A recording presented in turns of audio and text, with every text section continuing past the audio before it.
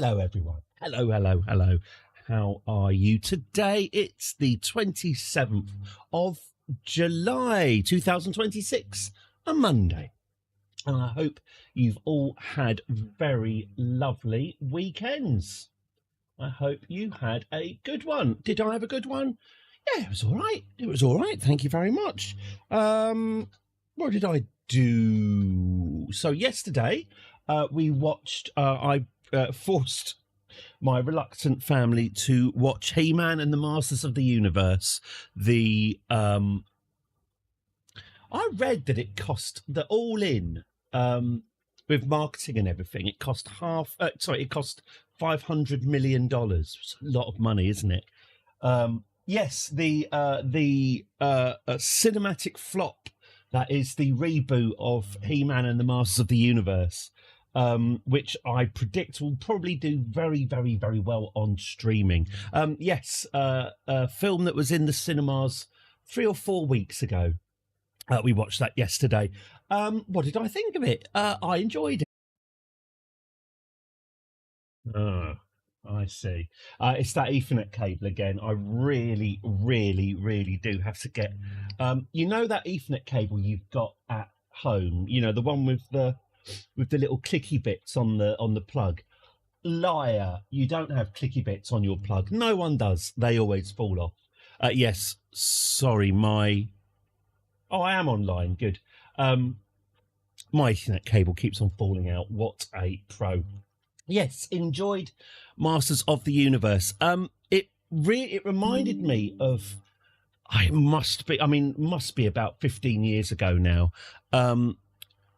Being at Glastonbury, and I'm just going to check that I'm online, by the way. Oh, yes, I am. Hello. This is scintillating, isn't it? It reminds me of being at Glastonbury about 15 years ago, when it was a really, really hot one, and we took refuge in the cinema tent, which is large and dark and airy. I just wanted to get out of the sun for a few hours and just kind of veg out. And they were playing the Marvel film Thor, and I and most of the other people were just in there, just kind of watching Thor staying out of the sunlight. And there was one guy who just kept on shouting over and over again, "This is just He-Man. This is just He-Man. Oh, this is just He-Man," over and over again, until he was told to just shut it and go away. Why are you all watching it? It's just He-Man. Now, the guy was a wazzock, obviously, and had failed to grasp the fact that, yes, we were all aware that it was very much like He-Man, but, we just want to be out of the sun, and customers ultimately fine. There we go. I hope you've had a lovely... I hope you had a nice time. Yes, and just as much as Thor was basically He-Man and the Masters of the Universe, so is He-Man and the Masters of the Universe basically Thor.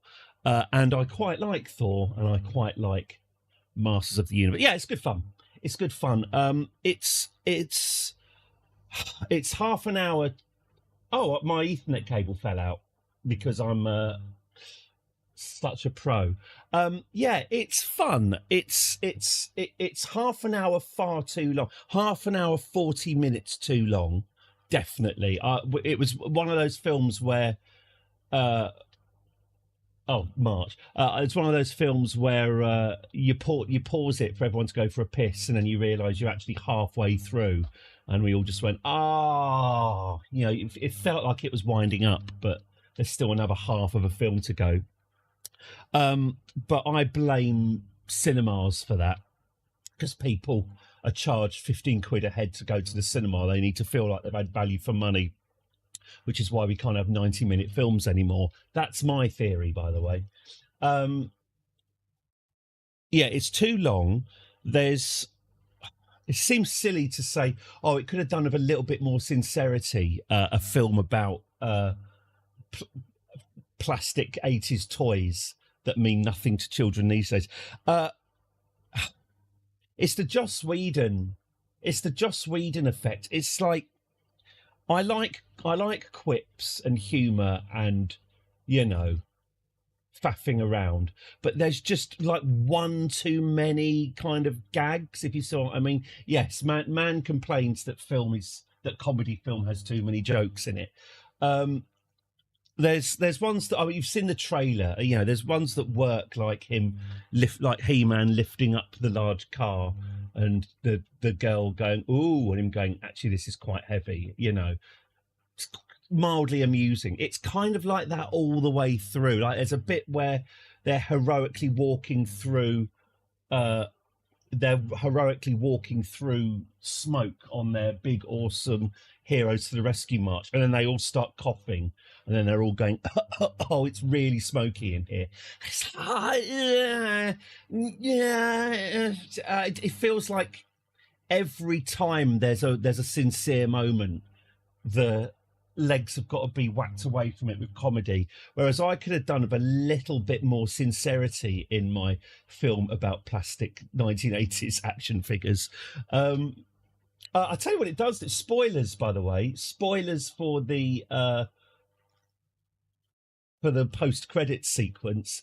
It does, to my delight, it does have Orko, who isn't in the film itself, but it does have Orko addressing the audience, talking about all the lessons that we learned today, and goes through all the moral lessons in the film, and then says, "See you next time." So I very, very, very much liked. Yeah, it's what it is. It's a bit like the Red Letter Media review.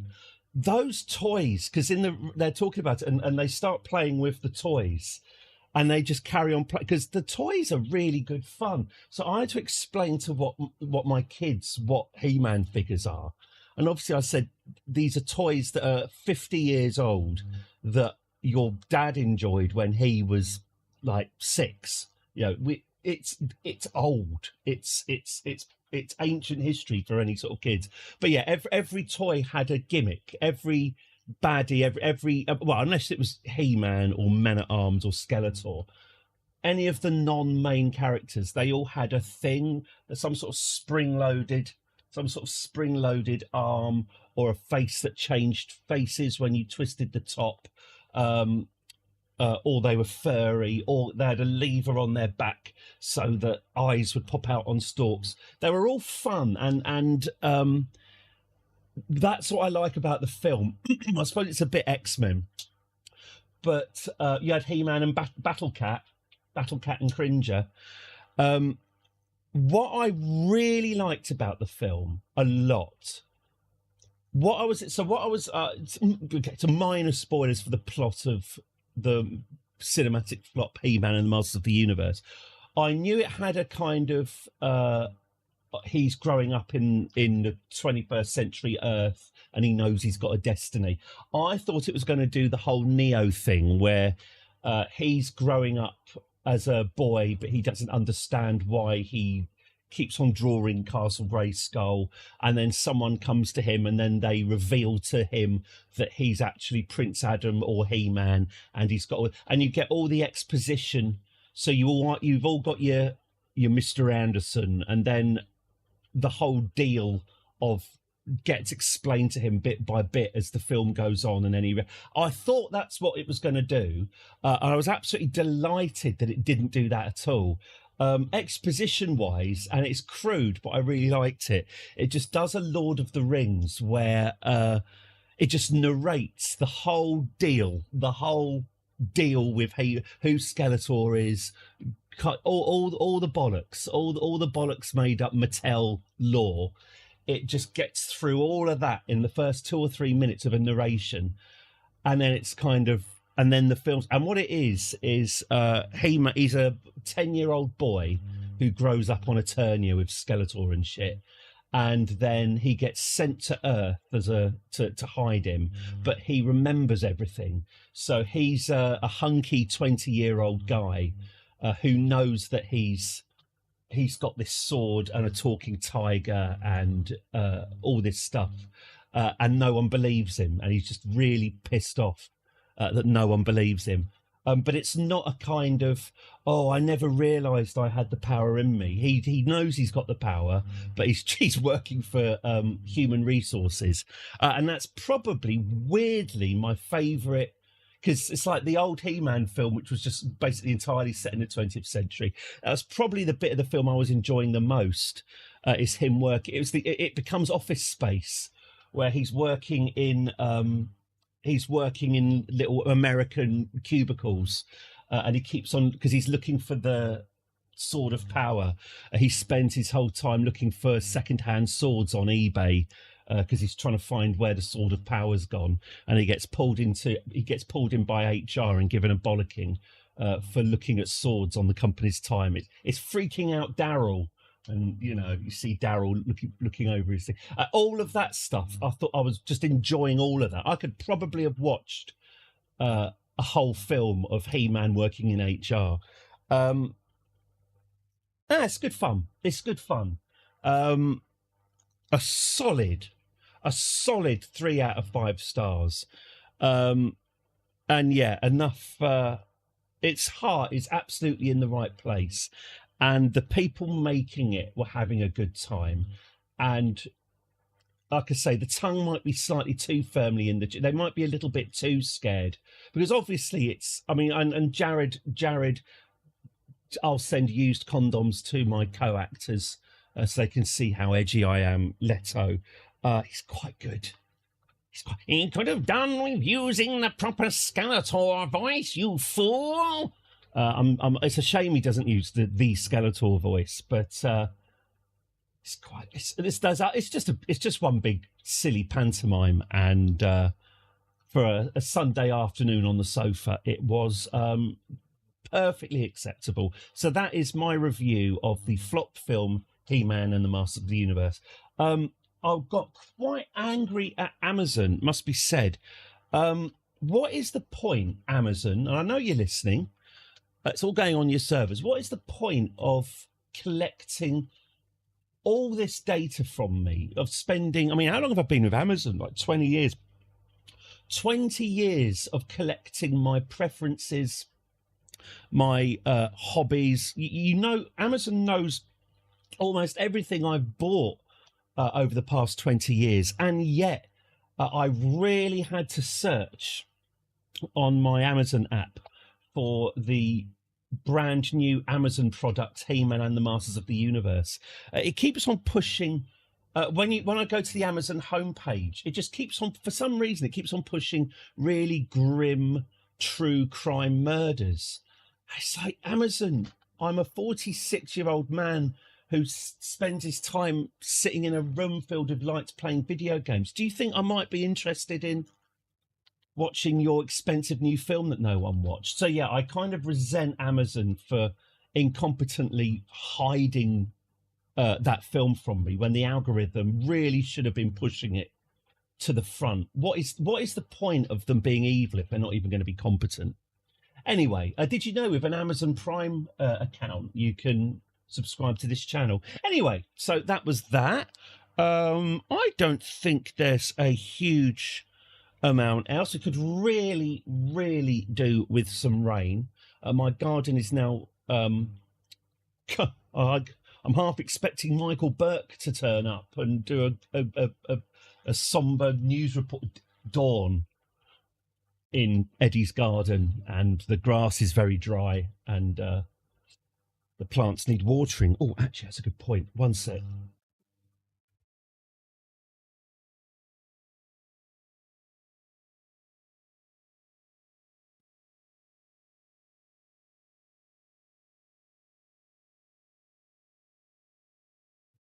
Sorry, that was me just screaming at my daughter to water the plants. I was supposed to water them last night, but I didn't. With a watering can. Yes, we haven't got any rain due, at least for another week and a half as well. It's really... it stinks as well. I tell you what doesn't smell amazing in this heat. Dog shit bins. They're not getting... I'm really glad I'm talking about this now.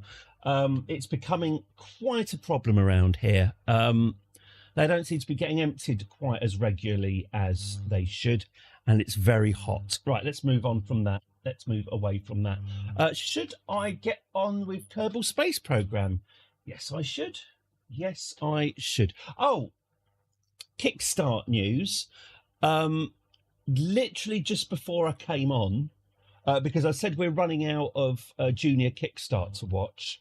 Literally just before I came on, looking for some music to play. Anyway, one of the boys on Kickstart has uploaded their entire series onto YouTube. So we've got like an hour and a half. Obviously, you know, he's a grown adult now. But yes, he's uploaded a whole series of stuff that he's, all the episodes that he's in anyway. So I have found some more of that if we're still into that. I'm meant to look up. I'm actually, you know what? I'm just going to do it now. I'm just going to look up. I kept meaning to do this. I'm just going to look up Mick from Kickstart, and I want to see what Mick's deal is. Hang on. What it is, I'm just going to very quickly check what Mick's name is. Oh, that was a really grim fact that I learned. Do you remember? Of course you do. Hang on. Do you remember the very good episode of Star Trek where... Hang on. Hello, Robert. Very much to Sid and Eddie for coming and joining us all the way from Thank Bradford. you, Sid and Eddie. And so until the next Kickstart, cheerio. Mick Andrews, right. Mick Andrews, motorcyclist. Let's see what the future...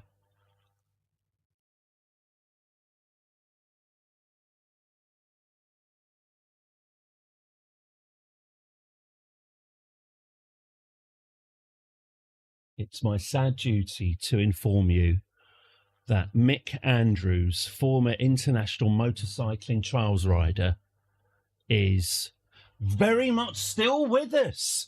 Well done, Mick. Mick Andrews, born 5th of July, 1944, he did it. He survived the 70s and 80s. Mick Andrews is a English former international motorcycling trials rider, 5 times winner, Scottish 6-stage trial, equaling record. He's been named an FIM legend for his motorcycling achievements. He's 82 years old, and he would have celebrated his... In fact, Mick has just celebrated his 82nd birthday this very month. Happy birthday, Mick, if you're watching. Blah, blah, blah, blah, blah. Andrews competed in the World Championship until 1980. Oh, I see. He retired in 81. Oh, that's interesting. His Wikipedia page has nothing about... His Wikipedia page has absolutely nothing about Kickstart on it.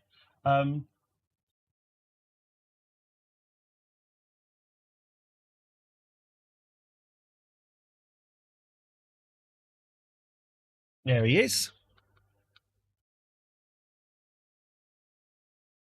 There's Mick. I like that guy. That guy looks like he's having fun, doesn't it? Oh, look at that. Just flat cat reading while Mick drives over scree and rubble. Look at that. That's a day out, isn't it? What a day out.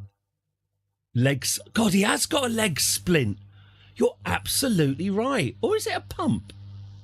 No, is it me, or is that's a bike? That's a tyre pump. Oh, well, there you go. Yeah, look, there's the nozzle coming out there, and there's the proper handle thing there. Leg splint or bike pump. But yeah, just driving over some rubble and shit. Excellent. Oh, good for you, Mick. Good for you, Mick. I'm absolutely delighted about that. I assumed his heart had exploded. All the micro tears had sort of exploded in 1990. But no, good for you, Mick. Excellent. Good. Well, that's nice, isn't it? That's nice. Right.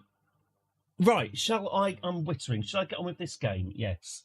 Yes. Right. Let's have a look. Oh, that's right. Oh, you've caught me. I do feel a bit like I've been core. I'm going to downgrade our graphics because everything's chugging.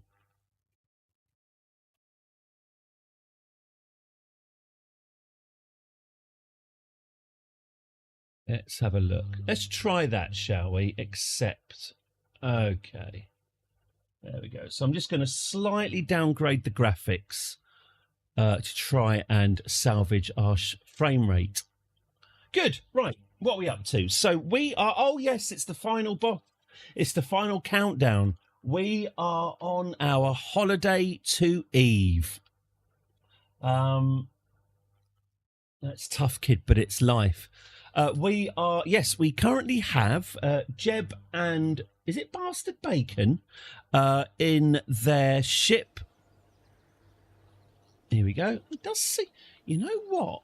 It does feel snappier.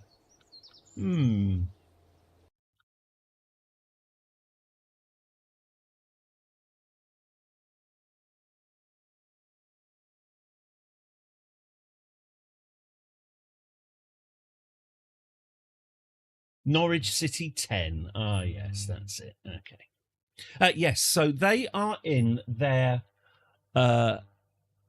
spaceship, the Norwich City 10, which is a ship designed to land on Eve and, far more importantly, hopefully, take off again. It is an extremely heavy, rickety... Here we go. Don't know why I'm describing it. You can just have a look at it. Frame rate's still a little bit... Oh, it's still a lot, isn't it? Here we go. So it's, as you can see, it is essentially an array of rockets all taped together, all firing in sequence, and hopefully taking them off the surface of Eve.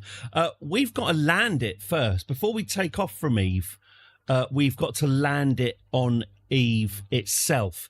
And that is no small feat. Eve has an incredibly thick atmosphere and incredibly strong gravity. If you try and enter Eve like you do Kerbin, you are going to burn up. In fact, other than covering it with a large amount of heat shields, and even then, I'm not sure. That's one way of getting into Eve's atmosphere. The method I'm going to do is to go into a kind of sort of medium orbit of Eve, and so we've got our engines here with removable fuel tanks attached, deorbit ourselves, get our relative orbital velocity as close to zero as possible, and then kind of coax the ship down through the atmosphere, all the while draining fuel from these fuel arrays and not using up any fuel that's on board the ship. That's really, even explaining it to you now, I'm thinking, that seems like a tall order. We'll see how that goes. So that's the plan, is to get this ship into orbit of Eve and then calculate how much fuel is needed to bring this ship to a halt in orbit above Eve and then drop down like a stone. I can tell you a ballpark figure. It's a lot. It's a lot of fuel. It's almost definitely more fuel than we've got here. So what we're going to have to do, I think, is build another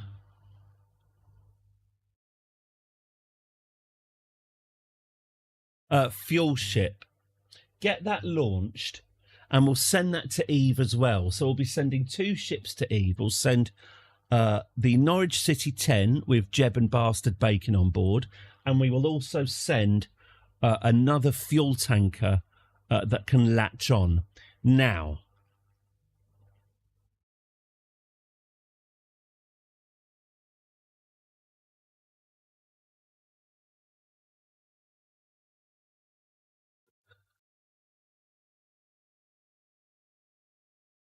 I think the best way for me to do this is to design a deorbiting module that has its own engines. So these engines will not be used. Hello. I think you'll need about as much fuel as taken off from curving. Yeah, this is going to be a mighty endeavour. I'm also going to, well, let's have a look anyway. What I need to do is find out what the mass of this thing is, and then try and work out how much. Well, let's just have a look, shall we? Let's see how unrealistic this is. So what I'm thinking is designing a deorbiting module that can latch onto this with its own engines and then fire its own engines and then take off chunk after chunk after chunk of fuel and hopefully land it that way. However, I don't know. Well, let's find out what the mass of this is and then do some calculations. So let's go to the Space Centre. Yeah, let's go to the Space Centre, find out the mass of the Norwich City 10, and then work out how much fuel we need to have, like, what is it, 4,500, 5,000 delta V to deorbit it, something like that. And getting it there is going to be, as you say, very, very interesting. Hello, Rosbeef. Anyway, I hope you've had a lovely weekend. I'm trying to think what else I did that was of any. Oh, I applied to another job, but it's very junior. Beggars stroke choosers, obviously, but I doubt I'll even get an interview for it. Well, we thought you were a bit overqualified. Well, you know. Oh, also on the job application, it said, what salary are you expecting for this job? Which, as we all know, is what is known as a cunt's trick. Do not, well, I don't. I mean, I'm not giving you any advice. I'm probably wrong to give you this advice. But whenever I've said what my salary expectations are, because I have, you know, still got some glimmers of self-respect, that seems to have killed all of their interest. So all I ever say to that question now is whatever's the going rate. I resent being drawn into that trap of how much money do you expect to be paid. No. You're the ones with the budget. You're the producers who've set a budget aside for wages. You know how much you can afford. Stop trying to get me to stop trying to trick me into talking myself out of a decent wage. Anyway, sorry. I like that I'm now having a go at you as a proxy for future employers. I have not given the. What's it called? Oh, it's called the Norwich City, isn't it?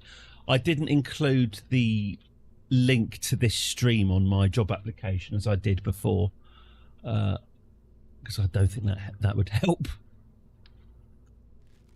Okay. I'm delighted that Mick is still alive. 82 as well. Excellent work. Okay, so what's the mass of this? This is... Give me a total. Wow, 763 tons. Call it... Okay.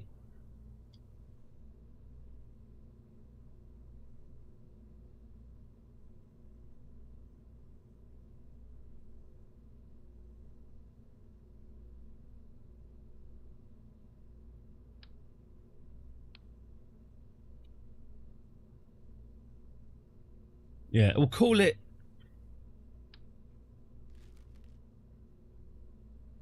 Might as well call it... Why don't I call it 800 tons? And then we can calculate from there. Okay, so how much delta V... how much fuel is required to move 800 tons to give 5,000 meters per second delta V to a payload of 800 tons is our new question. Okay. New file, please. Don't save. Okay, so I need to come up with 800 tons. Okay, let's do this then. Okay, so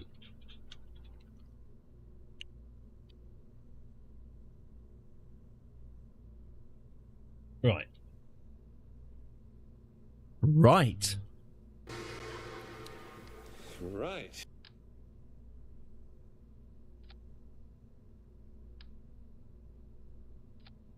Okay.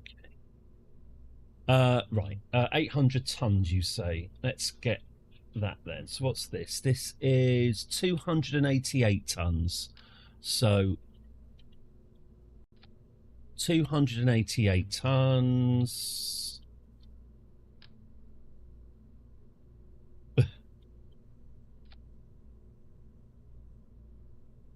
That's 800 tons. So maybe if we do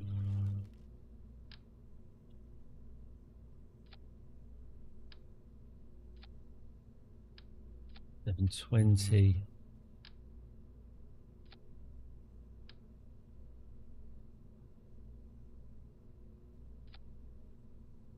Five, six. There we go. Right. There's our payload.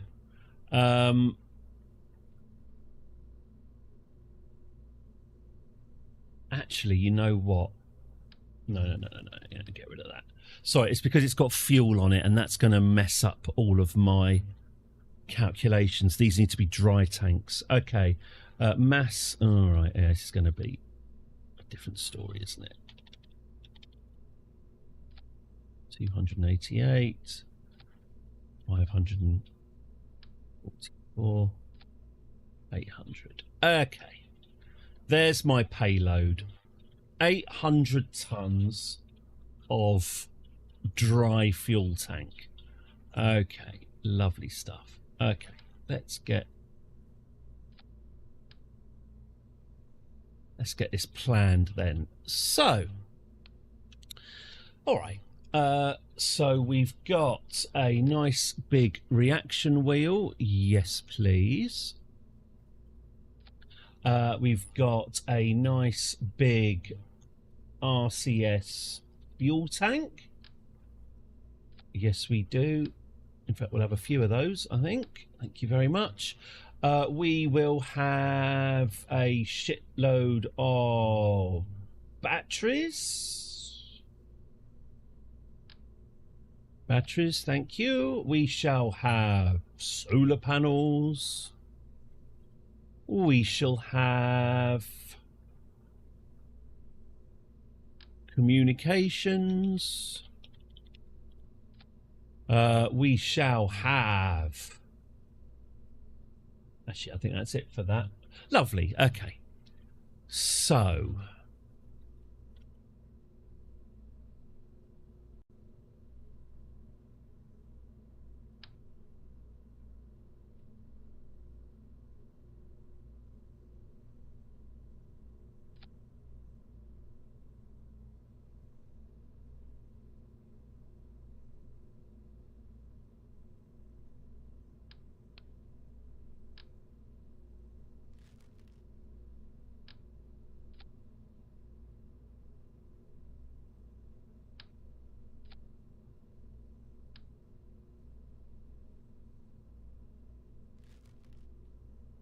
Okay.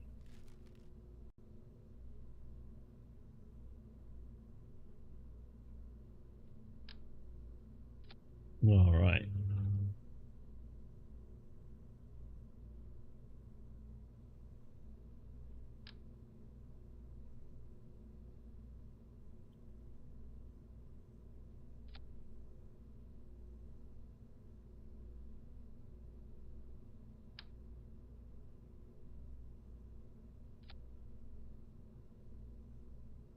Okay.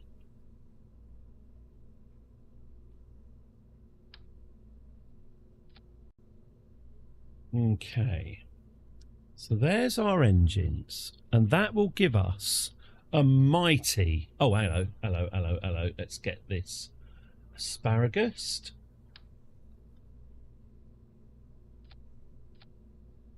Right.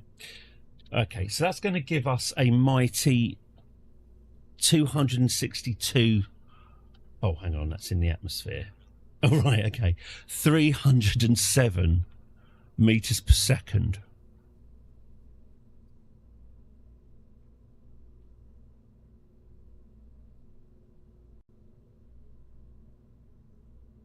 That's a shocker.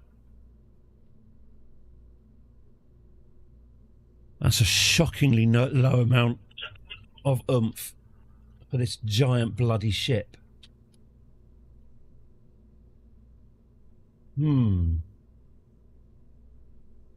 Okay, well, if I press on with my idea, although I'm now fairly heavily demoralised,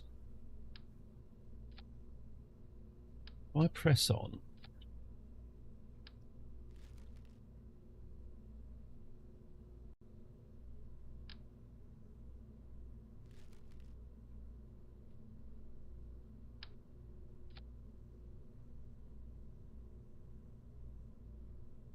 Okay. 300. 307. 300. How does that make any... That doesn't make any sense. That doesn't make any sense. Why have I got...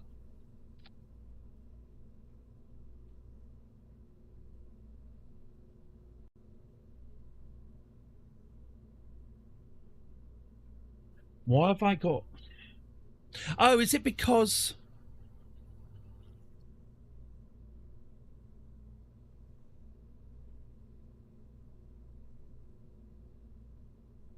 Oh, flow priority. Okay. I think it's because my tanks are draining the wrong way on this vessel. I want the tanks to drain. I want this to empty and then slough it off. Then this to empty, then slough that off. I want the tanks to drain upwards. I think it's got it so that the tanks are draining downwards. Now, to fix that, I either adjust the flow rate or I do this. No, I don't do that because that doesn't... Oh, that does work. Okay, that does work. That's good. Okay, fine. And that gives me 421 meters per second. Okay. So if I were to do this...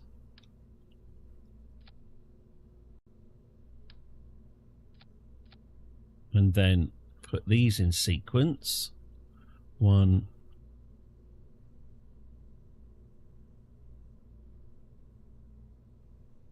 2, 3, 4, 532.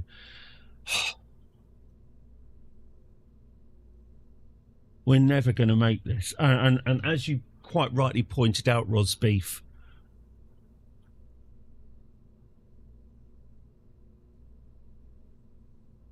how are you even going to get it there?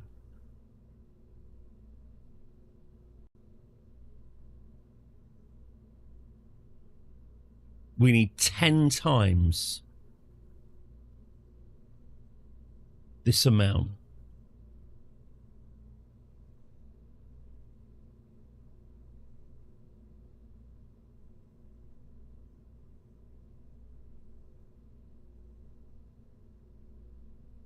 It might be less scary using a rhino in no atmosphere.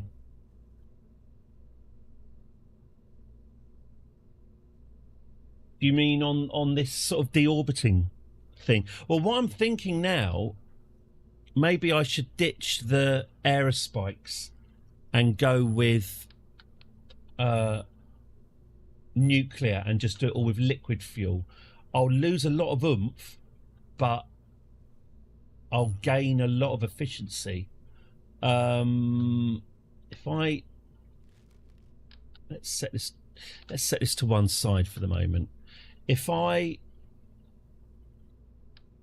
did this instead, if I went with...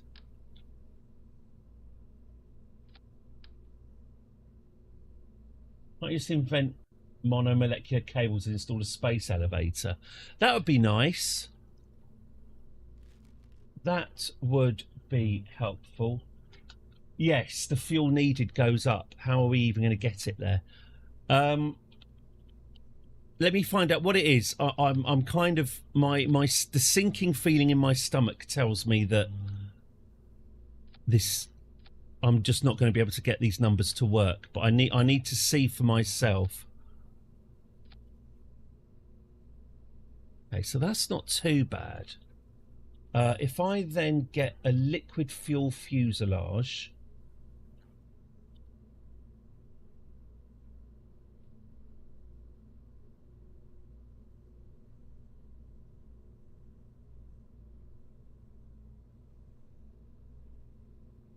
I basically had this, didn't I?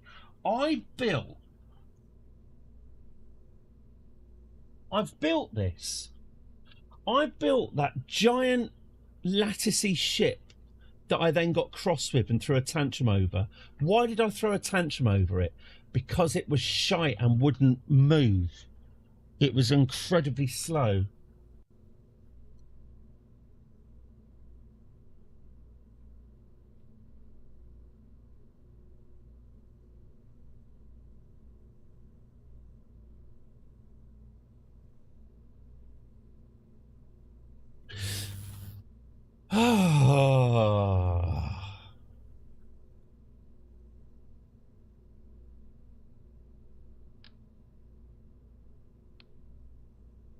What's the rush? Can't we speed up time?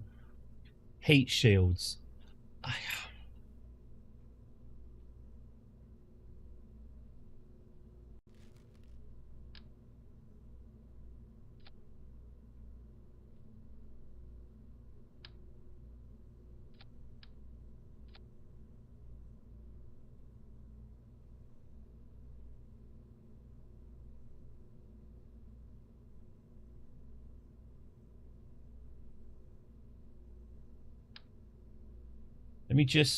I just want to see what the figures do. I'm in a state of denial, and I need to see what's going to happen if I do this. Okay, so we fire our engines first, and then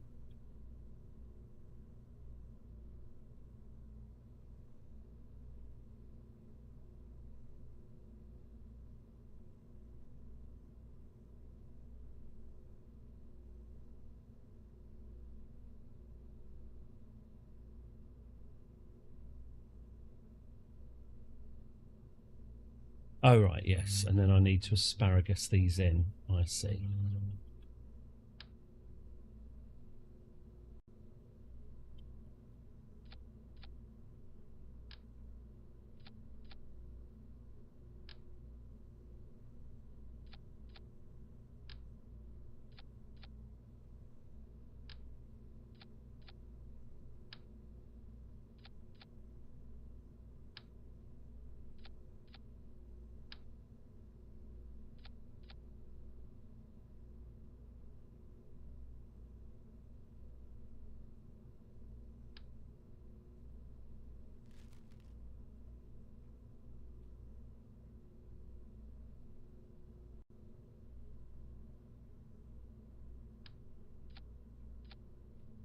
Why is that not calculating anything? Why is this?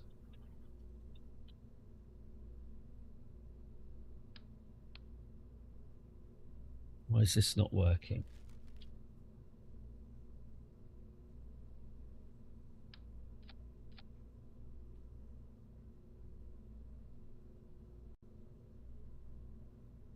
Oh, because I didn't do this.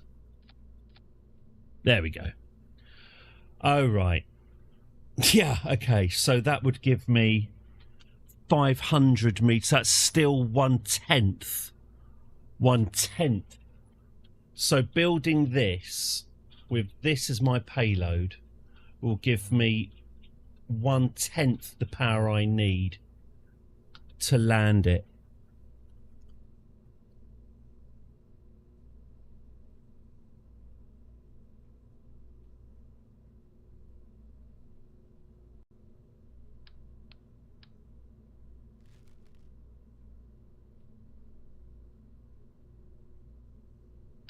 I thought we would be better off.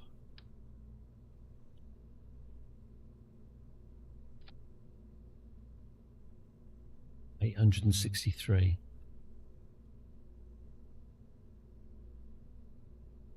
$863. Weirdly, that is a bit of an improvement.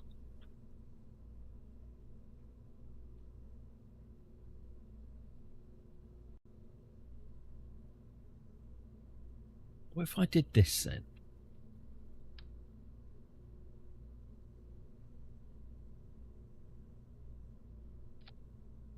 $1,286.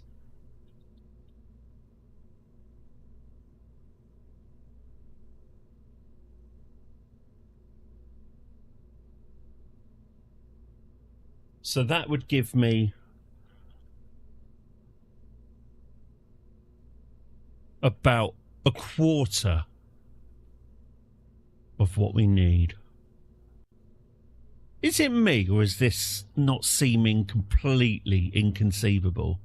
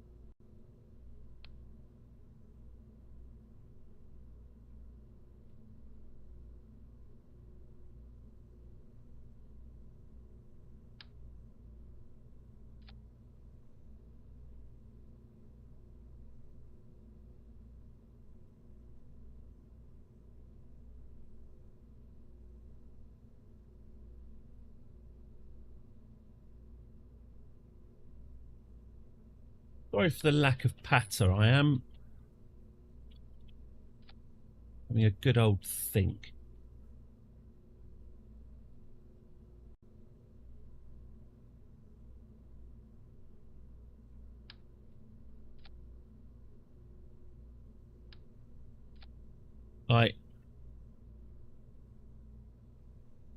Would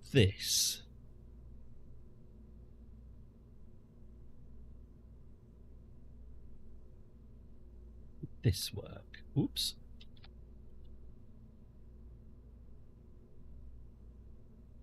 Would this work? I get you, and we link you to there. Okay. And then I get you, and I attach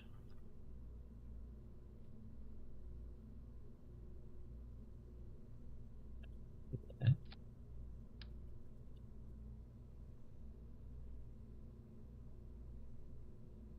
To there. Attach you to there.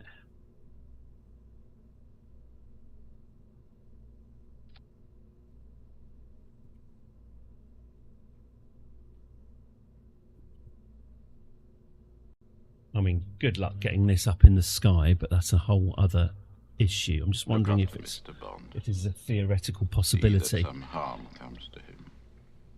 If you could see if some harm comes to him, that would be great. Thank you. If we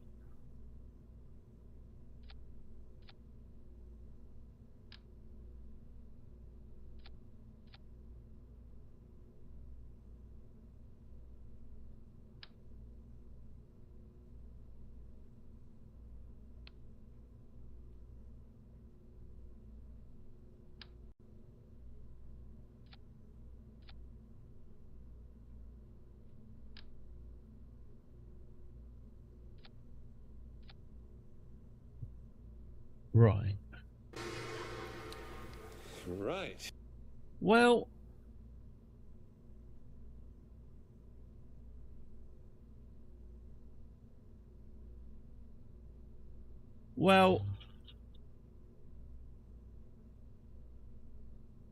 that's not too bad.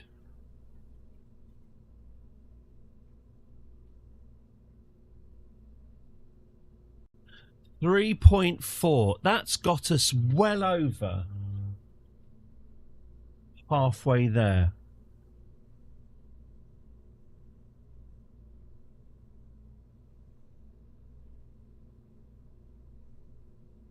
What could possibly go wrong? I mean, it's going to need quite a lot of strutting, isn't it? But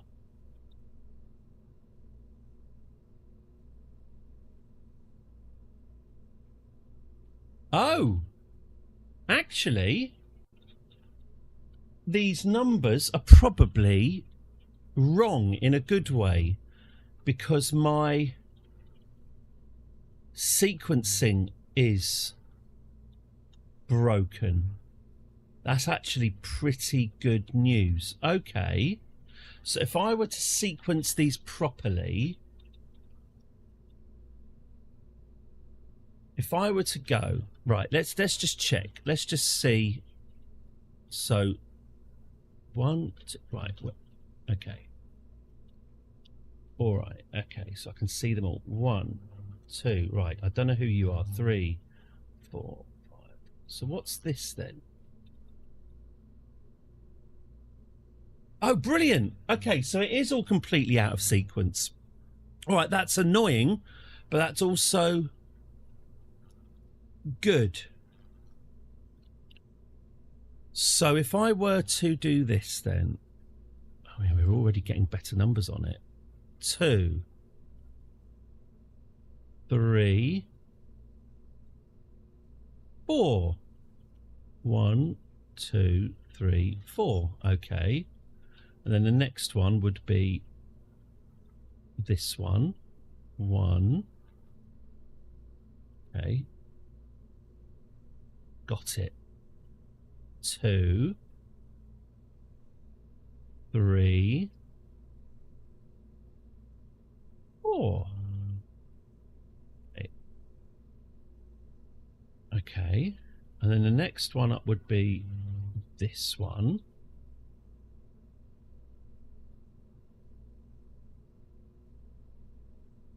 1, 2, 3, 4.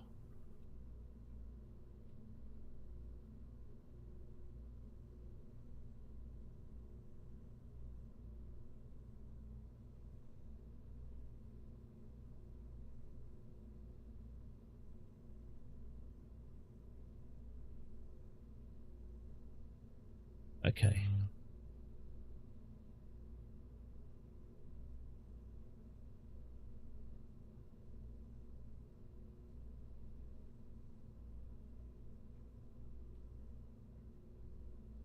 Good, this, isn't it? It's entertaining.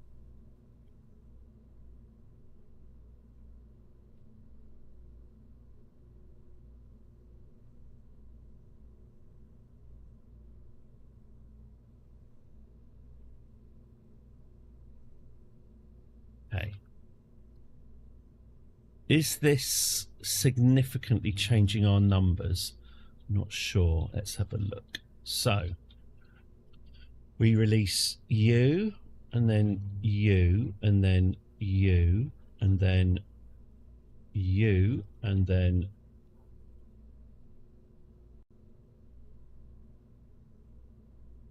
you. 1,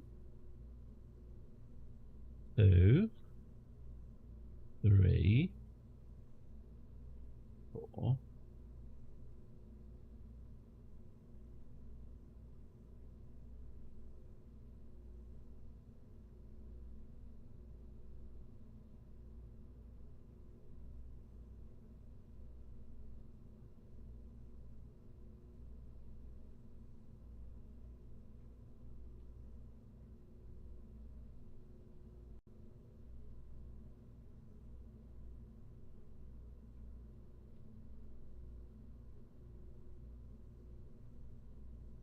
I am aware that this is not thrilling content. I am aware of that. But the problem is, I'm doing it now. I'm committed to the bit, and I've got to find out what my true numbers are. Mind you, it's only going to...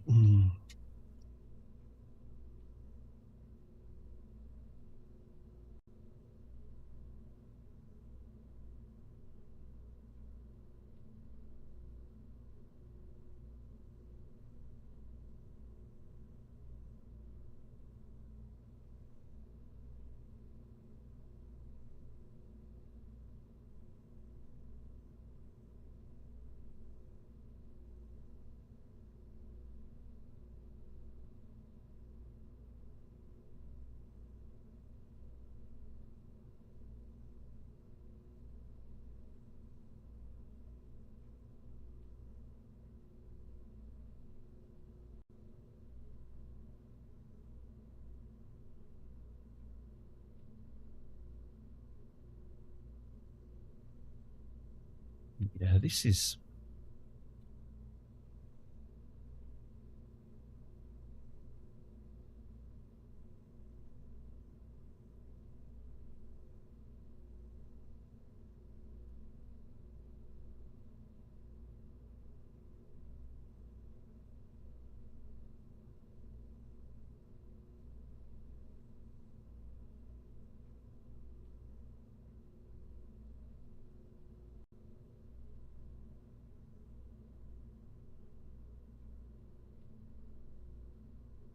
done it.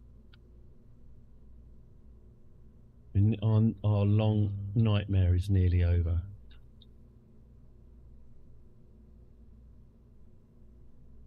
Got it.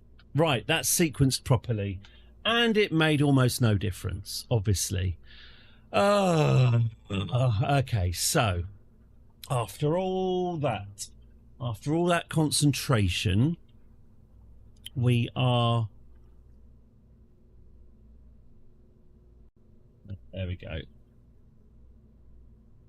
We can move it 3.571 meters per second.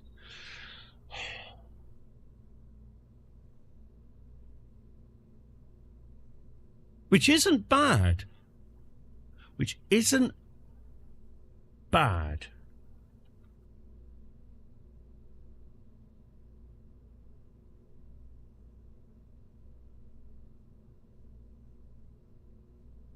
Just how the hell?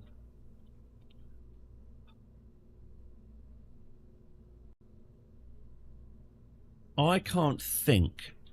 I'm trying to think of a better solution than this impractical object. If I could teleport this thing around Eve, well, I could, but you know what I mean. If I were inclined to cheat and teleport this around Eve, we could fix this on and land it. But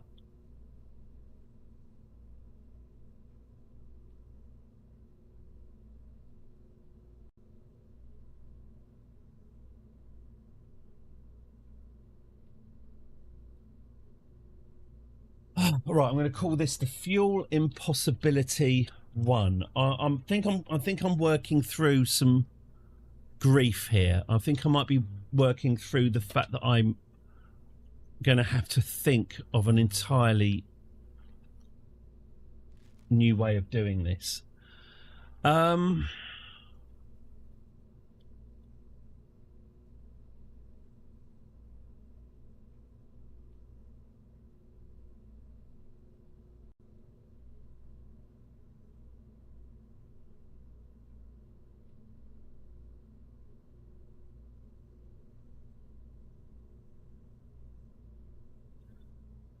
Hello, -3609999. I've had some thoughts.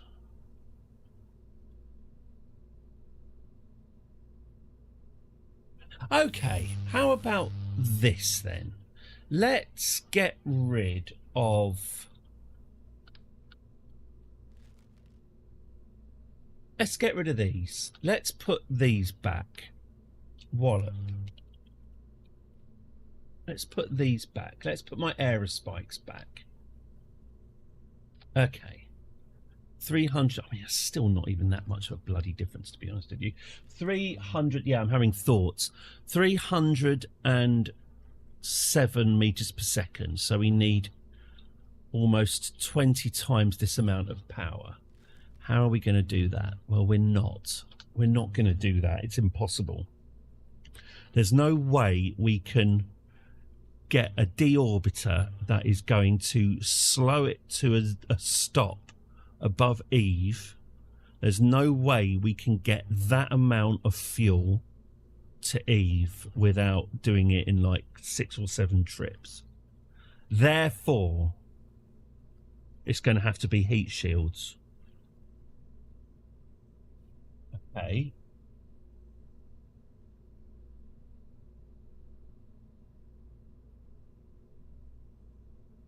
It's rained since. Oh, good, you're being punished. Yeah, the dog bins round here. Jesus Christ. Okay, so this is option 2. Deploy the heat shield now.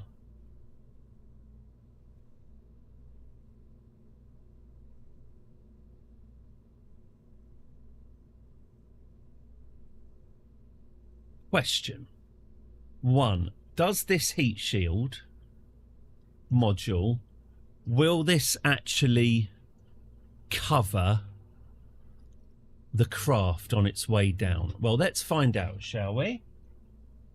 By the way, can I just thank you again for bearing with me during this difficult moment in our lives. We'll get there. We'll absolutely do this. This is going to happen. We are going to land on Eve and we are going to take off. But as is said, it's the final boss of Kerbal Space Program for a reason. It's not easy. Okay, so if I were to attach this, inflate, no, not even close.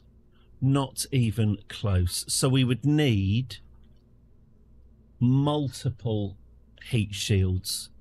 That's fine. That's good to know. So, right. Okay. So if we look at this, yeah, we're still half again, basically, isn't it?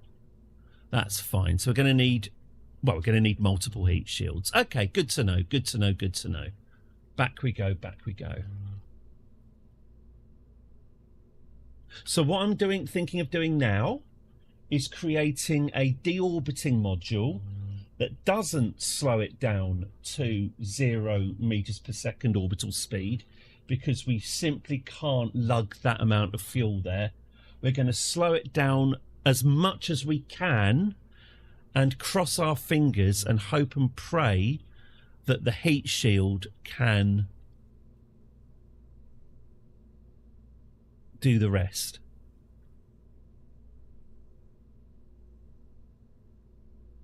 What did I call that? Wasn't it called the fuel impossibility? Yeah, here we go. Okay. So if I did it this way instead. Right, yeah, get rid of all of this. All of this.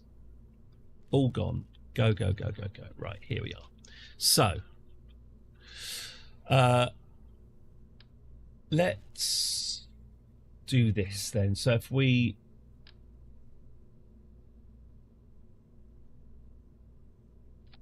get this and then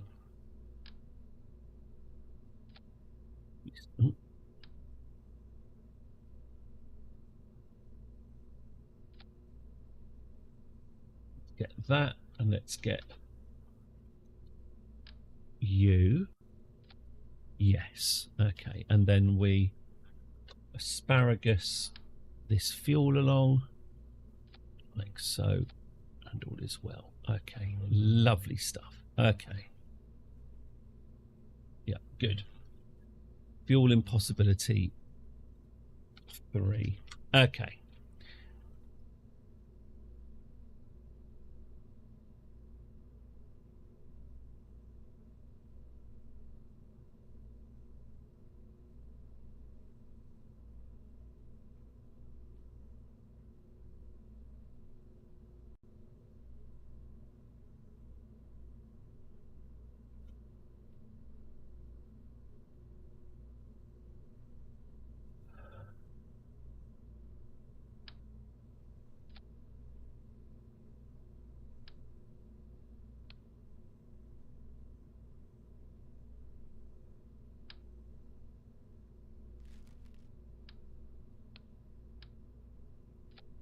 Hmm?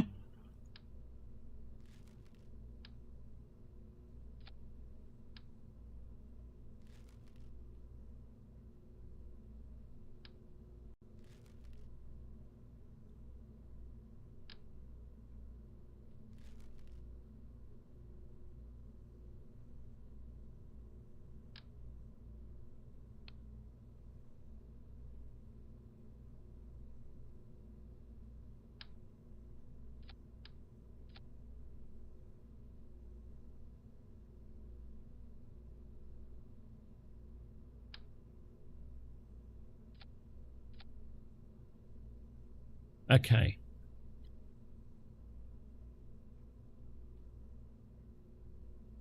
Okay. Okay.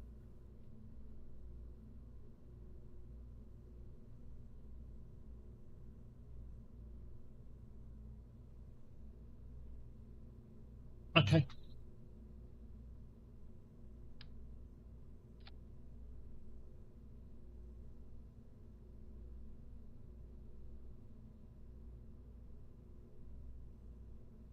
Let's get this up to 1,000 then. Let's make it that I can reduce its speed by 1,000 delta V. Should we do that?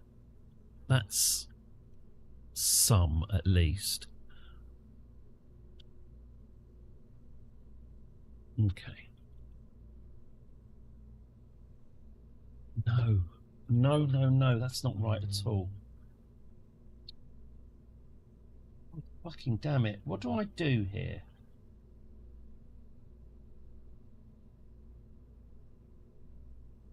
Do I do it?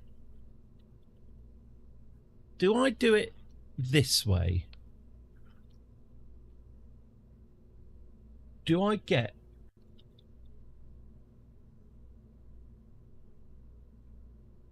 rain. I would kill for some rain. Actually commit the sin of murder to just have a few minutes of fresh cold water coming from the sky. This whole disgusting city needs a wash. It's not smelling great. Why does the apocalypse have to be so smelly? Okay. So if I get the heat shields and do this with them.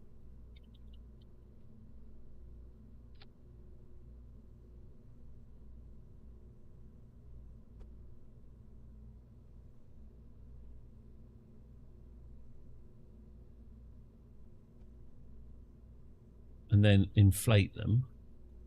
Whoop.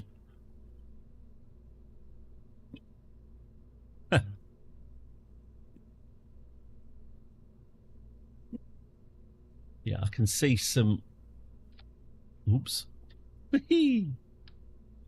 can see some gaps.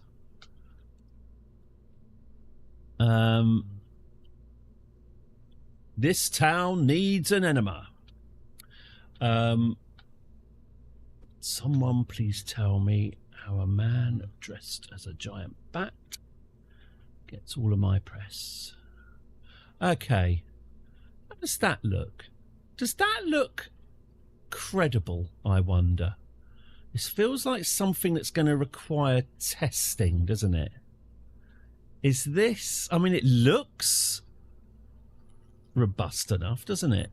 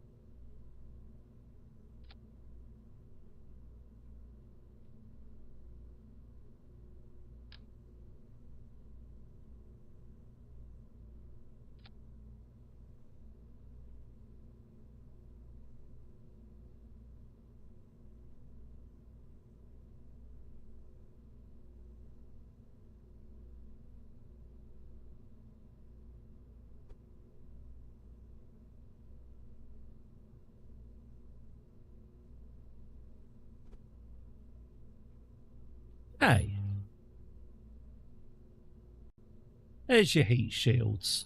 There's your heat shields. Okay. Can that survive the journey to Eve? Christ knows. I do not know the answer to that question. But maybe. Okay. So if I were to get this, put that there, get rid of you. Okay, that's fine. Get rid of you. Yeah, that's fine. Okay. Do I now have here a viable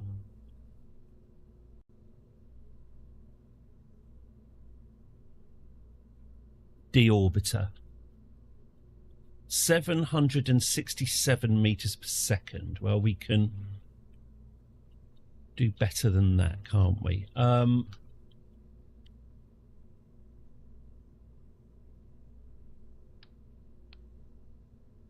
If I attach these to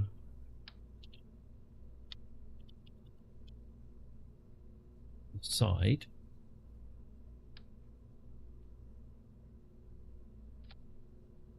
and then move it up, loop, and then move these into here, and then sequence these correctly so that it happened like this. So we lose you, then we lose you.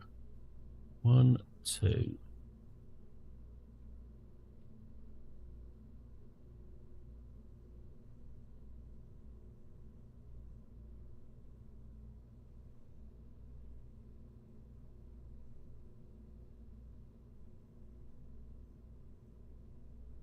Then we lose you. And that'll give us, oh, now that's not too bad. 2,138 meters per second delta V. That's really not too shabby. That's not too bad. That's not too bad. Okay. I assume it's diminishing returns if I do this. Yeah.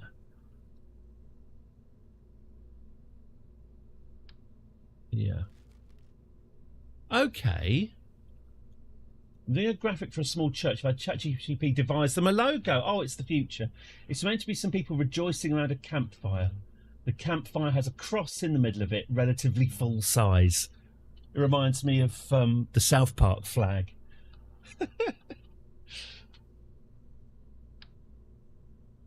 Have you explained to them that possibly this isn't quite the love and tolerance look that they might be going for? So is this now just standard procedure, is it? Arseholes going to ChatGPT, getting it to do some shit graphic design and then asking you to finish it off? That must reduce the amount of chargeable... Yeah, that must reduce the amount of chargeable hours by quite a bit then. Rather than saying, please design me a logo, it's please improve this logo. That's a lot less work for you, isn't it? Constantly being judged against the fucking free art theft machine. Constantly being judged against its results. What it is about all of this, yes, and this is what us creative people aren't allowed to say, is the reason why a small proportion of people choose to do design or art, you know, choose to do a creative career rather than a career that's going to get them a large amount of money is because people who are good at it are talented. They have a talent. And it's a talent. The talent to create beautiful graphic design is a talent that most people don't have. And that's why you pay talented people to do it, because you can't. But unfortunately, we now live in a world where the narrative is that you can achieve anything you want to do. And if someone is achieving something that you're not, well, there's nothing you can't do to do the same. Do you know what I mean? Everyone thinks they're talented, but they're not. Stop me if this is sounding in any way arrogant. But, you know, I can't bake. I cannot create a cake. I'm not a bad normal cook, but mixing dough, making it rise, creating something soft and fluffy, beyond me. Absolutely beyond me. I could get ChatGPT to tell me how to make a cake, but I'm still not going to be able to produce something that's going to make anyone happy. But art is something that everyone feels that they've got a chance with, and they don't. People need to realise how untalented they are. People need to realise what they can't do and what they shouldn't waste their time trying to do. Anyway, what I'm saying is give me a lot of money to draw pictures, muggles. I always hesitate to show this, but I was understating it. What's this? Oh, God, you've got it. Oh, my God. Are you all right if I... Can I...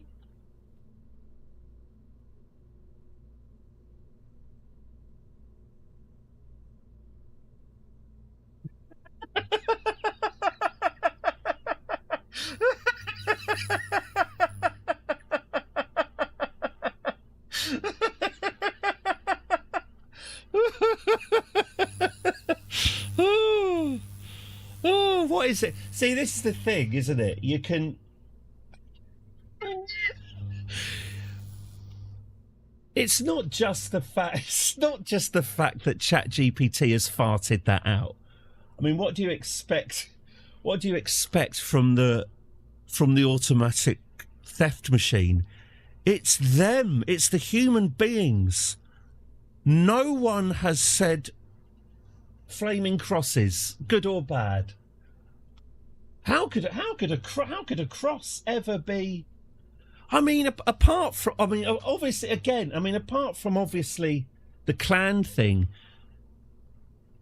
it's also got quite a lot of sort of Wickham. It's just none of it is friend. It's the flame. It's the burning. I mean, I get the... Is it me, or does the more you look at it, the more it looks like the devil? Look, you can see that there's the devil's horns, there's his eyes, there's his foul, satanic snout. Anyway, lovely stuff. That's great. That's great. Well, that's the future right there.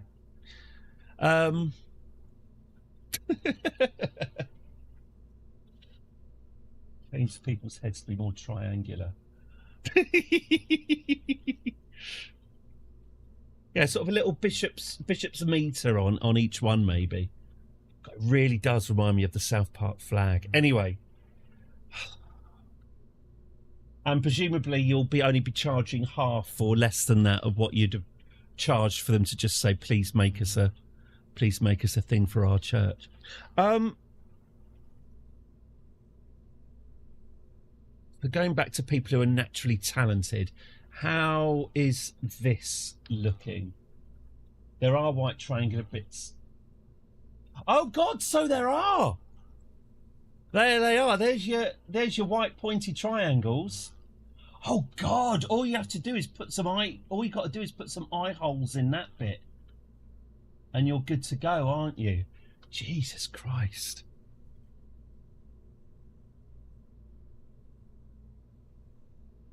That's South Park, isn't it? Well, why don't we put a lowercase? Why don't we set fire to a lowercase t and put it on their lawn? Lowercase t, yes, for time to leave. That sounds very reasonable. Anyway, so this attaches. We get this thing attaching to our landing vessel. We fire.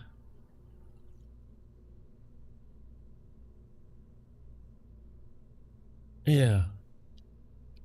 I wonder. Yes, it is worth me doing this, isn't it? I should now simulate this. I should put this into orbit of Eve and try and try and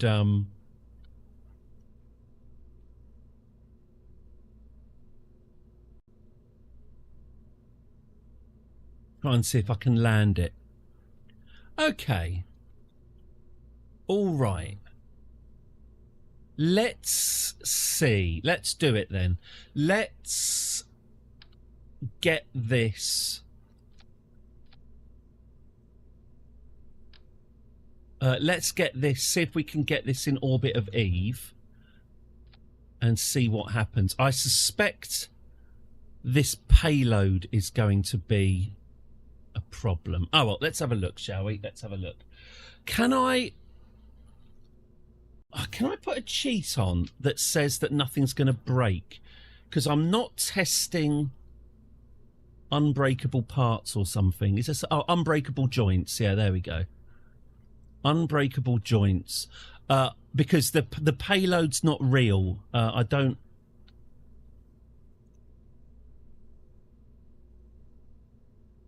The payload's not real. I don't want to worry about the payload falling apart. The payload's just there for simulation. Okay, so if I launch the Fuel Impossibility 3, try and teleport this into orbit of Eve, and then we'll see what happens. Okay. So we'll get this onto the launch pad. If I'm feeling really anarchic, we've always got our terrorist attack. I hear they're constructing a cruise missile in the desert and are looking to aim it and launch it at the Kerbal Space Center. We will keep you updated on that news as it develops.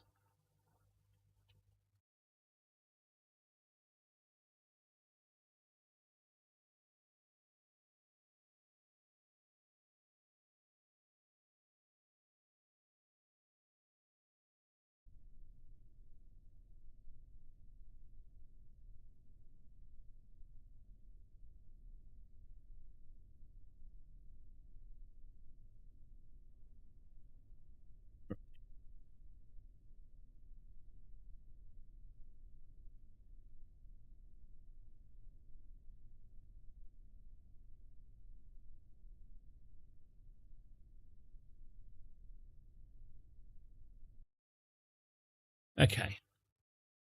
So here we are in... Oh, God, can we speed up time? Right, here we are. Here we are. 100,000 meters above Eve. Let's quickly save this. Okay. So here's my payload that I'm deorbiting. Let's... Oh, my God. Yeah, it's going to take a while, isn't it? I didn't actually put any maneuvering thrusters on this at all. Yeah, we'll just let this play out, but I really should have put some RCS on this. I have regrets. Oh well. Okay, so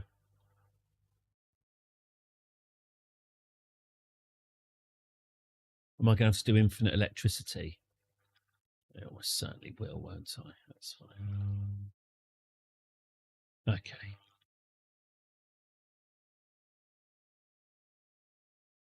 RCS, yes, exactly.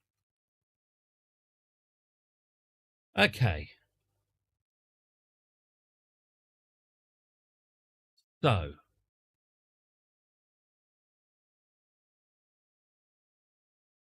testing the deorbiter. Are we ready?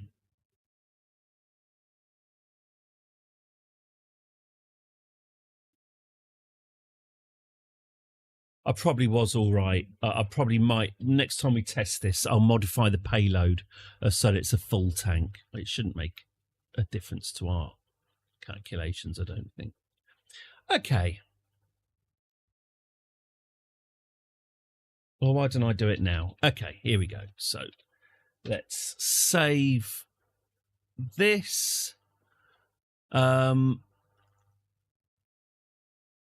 I guess I should just inflate coach window cleaners, lightsaber. Let's get these heat shields inflated then. Okay.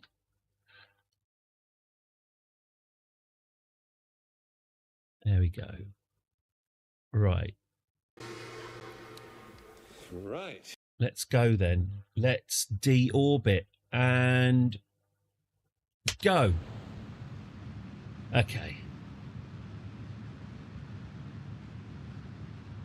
So this is us.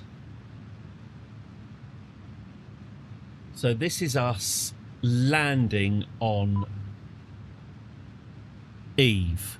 I say landing, not actually landing. I haven't got any parachutes or anything, but I'm just testing this to see if we can protect the payload from the horrors of re-entry.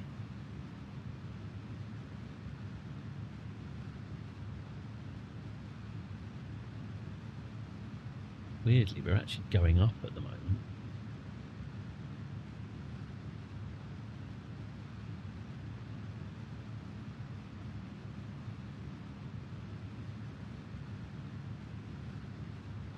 There is something else we could try. It might be possible if we find the exact angle to come into Eve's atmosphere. It might even be possible to just kind of keep it at the biting point between exploding and not exploding, just by finding the exact rate of descent where the atmosphere slows it down but not too much to make it explode. There's probably a perfect angle to find here.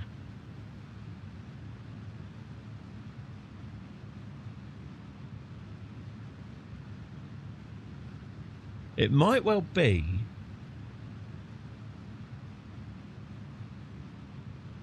I'm thinking about this more and more, Maybe taking all of this fuel isn't necessary. Maybe it really is just about getting it to the edge of the atmosphere and just tipping it in.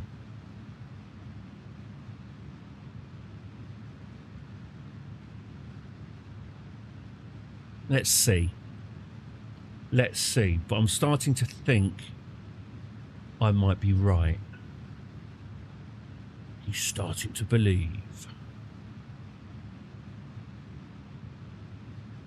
Okay, well, the camera says that we're on our way down.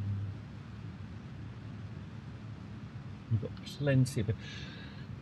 Surfing the top of space. Yeah, I'm just thinking, if we dip the periapsis to 60,000 meters or something, just dip our toes into the atmosphere, can we aerobrake our way down without blowing up?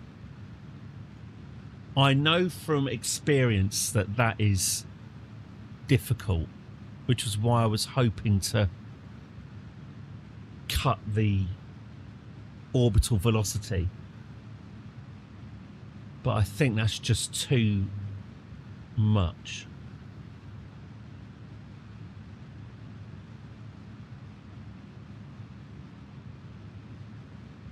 Tell you what.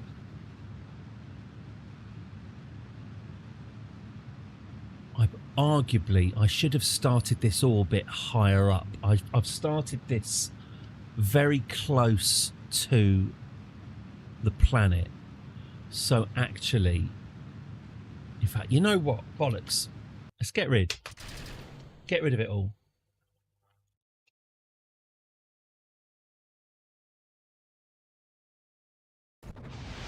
Oh, outcome, catastrophic failure.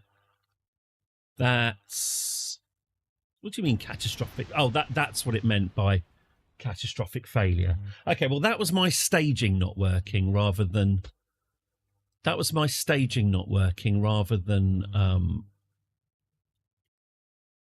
the planet killing us. We didn't actually get into the atmosphere. What?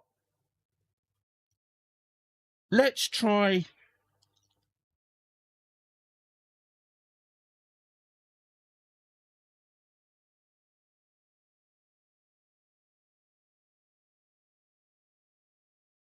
Let's try that. Let's try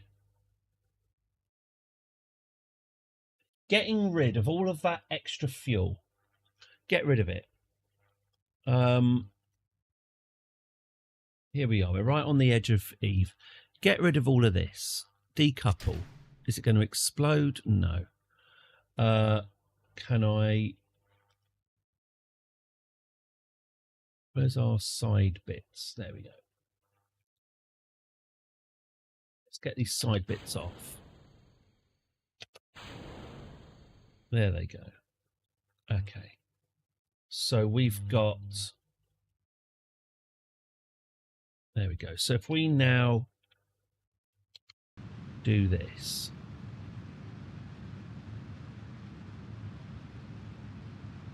So ignore all that extra fuel. If we just have this. So this is going down nicely. We're at a height of 100,000 meters.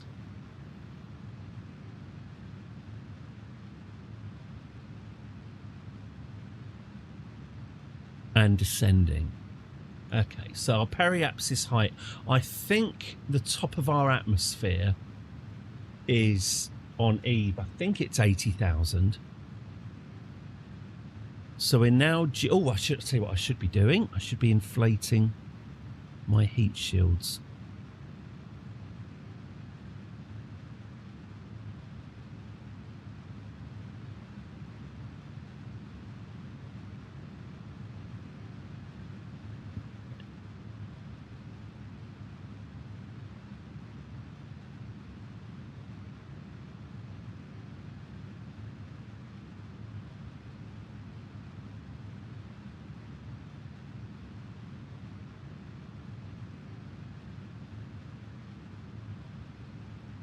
I'm wondering what happens if we just burn all of this fuel from the height of about 100,000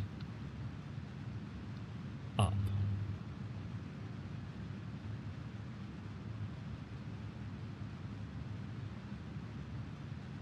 Okay, so we're on our way down.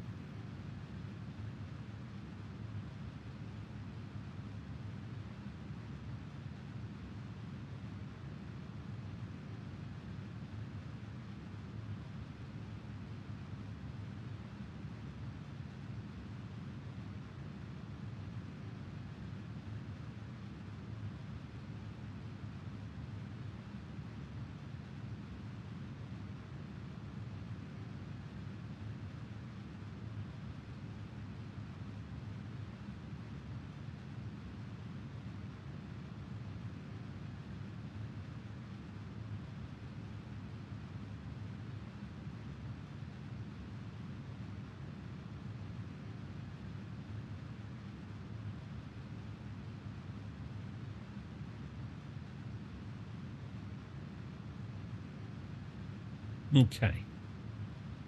And we'll jettison the first fuel module.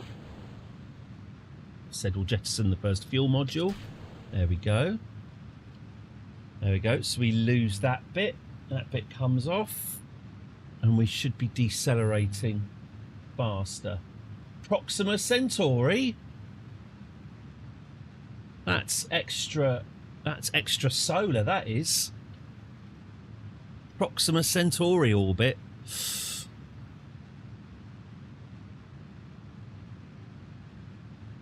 You got some sort of star drive thing going there. We're still burning oxidizer at this end.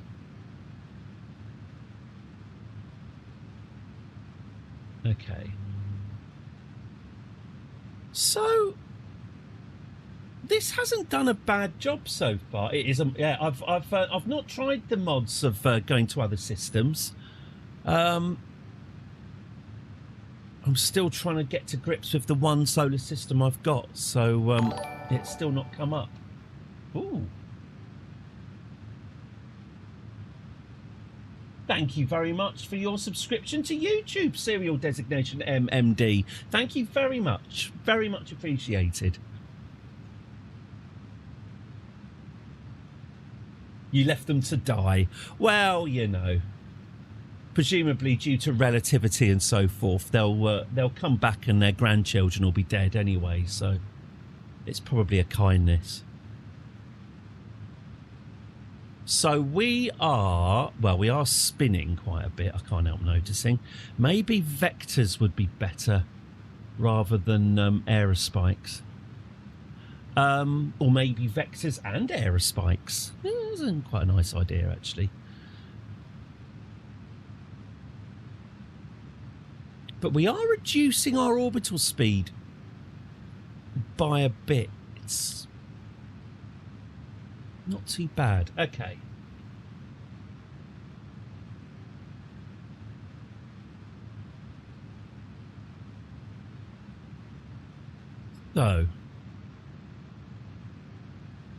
So the aim of this test, by the way, is to... Yeah, the vectors are more powerful. I think something that can gimbal to help it keep steady. Yes, I think what I'm going to do is I'm going to use half aerospikes and half vectors. I think the vectors are slightly less efficient, but they will gimbal it. So, oh, there we go. Let's release that fuel thing. So it will help. Okay.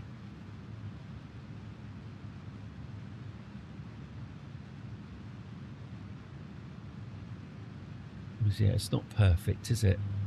In fact, it really isn't perfect because, oh yes, of course, it's got to face.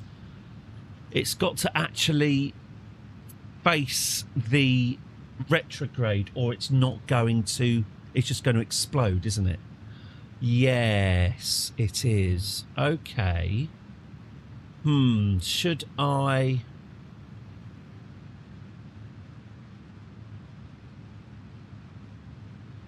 Should I revert?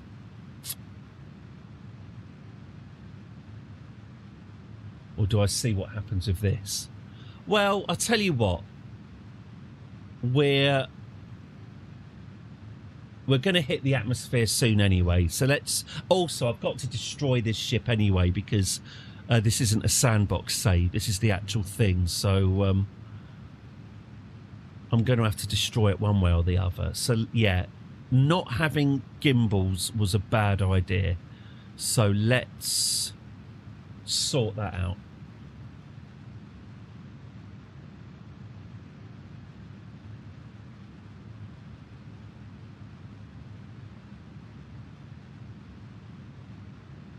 It's a catastrophe. It will blow up soon, yeah. I can actually see the heat shields getting hotter. So they are doing something.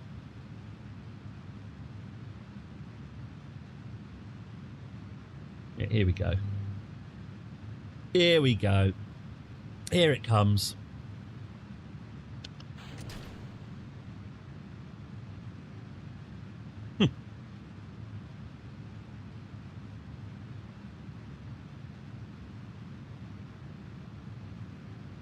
Not long now.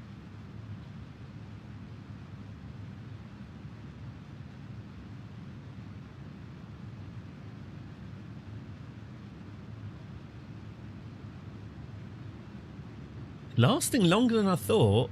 It'll blow up when it gets to 50, I think. Ah, it begins.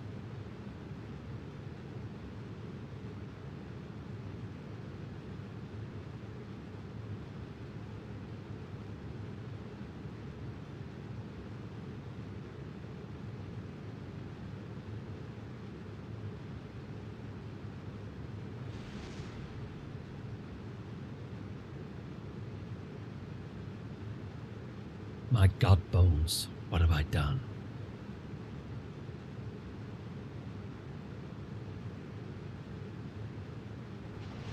There it goes. There you go. There you go. It was a long time coming, wasn't it?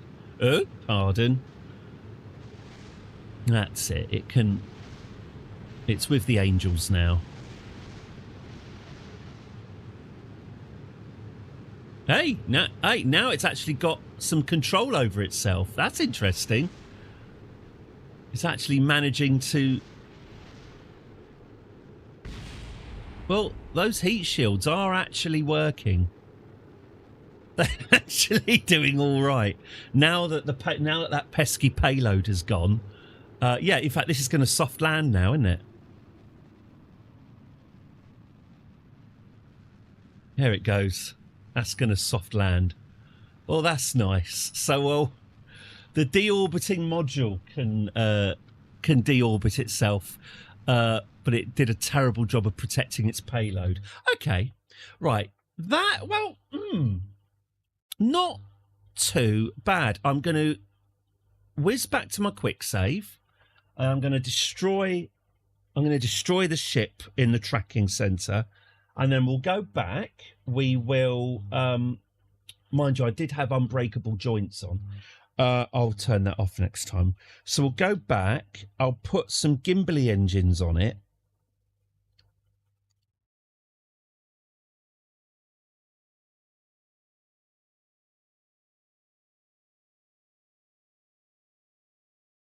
Right, let's go back to the tracking station.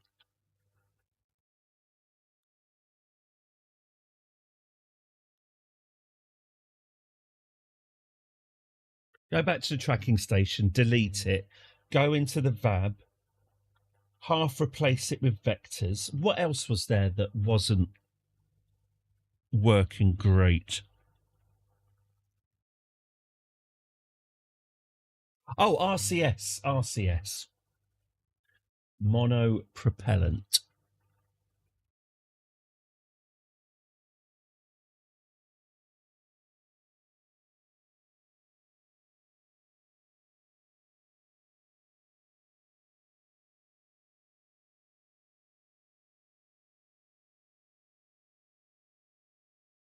Taking an annoyingly long time. Right, lovely. Let's get you destroyed. Fuel impossibility. Terminated. Okay.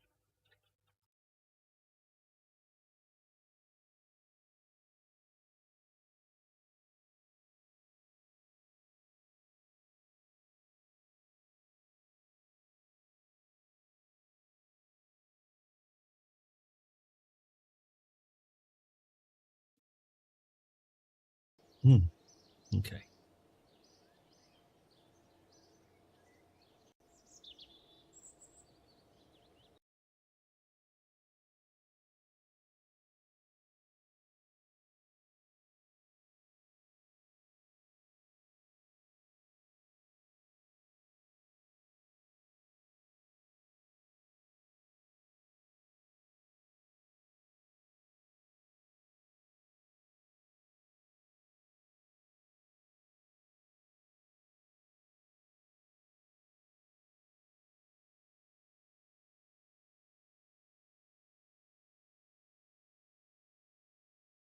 Come on.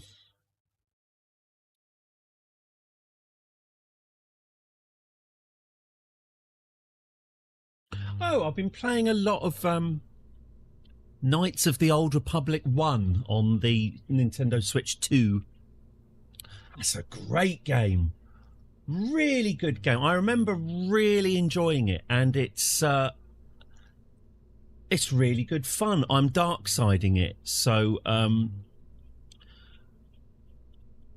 just going around listening to people's stories, their sob stories and their cries for help, and then just making life very much worse for them.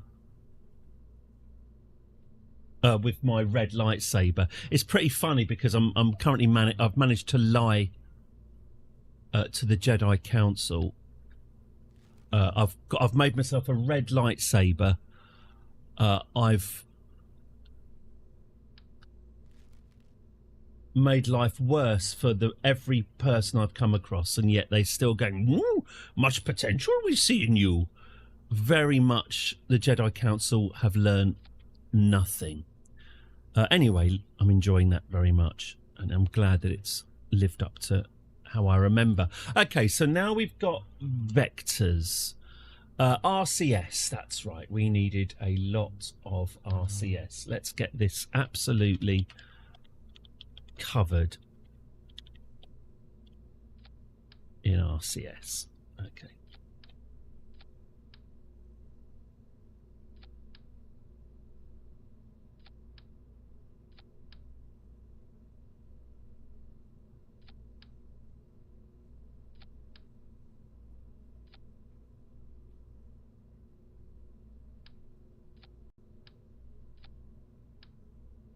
Okay. What else was there? We've got vectors, we've got fuel. Okay. Okay. Fuel impossibility 4. Oh, I'm using Arabic numerals, not Roman numerals. Robert Kilroy Silt wouldn't approve of that.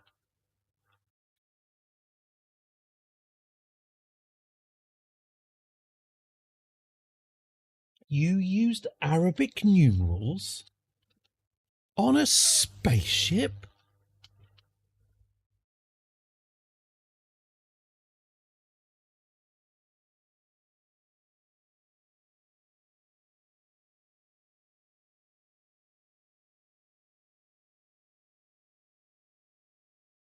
We watched about 10 minutes of Live and Let Die over the weekend as well, just before watching He-Man.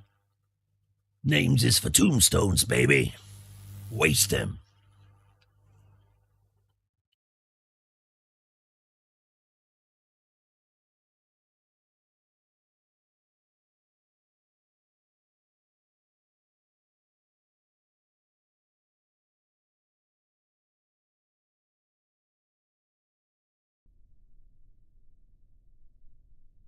Work starts in an hour and I'm dreading the countdown. I am very sorry.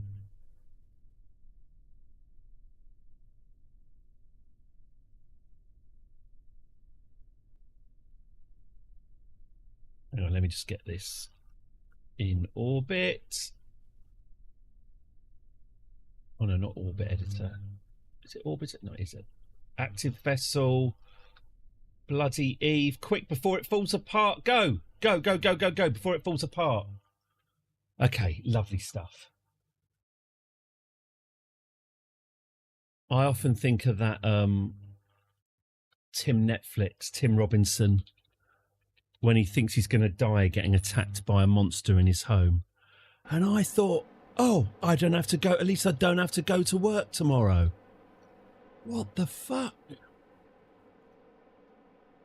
I'm getting attacked by a pig, and that's the first thing I think of? Right, so let's get this deorbited then. Oh, actually, let's... All right, okay, a few things. Turn off unbreakable joints. No, actually, don't turn off unbreakable joints, sod it. That'll just overcomplicate things. Let's inflate these heat shields.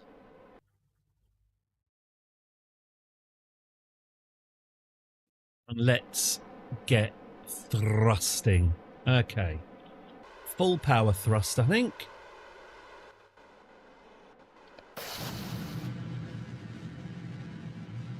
Woof! Wow, they're certainly ablating. There we go. All right. So with a bit more directional force.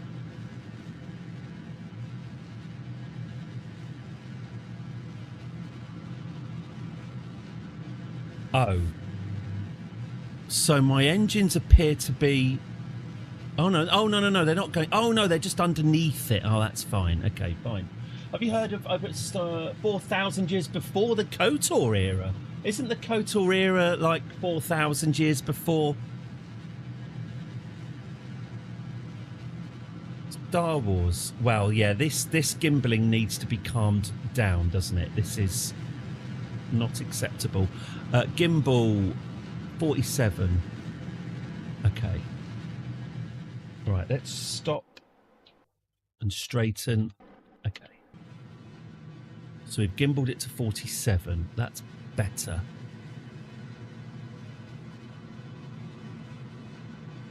Okay, we're still rotating annoyingly. Although I can I stop that? I can stop the rotating. Okay.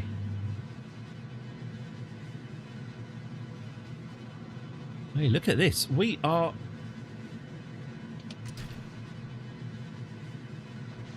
Oh. Okay. Shite. That was me trying to jettison that fuel tank. Let's revert to launch, shall we? Let's see what went wrong there. So I do need to adjust the gimbal on those vectors to be like 20% or something. Okay.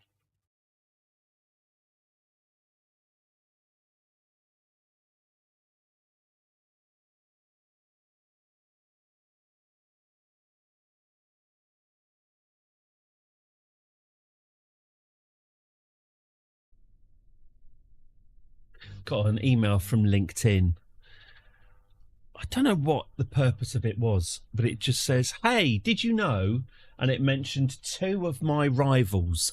When I say rivals, they're very nice guys. You know, they are friends. But yeah, they're two animation editors who basically are after the exact same jobs I'm after. And LinkedIn sent... it's set during the same time, but it's a different engine and game. Interesting. God, I do like Knights of the Old Republic.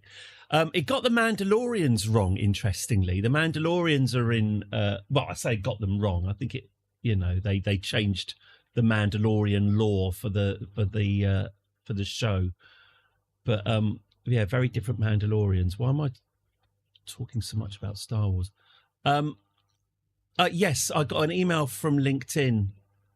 Oh, God, I put a thrust limiter on. Oh, bloody hell. I didn't mean thrust limiter. I meant...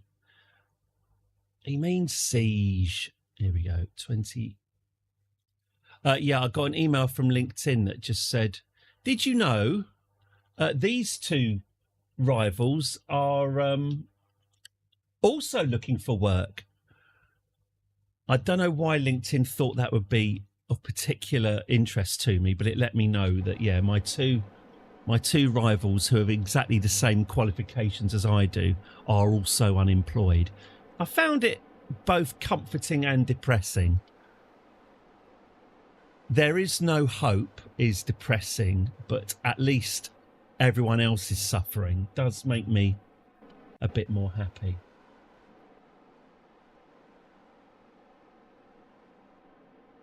Yeah, I've not completed Knights of the Old Republic as a complete bastard, but I have really enjoyed making life worse for everyone I've met. Something I used to really enjoy about those old Star Wars games, Jedi Knight 1 as well. To go to the dark side, you just have to go out of your way to be a complete shit for the entire game. It's a lot of fun. Just walk through a market, just, you know, lightsabering the shop holders just for just to build up those points.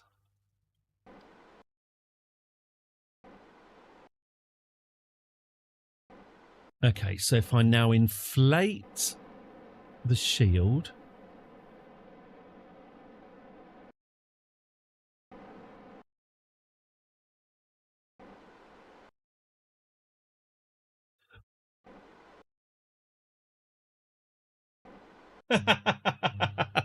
I've unfollowed a load of my ex-colleagues. Obviously, they're almost certainly never going to confront me over it.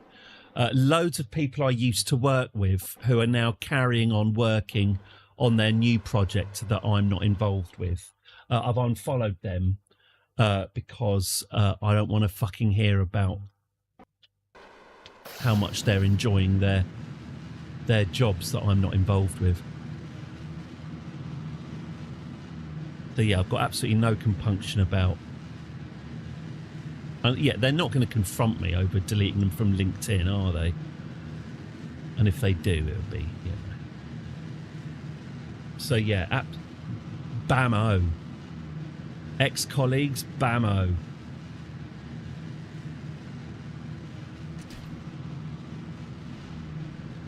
Okay, so that's subpar, isn't it? That's subpar. Yeah, especially on my one. At the moment, it's mainly people moaning all day and all night about AI or AI sponsored. Get a lot of sponsored posts which are just AI shills. Hey, I didn't used to think AI could be creative, but then I did this.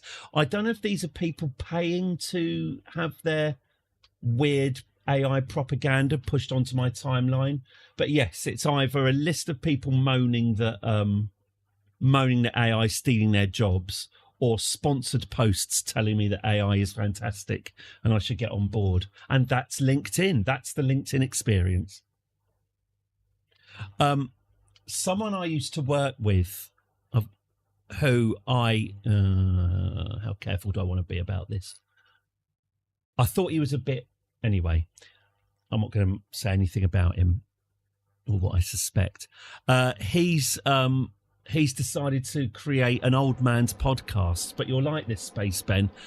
He's called it The Rest Is, and then I'll say Spider Bots. The Rest Is Spider Bots. It's not Spider Bots, but he's started a podcast, but he's gone with The Rest Is formula. And I've checked, he is not one of Gary Lineker's goal hanger podcast family. He's just jumped on the all podcasts have to be called The Rest Is, and so that's what I'm doing too.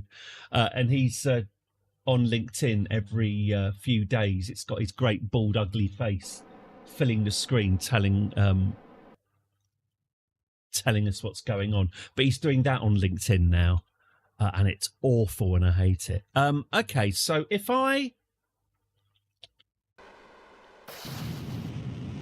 we fire this until this runs out,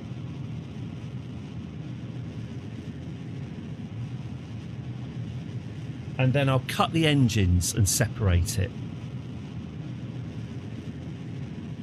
There's quite a lot of spinning going on here. Right, cut the engines and delete. Okay, good. Reactivate engines. Oh my god. That would be the spinning.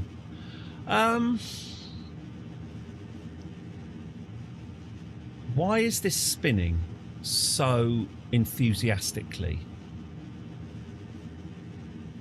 Is it still too gimbaled, I wonder? It is properly... Stop, just fucking stop. Okay. Right, full power. Yeah, it's spinning. Why is it spinning?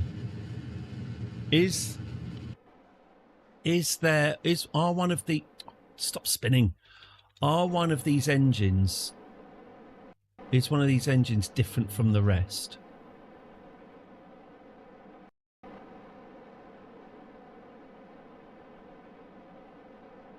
No. Okay. What if I made the gimbal limit 4? Right, and then would we spin? Yeah, we're spinning. Why is it spinning? Fucking stop it. Oh, are we in the atmosphere now? All right, now we're in the atmosphere.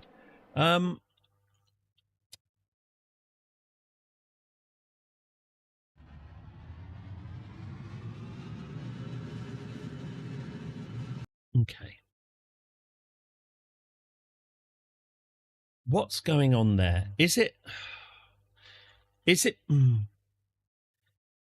because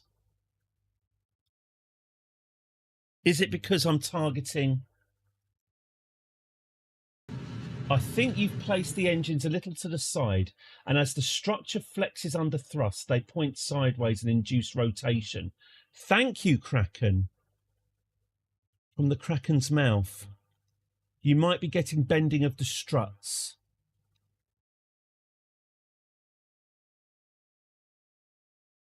Yes, I get quite a lot of, you've got a direct message on LinkedIn, and I think, oh, is this someone recognizing my genius? But no, it's someone sponsoring to as you say, invite me to some symposium in Nevada, usually about AI.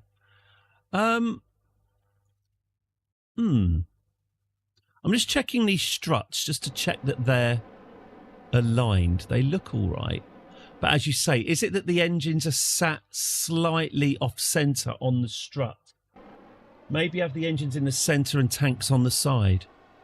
Yeah, because, you're right. Because the closer that these engines are to the centre, the less rotational force there's going to be, isn't there? The further out they are, the more it's going to be rotating.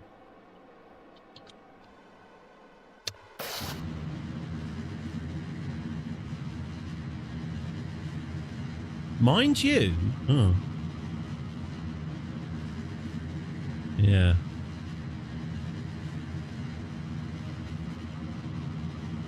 Okay.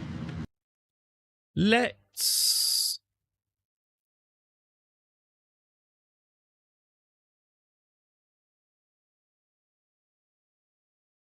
redesign.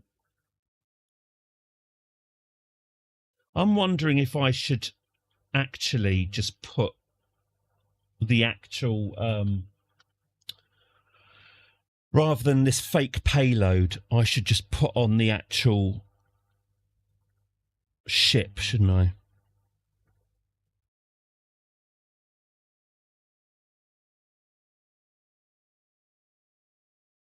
That's going to be a more...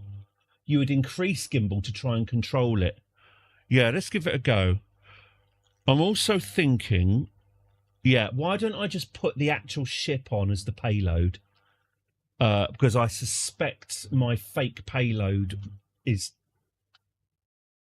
Oh, actually, no, I've got a much better idea than that. Much better idea. What did I say? I said it was 800 tons, didn't I? It's not actually 800 tons. It's like 760 tons, but we'll call it 800 for the test. I'll redesign the payload, and I'll move those engines much closer to the centre. Yes, and as you say, we'll keep the gimbal.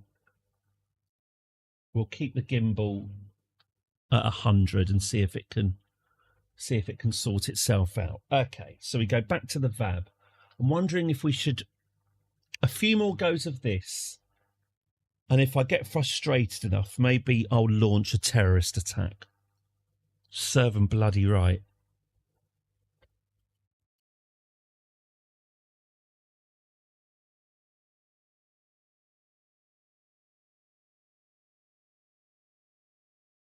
Set up your vertical stream. Ooh. It's watching this vertically. Okay.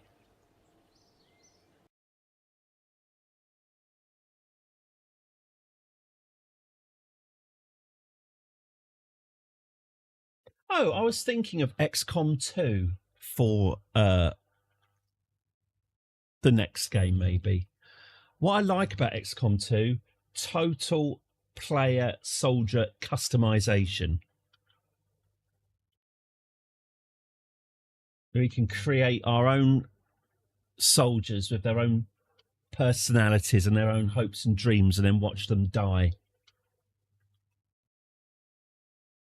Is one idea, anyway.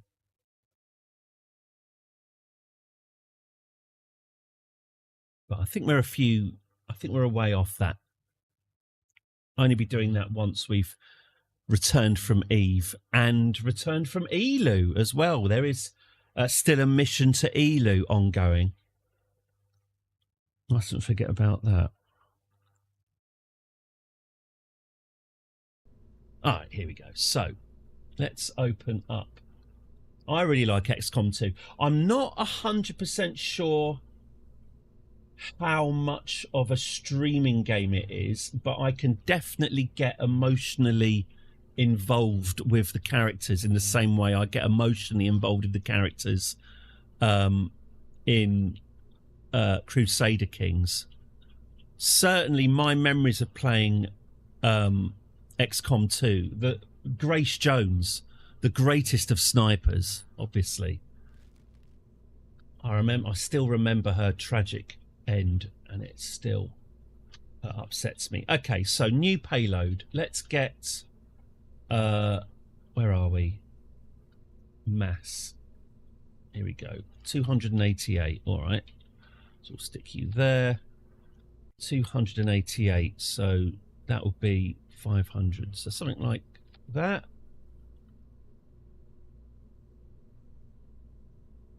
Hang on. Mass. 3. So that's 320 tons. That's 1.1. So that's 700 and a bit. That's about right. That's about right. Okay, we'll do that then. Okay, so there's our payload. Yes, good. Fine. I might do XCOM 2 then. I look forward to that. That'll be good. I've got all the DLC for it as well, so that'll be good. And it'll be a good way of getting everyone to spend their channel points as well. But yes, I can get emotionally involved with any game where I can get emotionally involved with the protagonists is going to be good. Okay, so engines. Where are we going to put you then? Let's put you. Let's get that there. Let's put you there. And should we bring it in even more than that? Like that. There. Yeah. Okay. So that should hopefully help with the rotation. Let's get these strutted nicely. Let's get these connected together. You. Thank you. Thank you. Okay.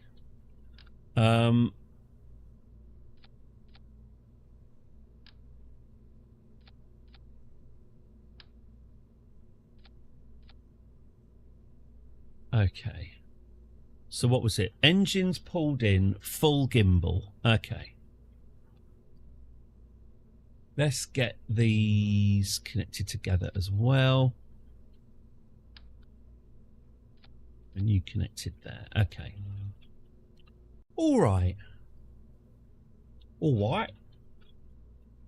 Okay. And are these gimbals? They're on 100. Okay. I am going to reduce them to 50. But there we go. Okay. Let's try this. Let's go back to Roman. There we go. Is there anything else I've forgotten? Probably, but That'll do for now. Okay. Fine. All right.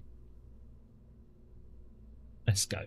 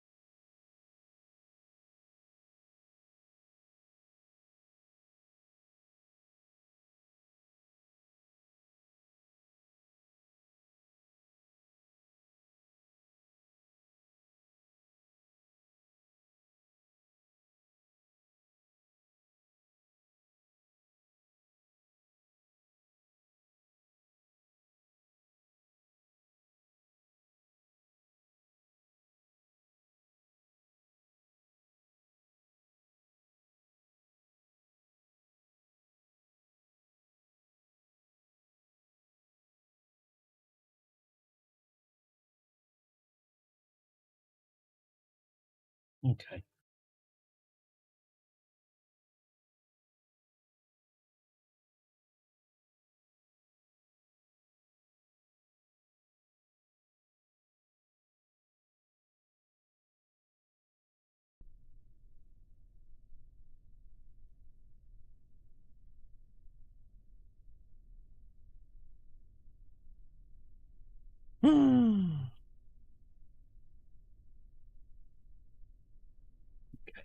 Let's get this. Oh dear. Orbit, I think. All right. Yeah. I did not. No. God, no. Come on. Don't. Oh, you sod. Oh, you bloody hell. I didn't strut it up, did I?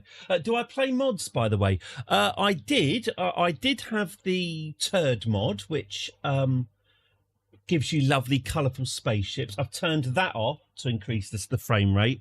I did have a prettification mod, which made everything prettier. I've turned that off. I have got, oh, well, Kerbal Engineer, obviously. Yeah, do I have any other mod? Not a lot. Not a lot.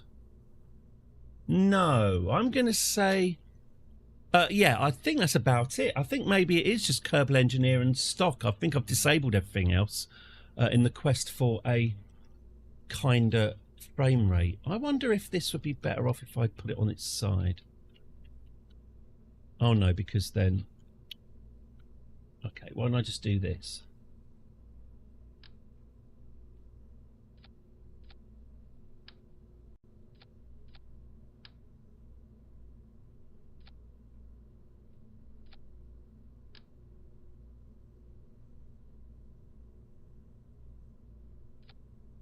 Big parts. Pardon. Okay. I could lie it on its side and then launch it on its side, lying on its side on the runway.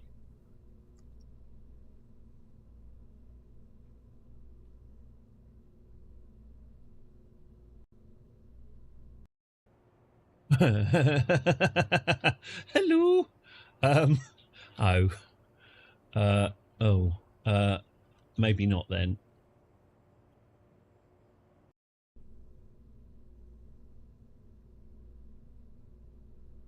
All right. Well, I'll try launching this, but I think it's gonna break again.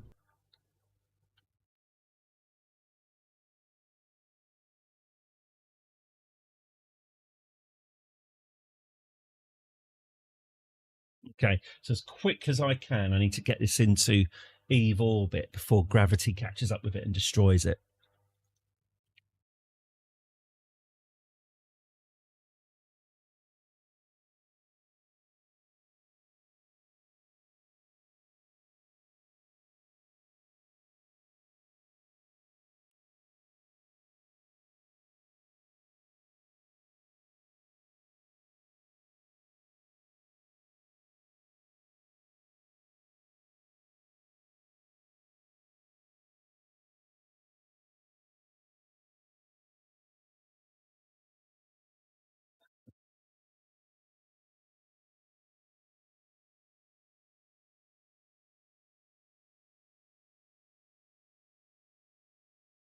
I just set up jobs alerts and never went back. Had 2 calls in the last few days. Nice.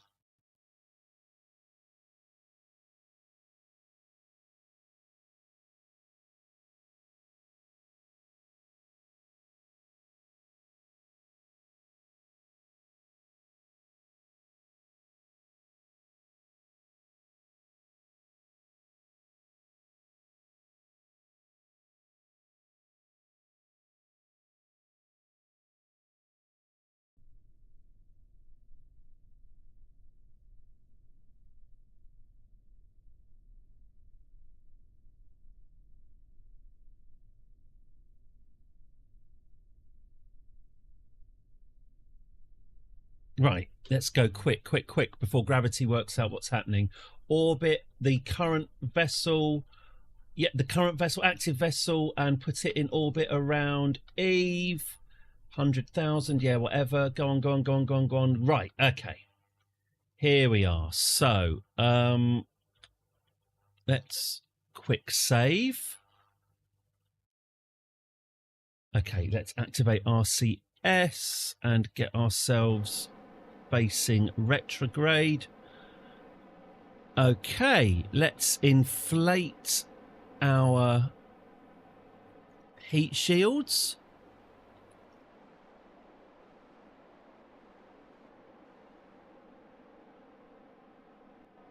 Okay. Okay, yeah, they are covering the payload, so that's good as well.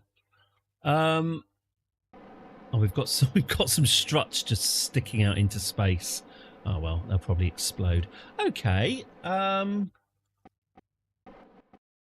why don't I save this and just get going then? Let's go. Okay, how are we doing for spinning?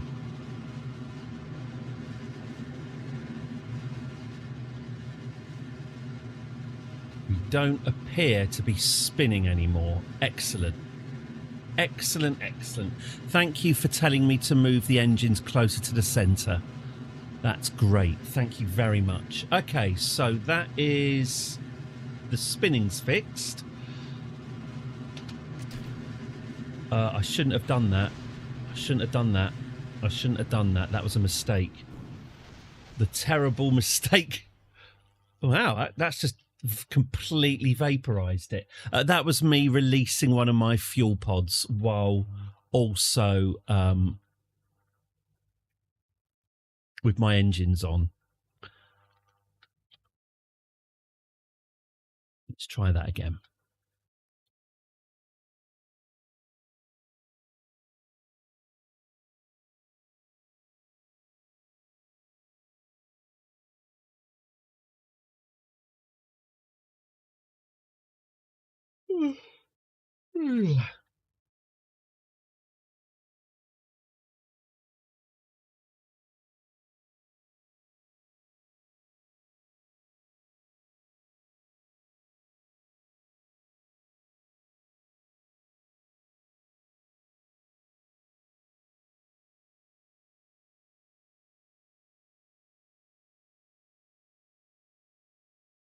I have regrets. Here we go. Oh, I stared at the sun. That was an interesting experience. So I've got these eclipse glasses and I tested them out. Stood in my back garden and just stared at the sun with the eclipse glasses. Obviously, it's a circle, but I got quite celestial because I was stood in the garden, hot, bathed in the radiation from the star that's 93 million miles away. And it occurred to me, I've never actually looked at the sun before, and being stood there looking at it, feeling from 93 million miles through space, feeling the heat, the radiation coming off of it from 93 million miles away. I connected with the sun. I got almost that Douglas Adams full perspective of my place in the universe and the vast distances and the vast sizes of it. It was good. It's pretty hot, so I hear, yeah. And big and yellow. But yeah, just staring at it, appreciating that it, the unimaginable power. What the neighbours saw was a half-naked man stood in his garden just looking up at the sun, cooking his brains. And that may well be what happened, but I had a good time. I recommend getting some eclipse glasses and staring at the sun. What could go wrong? Okay, so here we go again. This time we're going to cut the engines before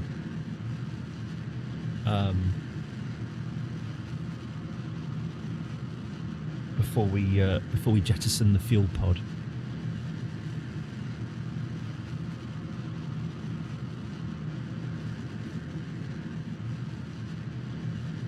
Okay. Cut the engine, jettison. Okay. Next fuel pod. Boom.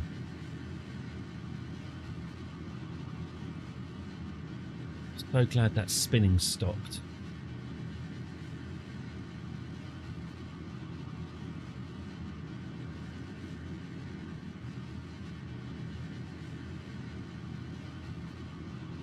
Okay.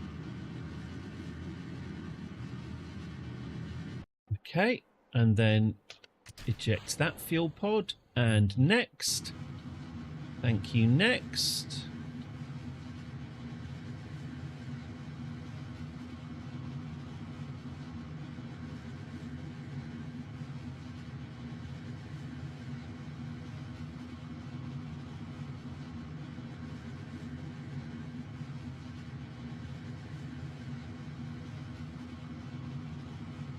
Okay, we'll cut that. And there we go.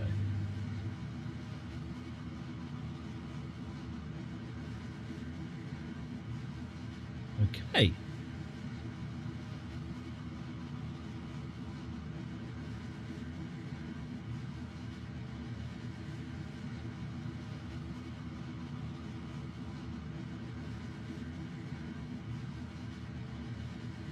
Okay, we'll cut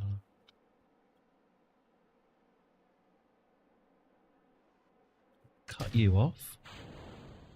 Now I'm aware.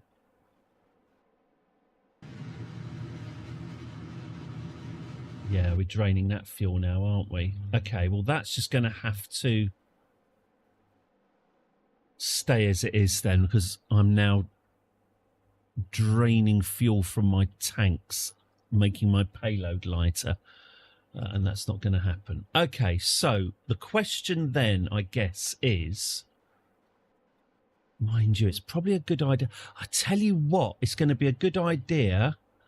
Ah, yes, I should be able to ditch the engines, because the engines are going to be a bloody liability, aren't they? I need to modify this. Well, I need to modify it in a couple of ways. We're going to need to ditch the engines. We're also going to have to ditch... Oh, pardon? It's getting quite tiresome now. Draining my payload all over Eve's surface. How much did we slow down? About 1,000, I think.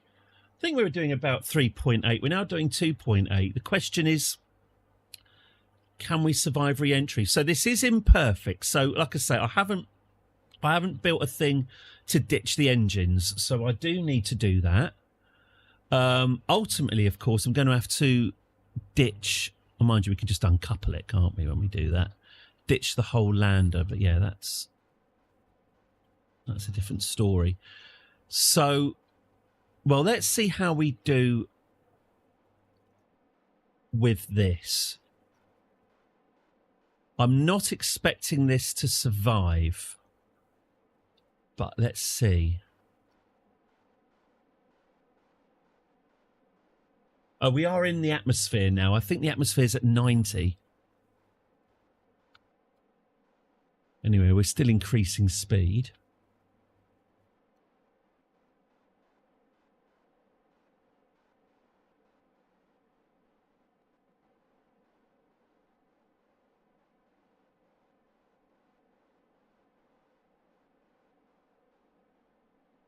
I don't think the heat starts getting serious until we're down to about 60,000 meters. Ah, right. Well, how come this is heating up? Isn't this what? Ah, okay. The heat has arrived. So I have a suspicion this is going to blow up because I haven't. Yeah, it is going to blow up because I haven't released the engines. I haven't ditched the engines.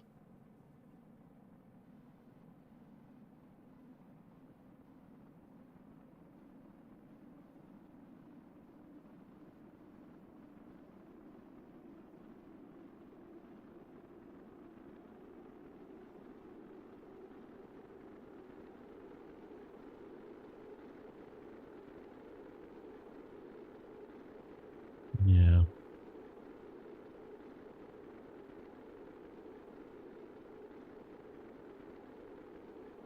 Bit unclear why this is heating up. Is there a gap? Is there a gap in my... Yeah, presumably there is. I'm going to have to fix that. There's a leak. There's a heat leak in the middle and it's cooking. It's cooking the middle of my payload.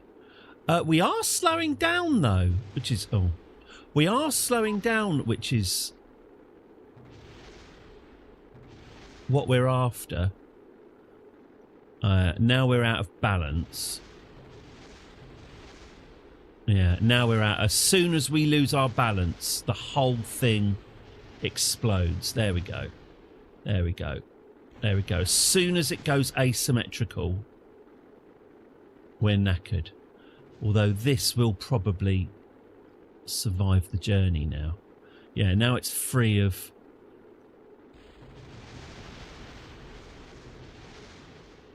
Yeah. Okay. And then that soft lands. Okay. All right.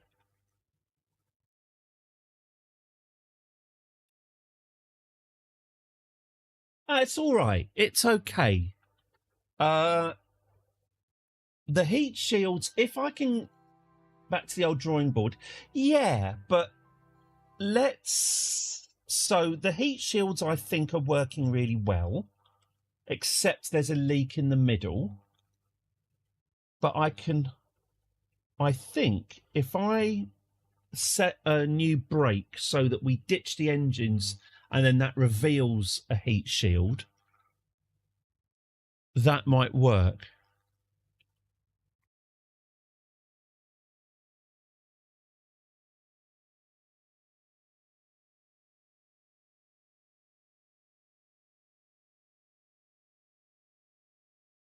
Yeah.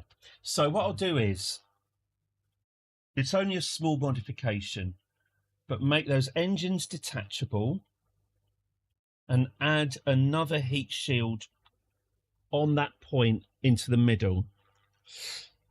Yeah.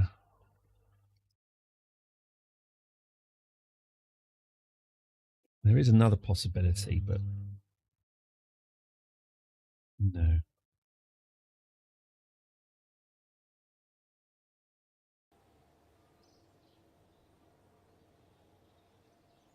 Okay.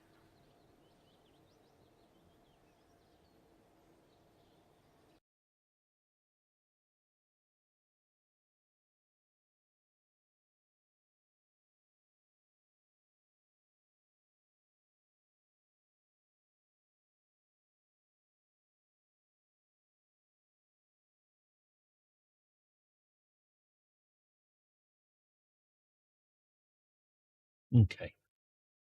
Also with heat shields, they produce loads of drag, so they want to spin the ship around. May need to put the same amount on the back to balance it out.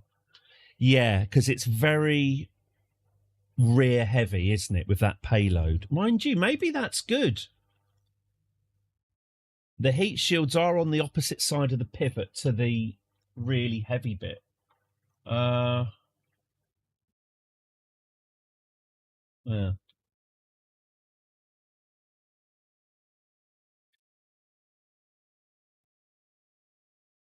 Let's have a look.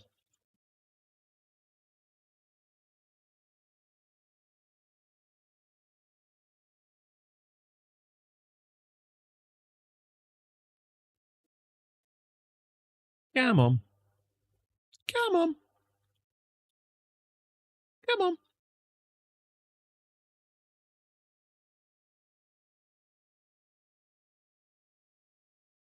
Here we go. So,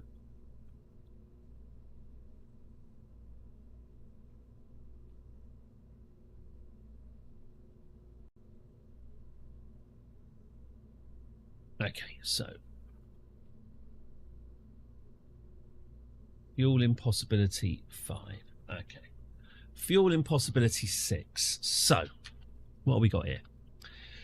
I see.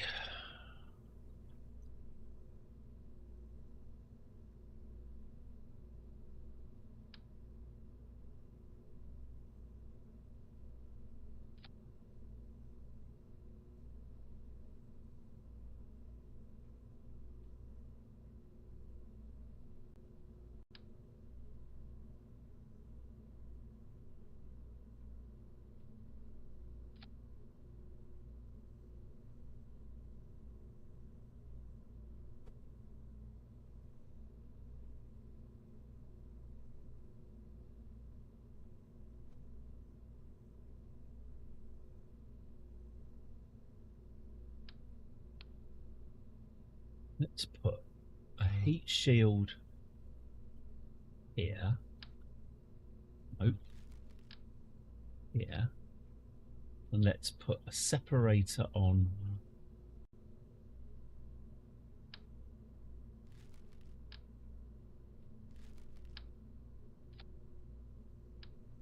Okay.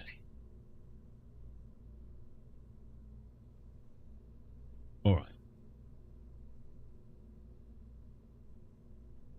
So if I inflate these heat shields, inflate, inflate, inflate, inflate. Can I see any gaps in the heat shielding? No. So hopefully that'll work nicely. Okay. So that will separate, leaving this. Okay. Okay. Okay. Is that fine then?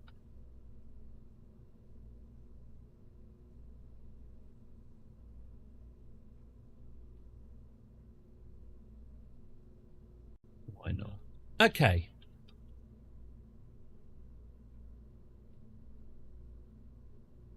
Is that ready to go? Have I missed anything out? Tell you what I could do with. I wouldn't mind putting a few more reaction wheels on.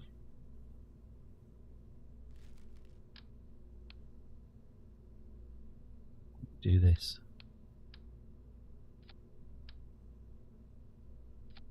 Yeah. All right. I think that's it. Shall we launch this then and see if we can bring this down? Okay, launch pad. Let's go.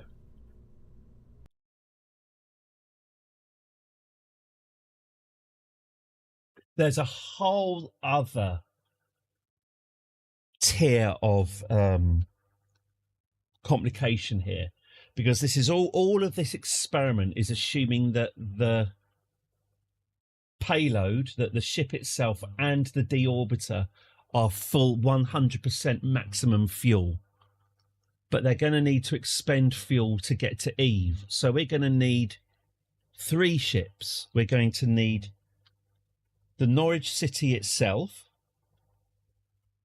We're going to need the deorbiter, and we're going to need a 3rd fuel tanker to fill up ships 1 and 2 when they're ready to deorbit.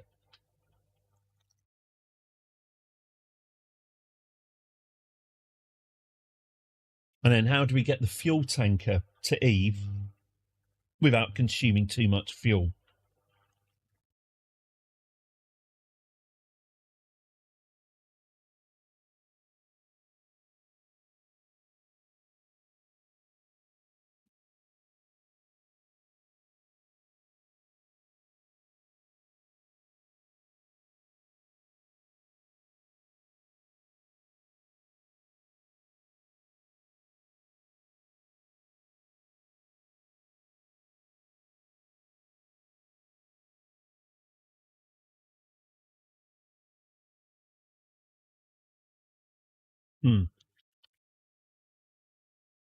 Very thoughtful Monday, isn't it?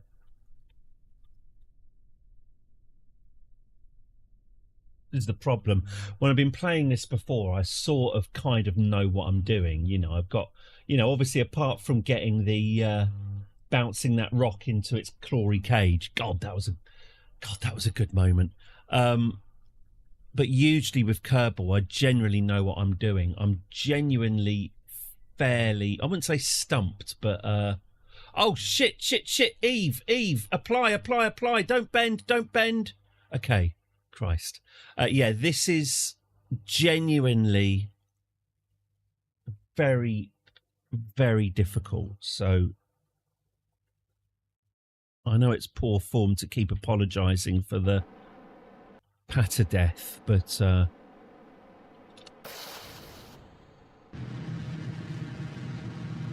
it is genuine confusion that's going on here. Okay, so let's drain this tank. Hey, bless me. Oh, that was nice. A nice little fine spray all over my hot arms. Oh, in a heat wave, why not try sneezing on yourself? Okay. Or others. They're sure to thank you. Okay, turn the engines off. Get that shat on. Oh, don't explode. Exploding? Oh. It's really quite a design flaw that it keeps on exploding when I try and release a fuel tank.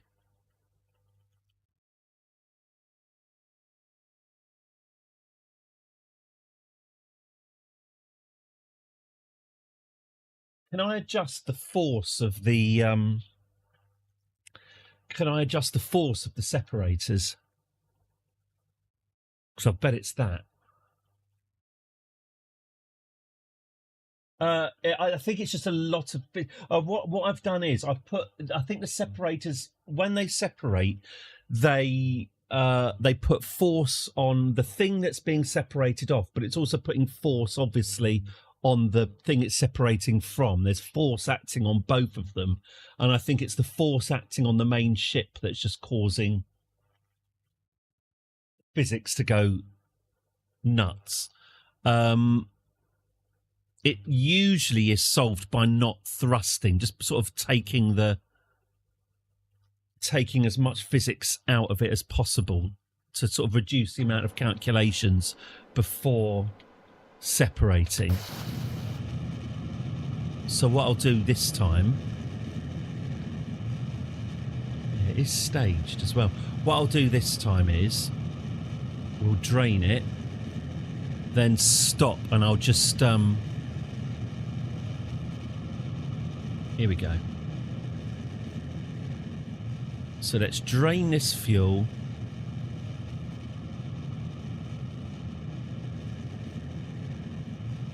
Stop. Turn off RCS and SAS. There we go. And then turn them back on. And there we go. All right. That seems to work. So just calm everything down before separating, and then it doesn't have to panic.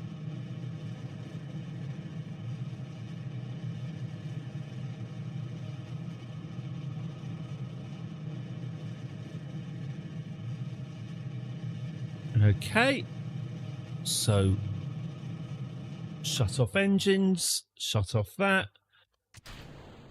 Okay, back we go.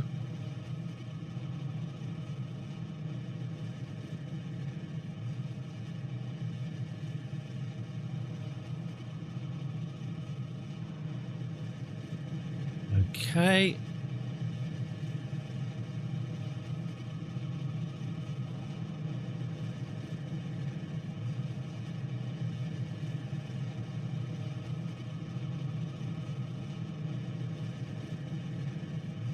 Okay, good. And then we shut off that, and then we separate. Good. Back we go.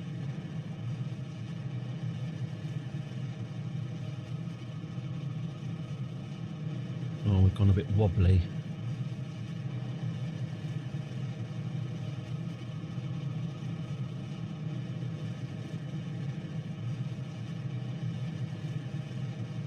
Hello, Rowan. I hope all is excellent with you. We are doing meticulous, difficult and frustrating tests on our Eve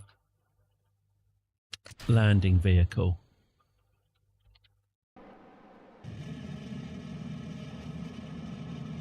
Okay. So this is it then. So this is the last... Hey! Well, it's... I wonder how much Kerbal Space Program costs. Can't be more than a tenner, surely. God, the thousands of hours I've poured into this game. Okay, so that has also reduced our speed by about 500 metres per second, which isn't a huge amount, but we shall see if it's enough. Okay, so that is the end of our fuel. That's that. Let's ditch the engines then. Goodbye, engines. So we are now just a free-falling object. Yeah, I still haven't done the full Apollo 11. I do want to recreate Apollo 11 with all the Kevin Bacon docking, switching the LEM around, rotating it, redocking it, doing all of that. I still mean to do that. Okay, I'm just trying to get away from this engine section because I've got a feeling that that's going to bite us on the arse if I leave this just floating next to us. So I'm using RCS to just get the brig.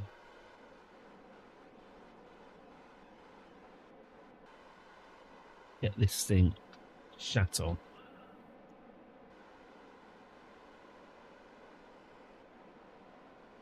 Okay. All right. Is that clear of us yet? No, not really. I'm worried about this engine module coming back and hitting us.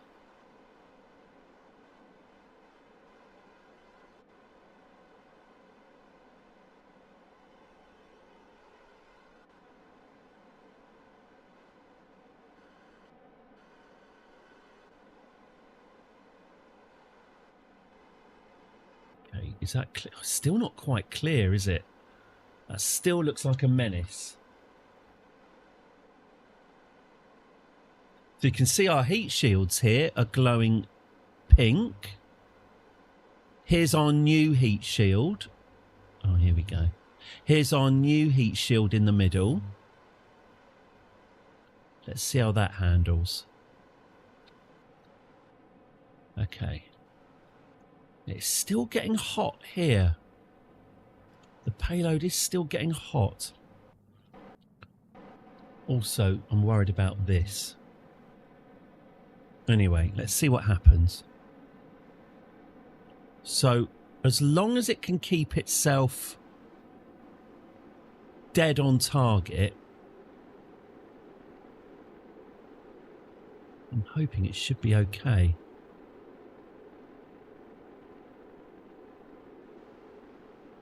But there's nothing I can do now. I'm just keeping it at the mercy of... Oh, here we go. Here comes our instability. And it's flipping over. And it's exactly what Ross Beef said would happen. We've lost stability. Bloody hell. Bloody hell. And now it's facing, yeah. So it works right up until the whole thing flips over. And then it flips over, destroys its payload, and then carries on its merry way to a nice soft landing. I wonder if wings would help.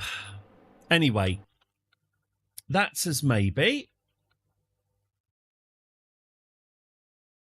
That's all very well, but I've heard a rumour that the terrorist level on Kerbal has been elevated from yellow to orange. This enormous waste of money, the billions and billions of Kerbucks being poured into landing two of the elite, Jeb and Bastard Bacon, both children of Kerbal oligarchs. The billions and billions and billions of Kerbal dollars being spent to land these two on a useless methane-covered planet has reached a political breaking point, and the billions of Kerbals who are starving in the Kerbal desert have fallen under the sway of a rogue space worker who has given them the technology to fire, for the first time, to fire back and to fire missiles at the space center that is draining all the wealth from the planet. It is time. I'm frustrated, and I'm frustrated and worried and annoyed with this. A charismatic rogue space worker played by Brad Pitt. Yeah. On his way to see his dad. I am tired. I'm disappointed with the progress so far. And I think blowing up the space center would help. It would be cathartic. So for the last hour of our stream, let's launch some rockets. Let's launch some missiles. Let's see what a rogue space agency. Well, it's not a space agency. You know, they've invented rockets now. You can't put that genie back in the bottle. So let's see. Let's be insurgents. I really want to play XCOM 2 now. I'll tell you exactly where I am morale-wise. I am very much giving up. I'll feel differently tomorrow. Tomorrow is another day, and I'll be more inclined to try the Eve thing again. But at the moment, I've gone very hot behind the eyes. The urge to thump the table and just walk off is quite strong. So let's blow some shit up, shall we?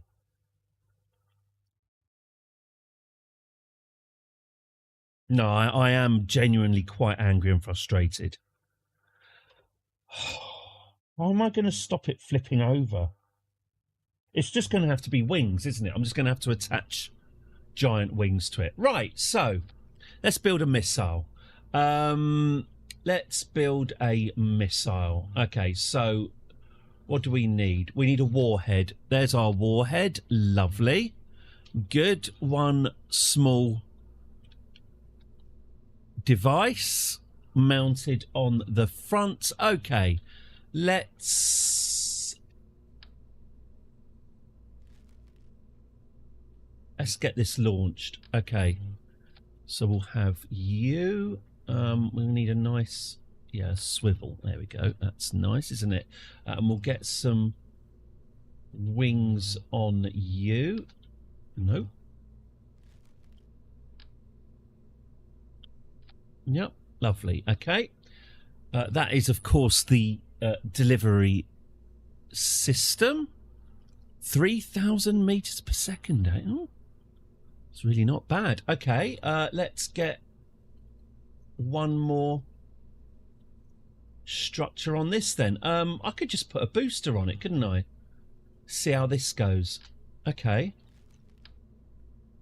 You've asked me to do it, so I'll do it.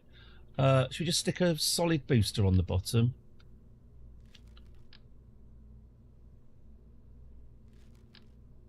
Yeah, something like that.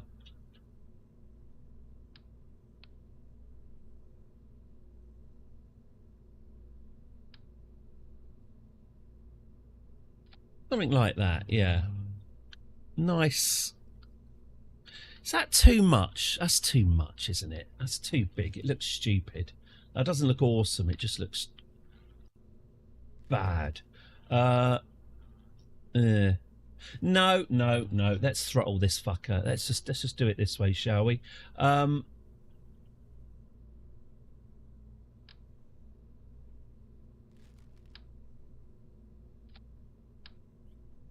Yeah. That's more like it. That's more like it. And then we'll get...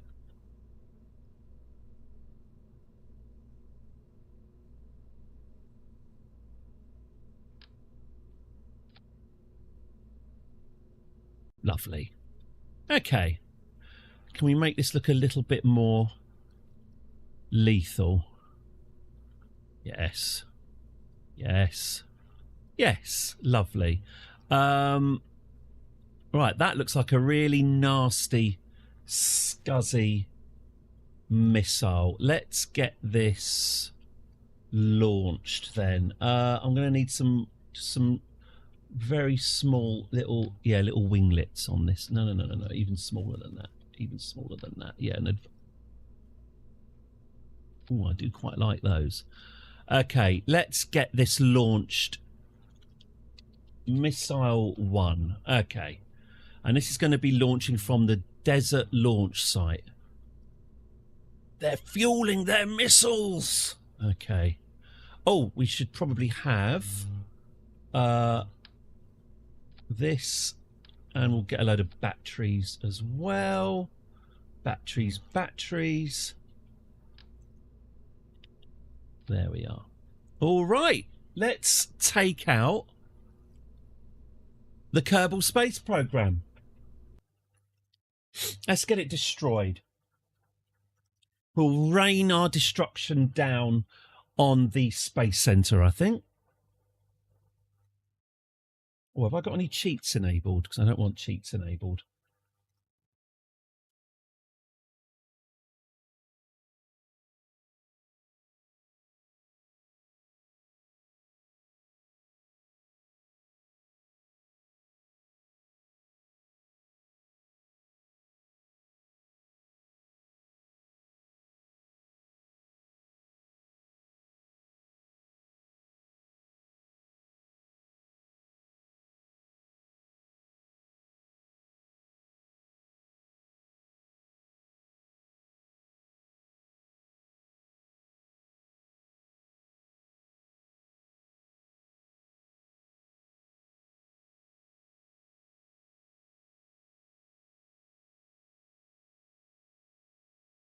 Come on.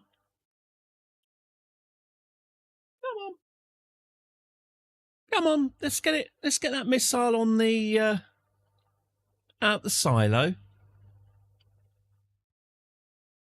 Come on, separatists.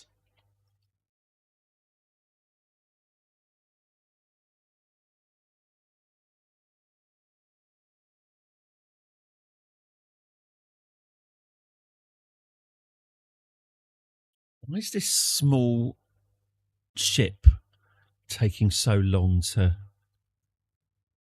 manifest?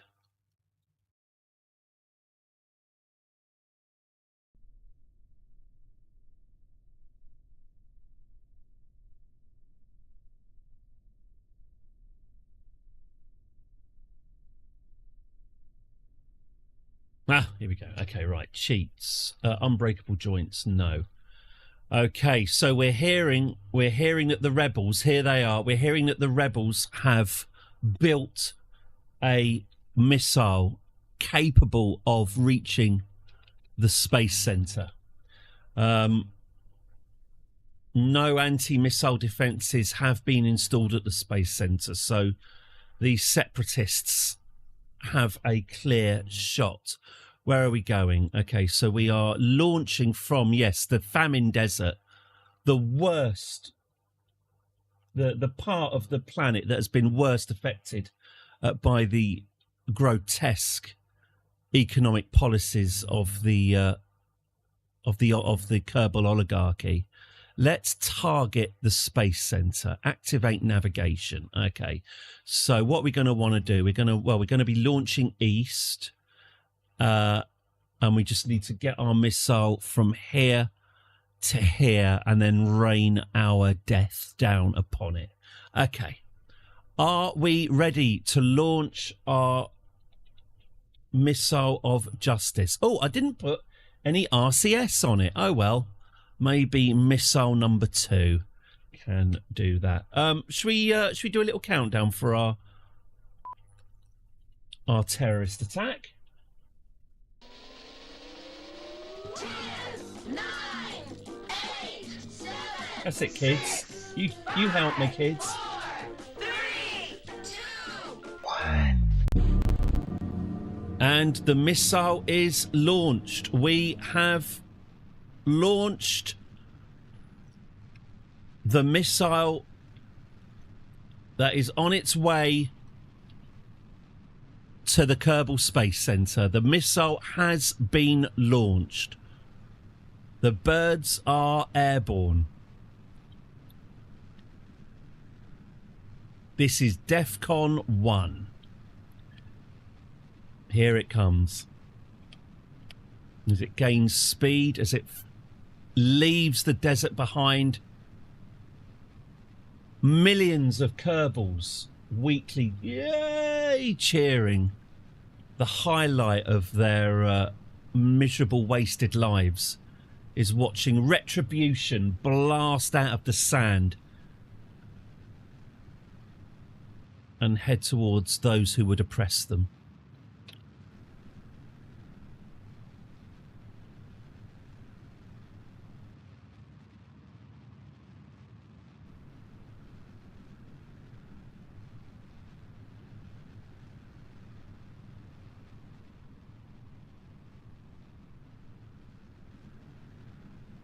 I mean, it's a substantial missile. God knows how they got the resources together to launch this. But you got to hand it to them. You got to hand it to them. It's a pretty solid-looking weapon. Ooh, pardon.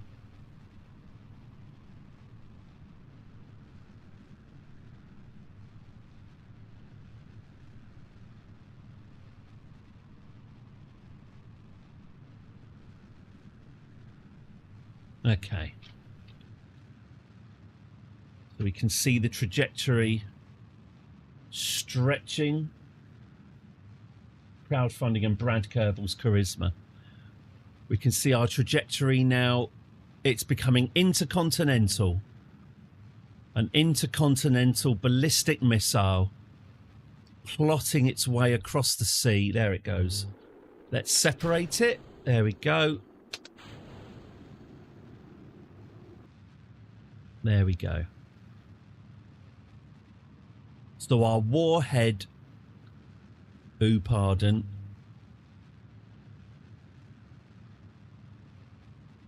has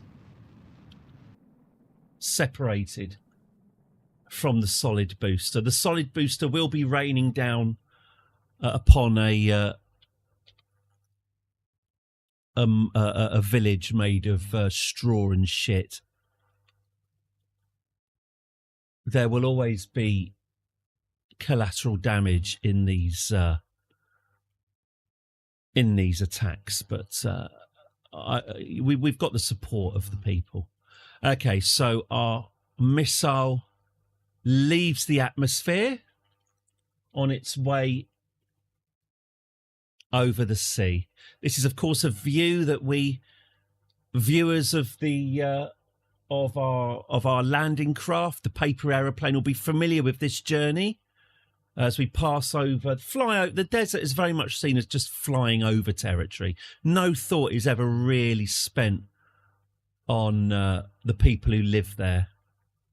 It's just an expanse to be crossed. No more. When this baby hits the space center, they'll know that these people exist. Okay, so We're not quite at... All right, should we speed things up? Let's get to our apoapsis, shall we? And then maybe we should start thinking about our journey back down. Okay, so here we are. We can see the Space Center from here, actually. There it is, right ahead. There is our target.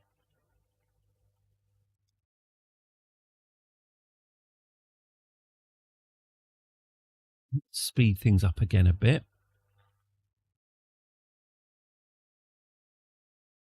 Okay. So we should probably start pointing ourselves. Oh, are we out of electricity? No, we're not out of electricity. Good. Oh, I see. That's what it was. I've got that fixed. Okay, that's fine. So we are due. So we're due to fly past it. So we do need to adjust our trajectory. Okay, let's get ourselves pointing firmly at the target then, shall we? Should we do another burn here?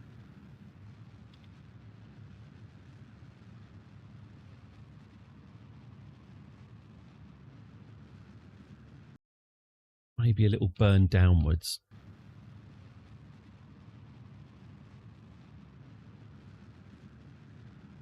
Yes, that's better. Of course, normally an ICBM would have highly evolved computer targeting systems. This is being flown manually by very angry and bloodthirsty Kerbals. So I don't know how reliable it's going to be. So are we going to... Yeah, I think we're going to pick up...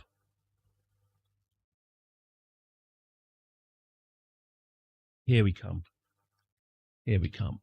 Here comes destruction. Okay, so here's the Kerbal Space Center, and our missile is coming in at about 2,000 meters per second. I can only imagine the alarms are starting to blare. To Lionel Blair. Okay. Let's see if we can aim this thing.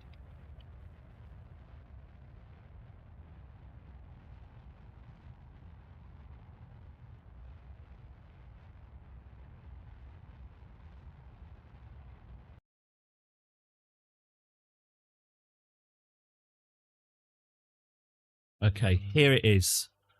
Are we on target? Not quite. Is my missile about to explode? Very possibly. Okay. Oh, actually, is the missile going to blow up before it even reaches? That's humiliating. That's a humiliation for the separatists. That's a shame. We've lost our warhead.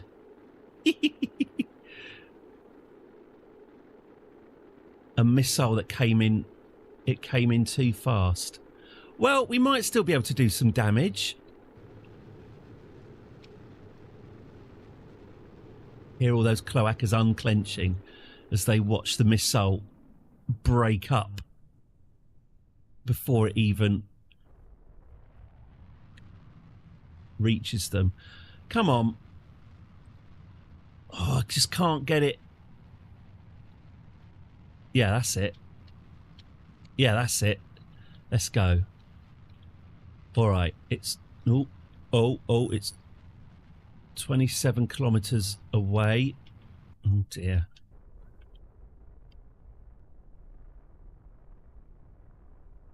Okay.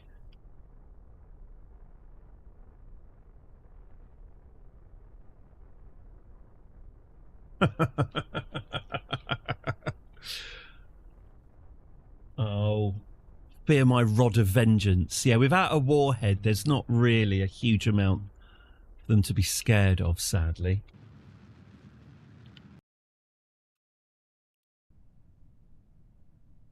Oh, we're coming in backwards, are we? Unconventional, but okay. No, that this whole thing is unable to. So, right, so we will try to launch another missile today. My shaft of impotence has failed. Let this be a warning, though. Let this be a warning. We only need to be lucky once. But yes, my wobbly, thrusty willy of vengeance is, shall we say, an embarrassment. Oh, I've run out of electric charge as well. Of course I have. Of course I have. Okay.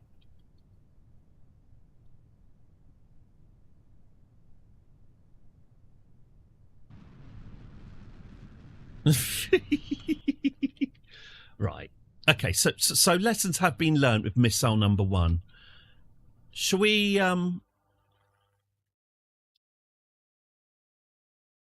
should we try that again? So, this time, let's... So, engines is all right, isn't it? We got plenty of engine power.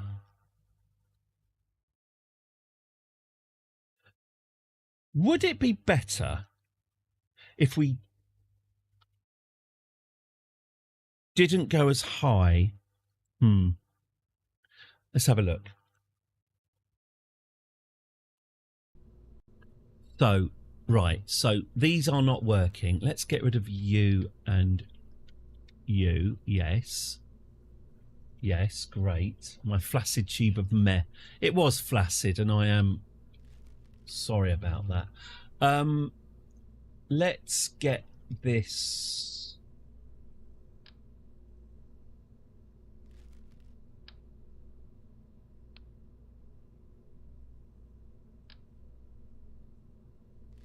Let's get this pointy. Anoint my head. Anointy. Okay. There's my warhead. Hello. Good. We're going to need more batteries.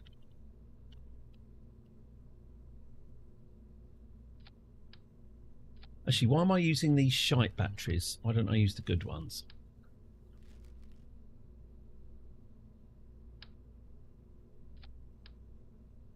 Better.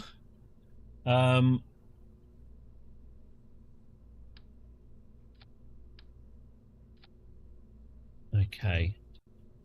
RCS, that's what we needed. Get that on board. Okay, and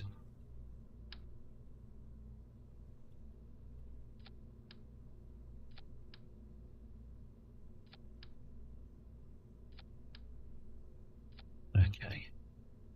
Missile 2. Okay. Okay. Let's try another attack. We will rain death down upon the elite before the end of this stream. That is very much my intention.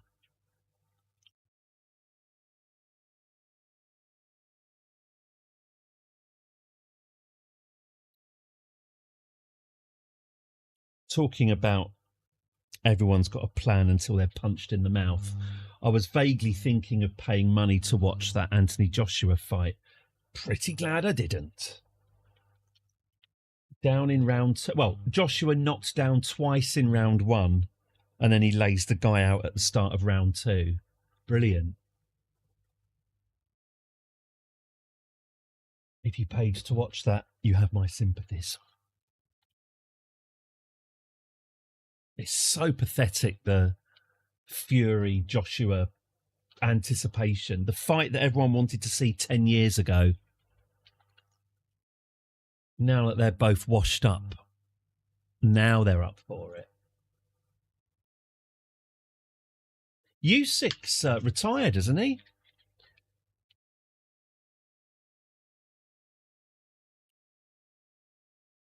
So presumably Joshua and Fury aren't going to be fighting for the World Heavyweight Championship, because presumably that's going to someone younger and harder. Pardon. I'm not quite sure how it works when someone just decides they're going to retire undefeated.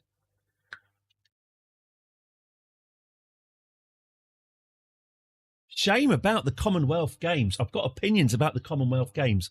So me and the family went to Birmingham 4 years ago for the Commonwealth Games. It was, bearing in mind this is Birmingham we're talking about, I had a lovely time. It was genuinely really nice. They put on free buses, free transport, free entertainment, free this, free that. It bankrupted them. Birmingham City Council went bankrupt hosting the Commonwealth Games, which is obviously not viable, but it was a really nice time. The shit Olympics. It was very much like being at the Happy Shopper Olympics, because that's what they are. But it was good, clean fun, and we had a lovely few days. It's a shame that the whole thing is financially unviable. So what's happened with that, as I understand it, was that was it Sydney or Melbourne? It was supposed to be hosted in Australia this year, but Australia pulled out because it's financially unsustainable. So Australia, oh shit. Okay, Missile 2 has some stability issues. Can we land Missile 2? Can we soft land it though? Can it be reconstituted for scrap?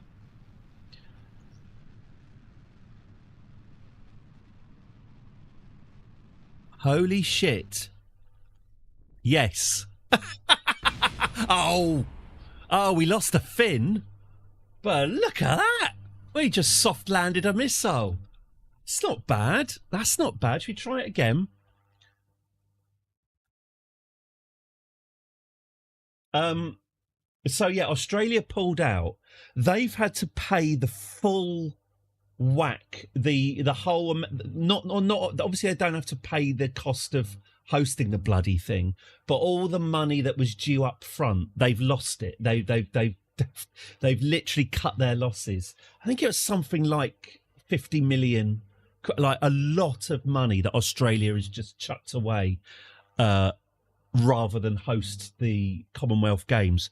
So Glasgow's taken it on, and Glasgow have done probably exactly the right thing, where they've just massively pared back the events. They've brutally cut the schedule down. So it's like half, if not more, of what it used to be 4 years ago, in an effort to make it financially viable. And I think they've done a really good job of just scaling it down, realising that it's not going to compete with the Olympics or the Diamond League or anything. But the problem is that no one's broadcasting it. So they've gone to all this effort of making of actually trying to get it to work, but no one's broadcasting it. Well, TNT are, whoever the hell TNT is, and there's an hour-long compilation show on Channel 5 in the evenings. But yeah, BBC, Channel 4, they've all washed their hands on it. So the poor old Commonwealth Games, which I've always had a soft spot for, like I say, being the crap Olympics, does appear to be dead, which I don't think it deserves to be. I think it deserved a chance to survive in a kind of reduced, more realistic form, but no one's watching it.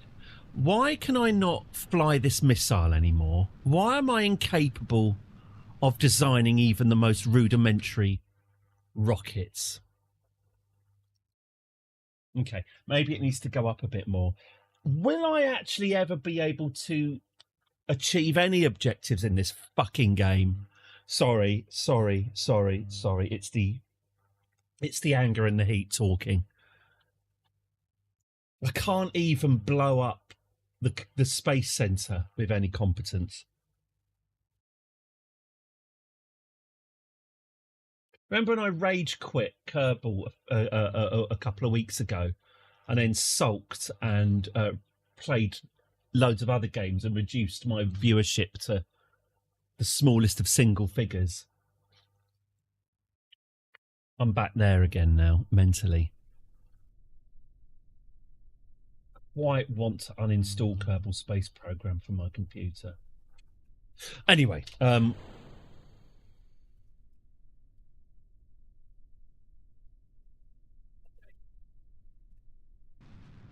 get this launched up. Hitman. No one likes Hitman, Space Ben. I play Hitman and it stream just caught up.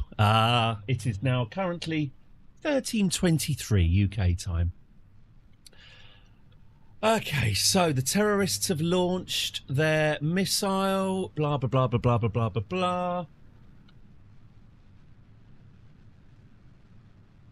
Right, let's start tilting it towards the 45-degree point, I suppose.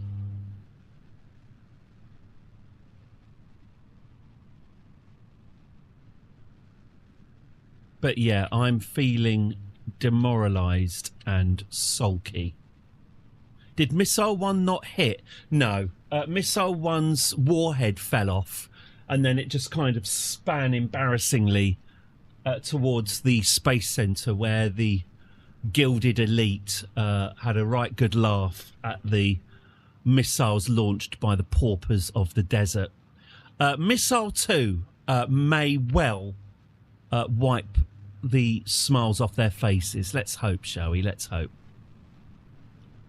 Hopefully this will be raining death, destruction and misery on the space centre. Do I need to go out of the atmosphere? Yeah, I was thinking about not doing that. But no, I do need to go out of the atmosphere. Like an actual ICBM, obviously. Here we go. Here's our arc.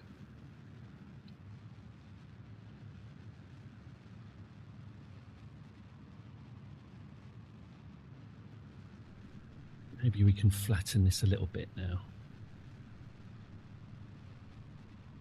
Fly into the sun.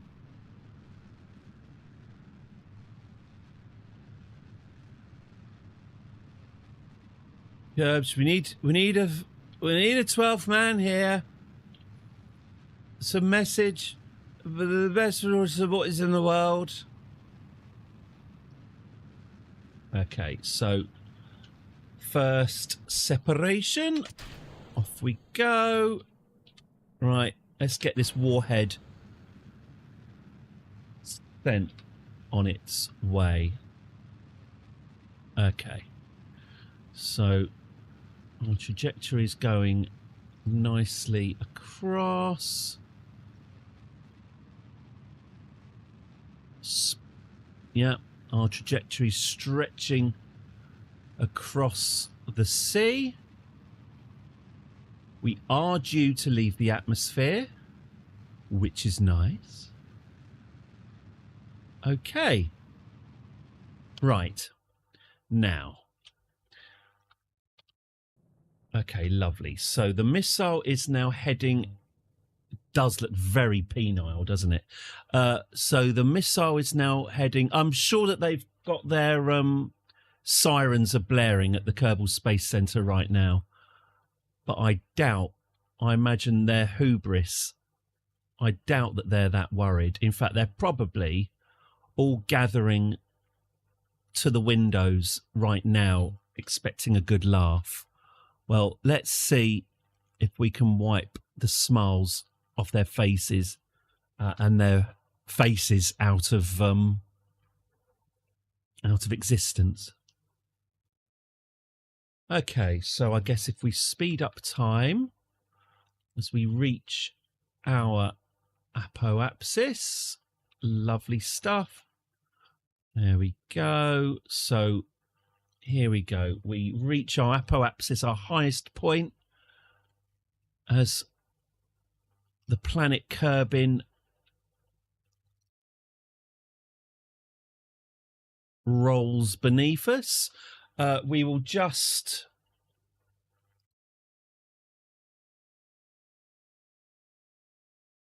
get to our node and adjust our trajectory so that we are on target.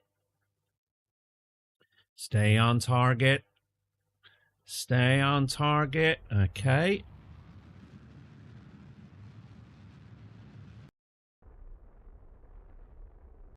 Lovely. Now we should be heading towards them. Yeah. Maybe I'll quick save.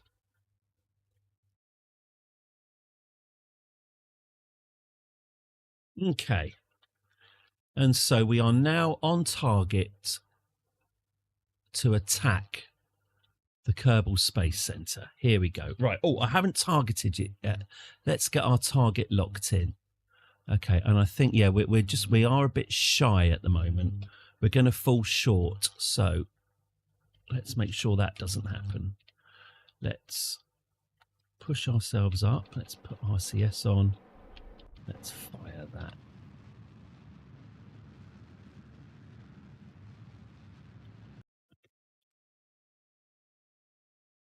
Well, I think we're a little bit off, so why don't we do that? Okay. So we're coming in nice and fast. Whether or not the missile's going to break up, I don't know. But here we come. So here's the space state. Here's the space center right here. Now, can my missile survive re-entry? Real terrorists don't quick save, or real terrorists don't have half an hour before they have to feed their kids. Okay, the space center is in sight. Our act of terrorism can commence. It doesn't look like the missile is going to burn up. It does look a bit like we're a bit short of the target, though, so maybe we should pitch up a little. Give it another squirt. Okay.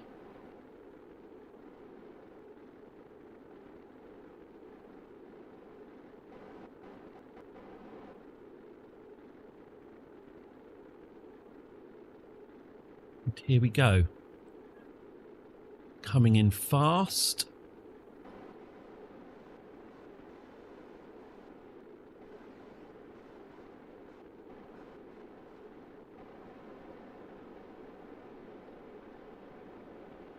Coming in fast. Okay, I can see it. There it is. Let's attack. Full power.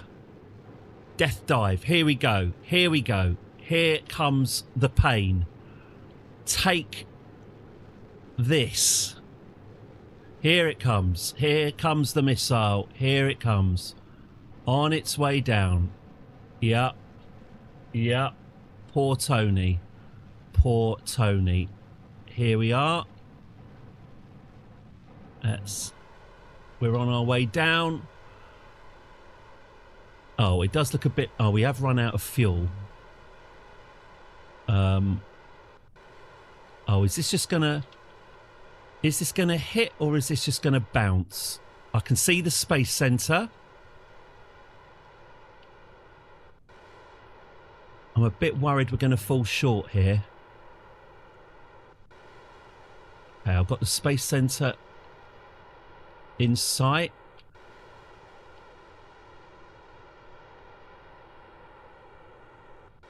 I should have drifted it.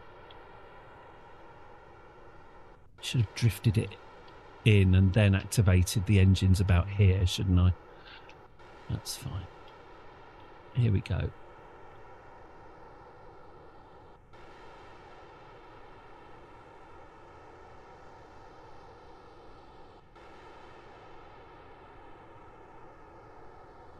I'll try and avoid Tony. Incoming, motherfuckers. Oh. Terrorists have won. Sound like Richard Dawkins and his honey. Oh. Here we go. Coming in. Coming in. Yes. That's it. That's it. Incoming. This is exciting. Incoming. Okay, nose up, nose up, nose up, nose up. Nose up. Oh, yeah. Take this. Take this. Special delivery. Cab. Oh.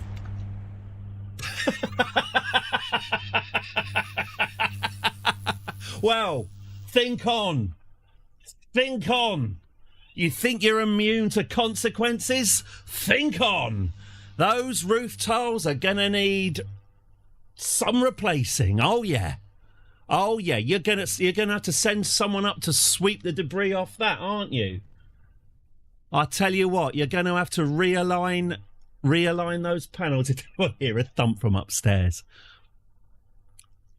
I mean, I'm delighted. I'm delighted with the accuracy. I like the way everyone's now having an ad break. I mean, there was a lot to enjoy about that. I'd say it wasn't quite the mushroom cloud I was hoping for.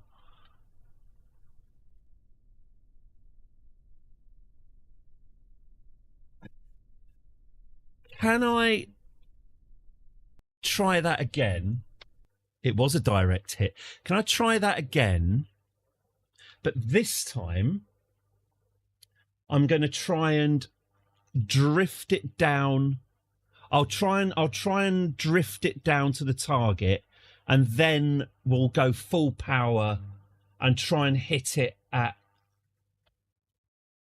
full speed. I'll try and hit it at about sort of 1,500 meters per second rather than a fraction of that. Still, it was a warning, wasn't it? I think the warning has been delivered.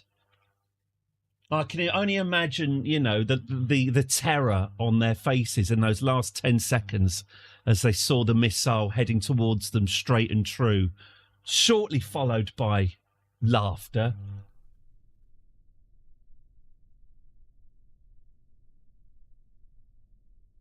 But we've sent a message.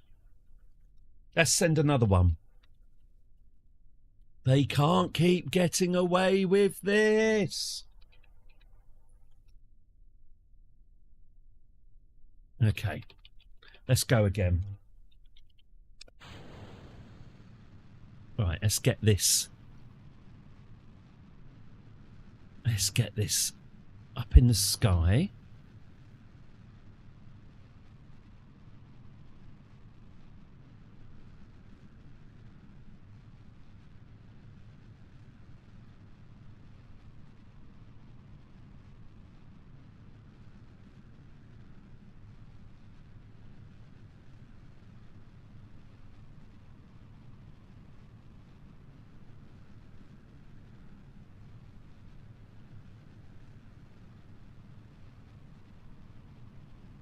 And I'll just see if I can hit the space center with more force. It will blow up, by the way. If you do crash something heavy and fast enough into the space center, it is destroyed. You can blow it up. It is possible, but it might require a bit more firepower than this.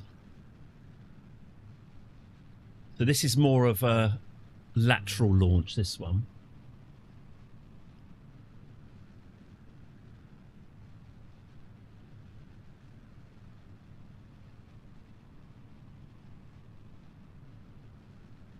Oh, I'm almost certainly going to play the LucasArts point-and-click game Day of the Tentacle, one of my favourite games of all time. I'm almost certainly going to be playing that. That I do know how to complete. So, but yes, it feels perverse to not play it, really, considering how much I love it. So that is on the menu some point soon. Okay.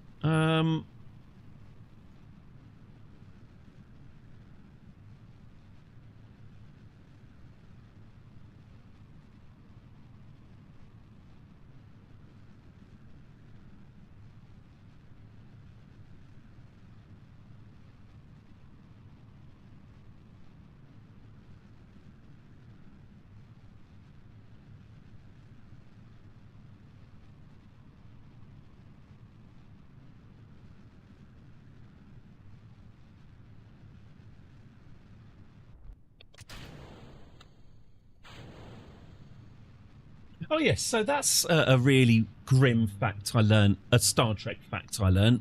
Remember the episode of Star Trek where Data gets kidnapped by Mr. Farjo, who puts him in a museum and he wants Data. He basically steals Data to put him in a museum, and Data tries to escape, and the guy's a horrible shit. That was reshot. The part of Mr. Farjo was recast because they originally had. Oh, I'm trying to remember his name. I think his name's David. Anyway, he's a little person. He was in Time Bandits and various other, things. Being a little person, he was cast to be Mr. Farjo. He recorded his stuff. He recorded his parts in the first week on the Friday. I think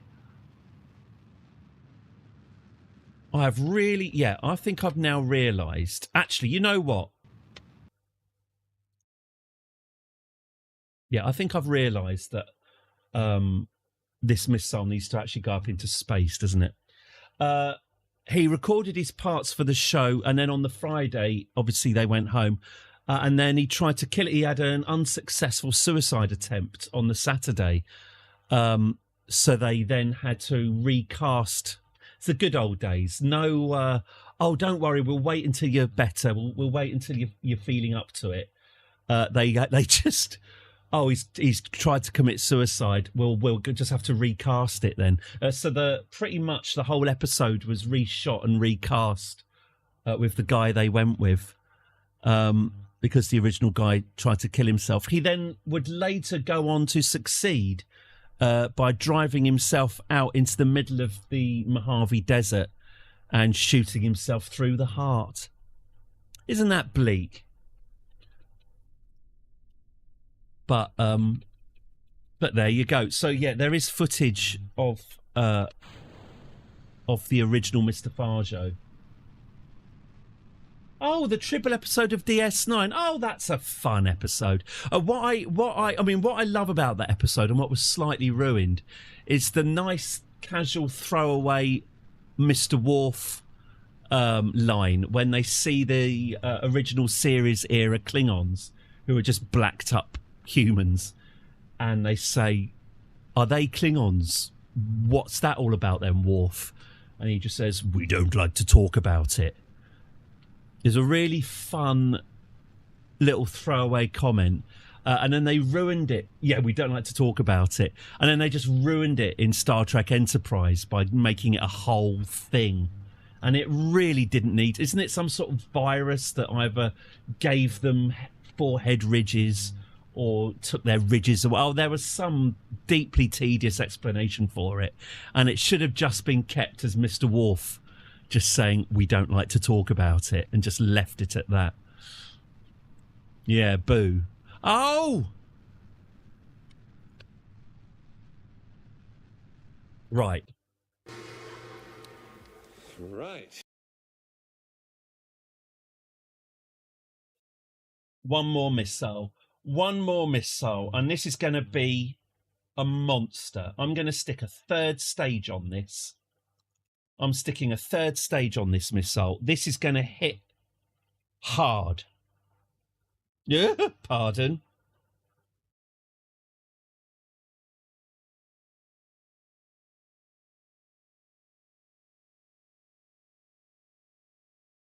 Let's put a third stage on this and make damn sure that when we hit the Space Center, we're going to be doing it at full power. I'm really genuinely worried, by the way, that I'm not going to be able to hit. I that was really impressive, me hitting that Space Center bullseye, and I'm not sure I can do it again.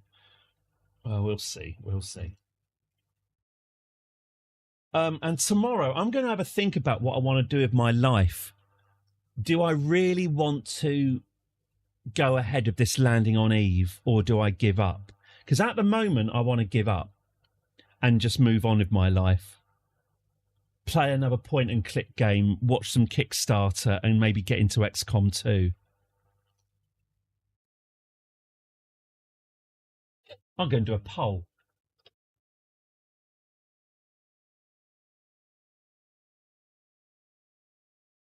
Landing on Eve. Continue or give up? This is an advisory referendum. I will not be... I'll allow 10 minutes.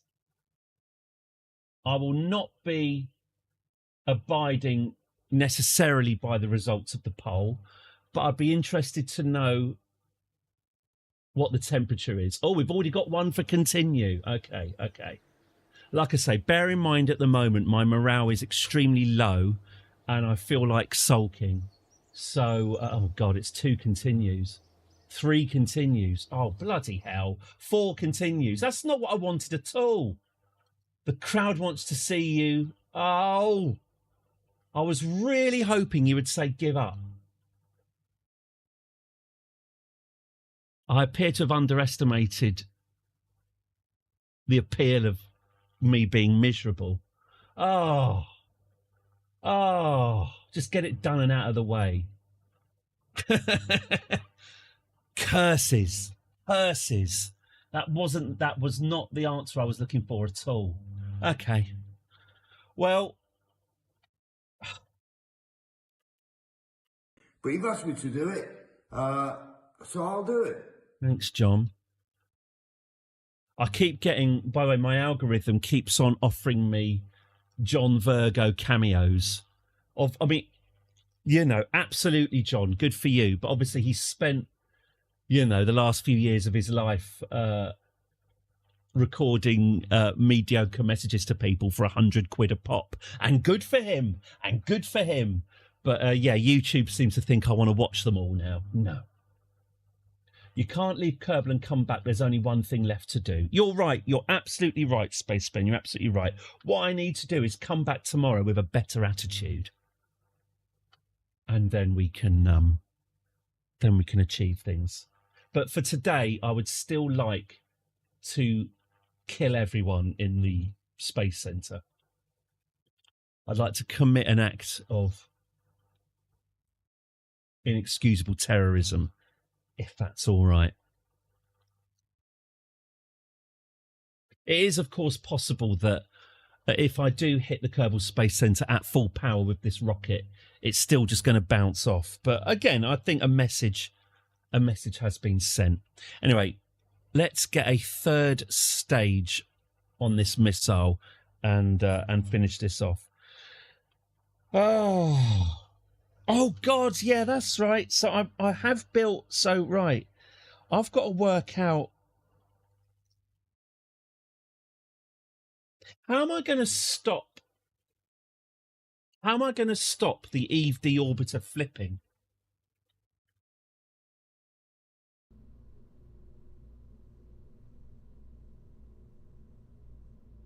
How am I actually going to stop that happening? I'm sort of inclined to think about making those RCS. You could try just one Kerbal return, put them in a chair, and everything is 10 times easier.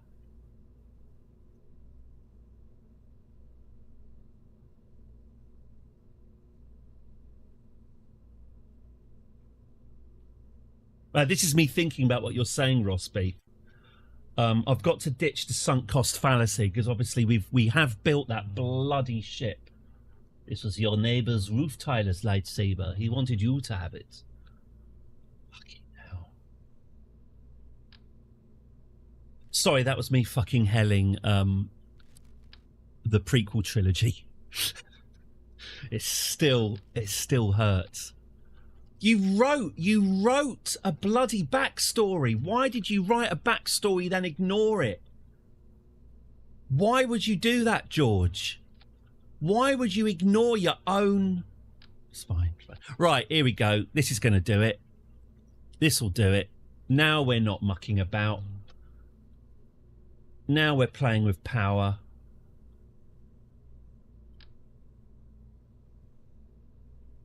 Right. Technology has moved on. Missile 3. Okay. All right. 1 and 2 and 3. A 3-stage missile. Okay. Good. Good. Let's do this. Let's do this. Let's launch it from the desert launch site. Clear the desert launch site of Missile 2. We have Missile 3. Okay, here we go. The final attack. Rosbeef, I'm going to give what you've said.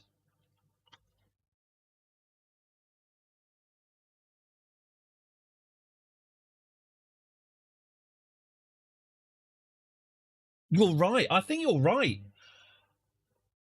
What it is, it's knowing that even if, oh man, it's just the sunk, it's just losing all of the work we've done. But maybe you're right. Maybe it was, maybe sending 2 Kerbals in a bloody can.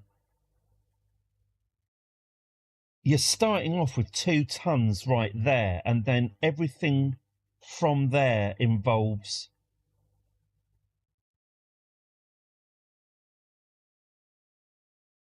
everything being heavy. Whereas, as you say, if I just start with a chair, if the ultimate payload that needs to get down and up again is a chair, everything else is scaled down. I think you might be right. I think you might be right. We might have to just start again and rethink. Just make it as light as possible. Oh, which I probably should have done in the first place, but I thought I'd showboat and have 2 Kerbals on the surface having a great old time. But I think you're right. And maybe it is worth, if we are going light, maybe it is worth looking at propellers again.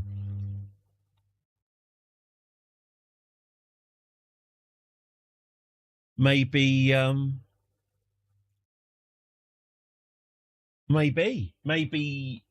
we could do it with propellers. That was the original plan.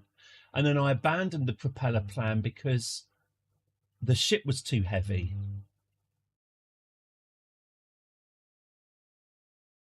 I think so. If you send Lisby, you don't have to bring her home. Propellers would be so cool, and I did want them to work. It can't be Lisby, it's got to be a pilot. I need it to be Jeb, really, for his skills. When I say that, by the way, I'm not just being twee. It's easier to control when you've got a qualified pilot. Right, let's launch this horrible weapon of mass destruction, shall we? Let's get this sent to the elite so they know who we are. Okay. Well, this has got a lot more power. Let's get this launched.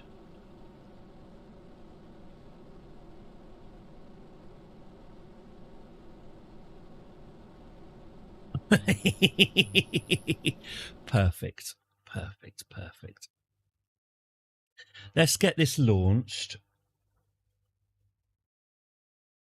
Yeah, I think so, Rosbeef. I think so. I can't see a way of making our current 800-ton mega bastard Eve returner. I can't see a way of making that work without sending giant fuel tanker after giant fuel tanker after giant fuel tanker to Eve, burning 3/4 of its bloody fuel just to get there. And it's not just getting to Eve, is it? It's getting it into orbit and getting each tanker, not only lifting each tanker off the surface of Kerbin and sending it to Eve, then having to burn all of that fuel, getting it into the same tight 100-kilometer orbit, and then having to link up with the bloody docking and the rest of it. The amount of work required, yeah. You can tell that I'm absolutely talking myself out of it. So sunk cost fallacy be damned. And I can also blame you pricks as well. I mean, please do like and subscribe. I love you all, and you make my days complete. But you fucking pricks have voted 4-0 on me landing on Eve. So, on me scrapping everything and starting again is your fault, and this is what you want. So, okay. All right, okay. So tomorrow, we scrub the lot. We'll land, we'll get Jeb and Bastard Bacon back down from orbit. I will trash the Norwich City, and we will start again. We will create a craft that can land and take off from Eve. One Kerbal on a chair. I mean, there's going to be a whole load of heat issues with that, but one Kerbal on a chair with optional propellers landing and taking off. That's what we're going to do. Okay, thank you, Rosby. Thank you for slapping some sense into me. Okay. Good. Fine.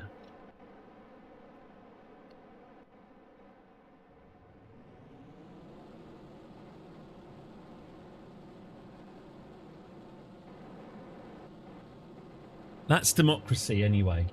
You could say... Look, I'm under what?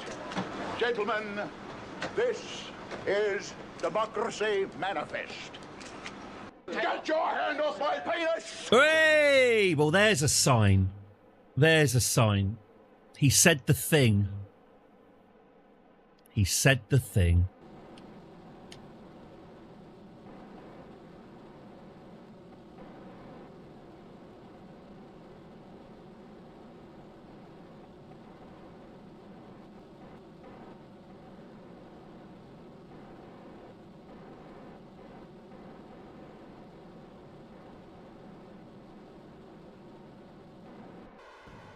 Okay.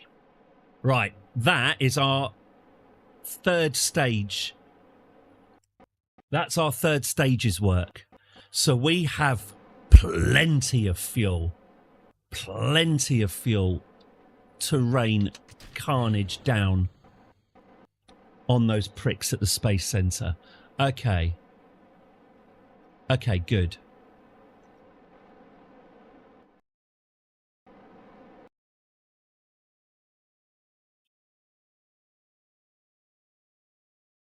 Let's get this going, shall we? Shall we target the Space Center first of all? Beep, beep, beep, beep, beep. Sir, the enemy are targeting us. It'll be fine. What are they going to do? Break a few more slates? Ha, ha, ha. Oh, you complacent fools. You complacent, arrogant fools. You are going to learn a lesson. Okay. Very much taking my frustrations out on this. Okay, so let's get this blue line headed there.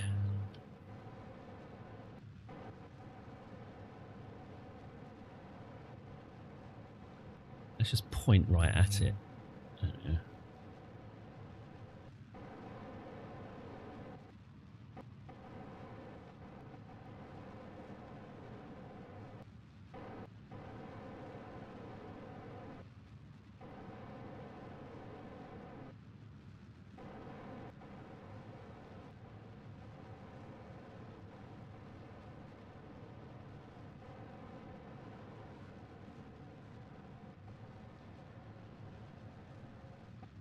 Okay, that's a nice line of death.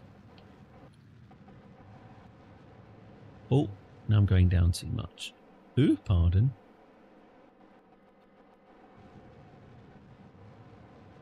Yeah, that'll do. That's pretty sweet. Okay. So I believe we are now on target.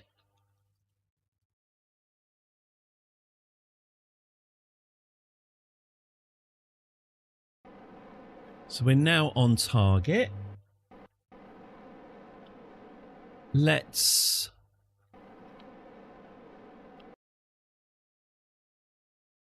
face our destiny. I'm escaping to the one place that hasn't been corrupted by capitalism. Space! I hear you're funding audits of council tax. I'm here to be absolutely livid. Oh, this is a foreign aid. This is foreign aid. The elite of the space agency, they donate 0.0001% of their profits to seeds and well digging and that. It's a fraction of a penny, but it all goes to support the Great Desert Famine.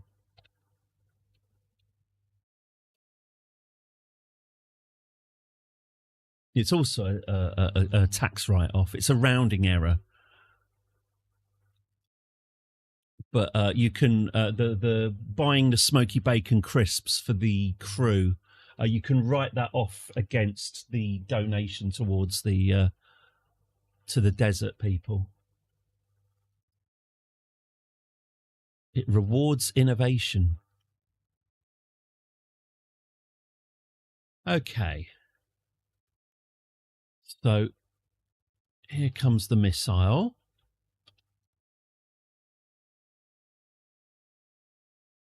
Looks like good. Oh, we can see the space center ahead. It's right there. Okay, so let's get ourselves lined up with our descent into death. Okay, so let's get ourselves fully orientated. Let's get ourselves pointing at our target.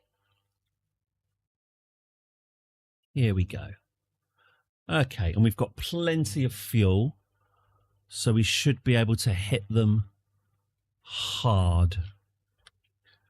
Ooh, pardon. Well, you asked me to do it. Oh, pardon. So I'll do it. It's getting quite tiresome now.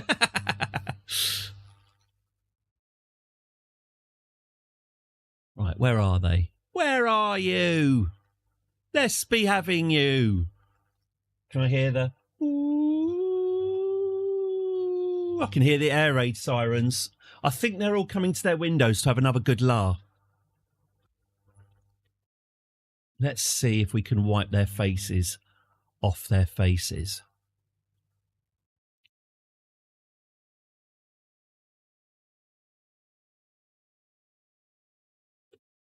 Two-minute warning.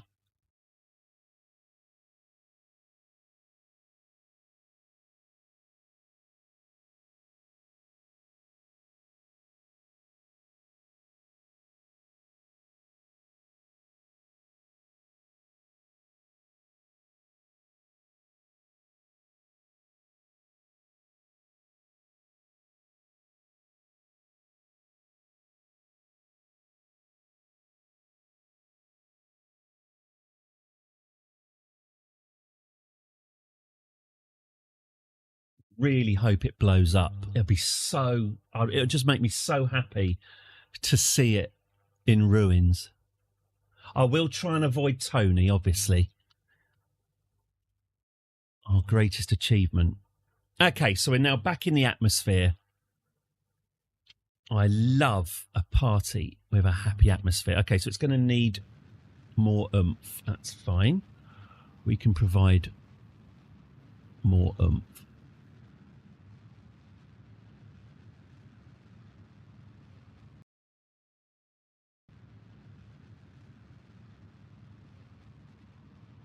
Here we go.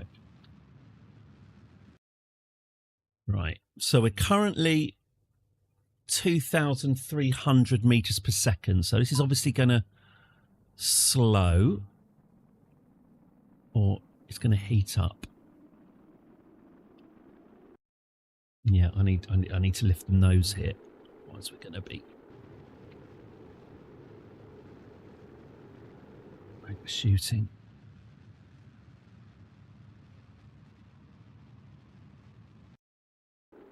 Oh no! Oh no! Oh no! That's embarrassing. RCS, RCS. That's embarrassing. That's embarrassing. Oh no. Oh dear. Oh dear. Oh dear.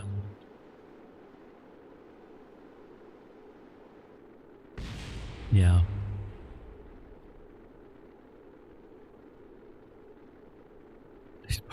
Liz Truss trying to launch a book. It might be the ultimate. Oh, we've lost our engine. Okay, let's get the warhead. Yeah, well done. Nice way of just completely killing all your speed. Brilliant. Yeah, just soft land it like a present. That's it. Just donate it as a fucking present, why don't you? Oh my God. All right, here we go. Oh, here we go. All right, we've got control back. Right, let's get this space center destroyed. Come on then. Let's go.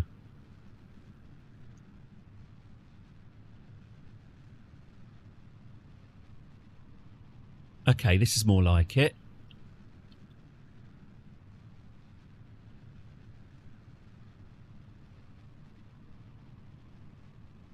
Wow, it's not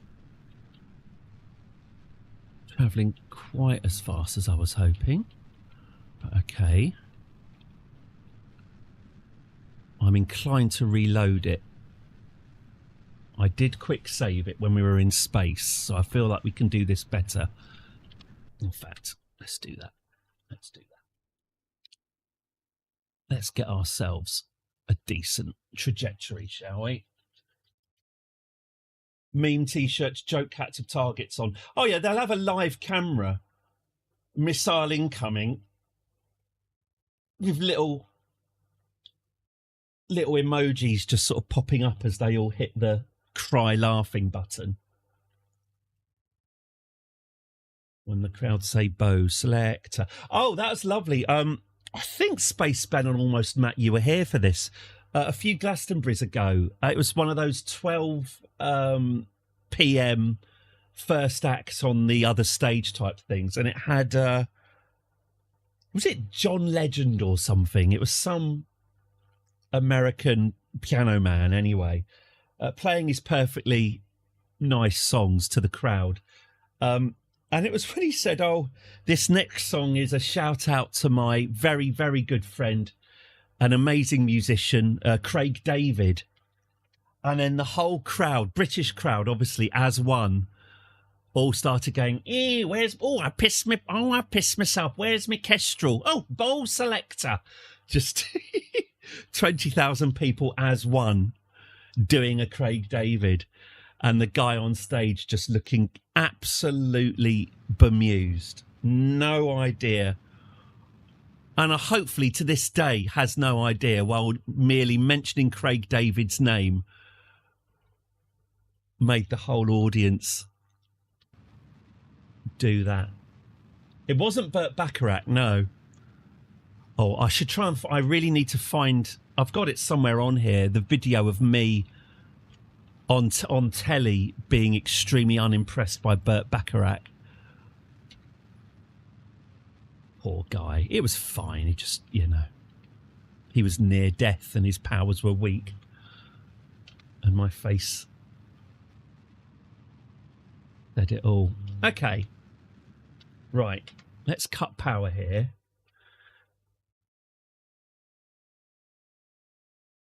Here we go. We are now entering the atmosphere with a bit more purpose. Here we go. All right, I've got a good feeling about this. Can we see the space center? Yep, it's just there. I think that'll pop into existence fairly soon. Okay. So we're still due to overshoot it, but that's fine. I think the resistance will bring that down. There's Titop's Rest. It's where Titop broke her back that time. Lying on the side of the mountain for days awaiting rescue. All right, here we go. So we're flying over the space center. Okay, here comes the air resistance. This should slow us down quite a bit and give us a chance to target. Okay, I can see that the target is now in sight. Let's go.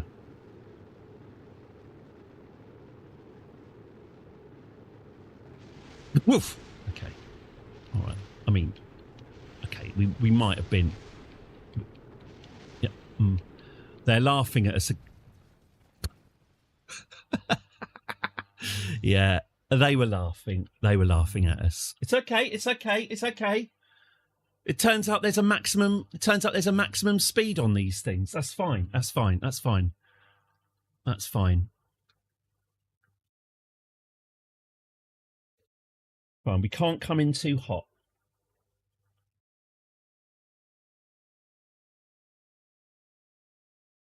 We can't come in too hot. We've just got to. I think we've just got to glide it down until we're below 1,000 meters per second, and then activate the engines and plow into that space center as fast as we can. So yeah, I think we're going to have to drift this down and then power it up. Okay. And don't forget tomorrow, year 0 on Eve. We start again. We start from scratch. We plan the holiday to Eve all over again. Is the building destructible? Yes, it is, Space Ben. Yes, it is. If I hit it hard enough and with enough force, theoretically, it will be destroyed. Obviously, I'm not really expecting that to happen at all. It's going to bounce off the roof again and there will be much mirth. But I think the point has been made. That's what I'm telling myself. Right, let's extend ourselves. Let's extend ourselves past. And stop. Okay, let's now. I thought we'd be better off. Let's let this drift down then. I think it's going to lose a lot of speed, but that's kind of the point. What I was wanting to do is just get this all engines blazing from space and just come down, but obviously structurally it's not capable of doing that. So we'll just fly this missile very calmly and gently. We'll just glide it to its target and then activate the engines of death when they're needed. Okay, so here we are. We're re-entering the atmosphere. The air raid sirens are going off. The little Kerbals have got their laughing, mocking faces pressed up against the single glazing. Can we deliver a payload of hubris?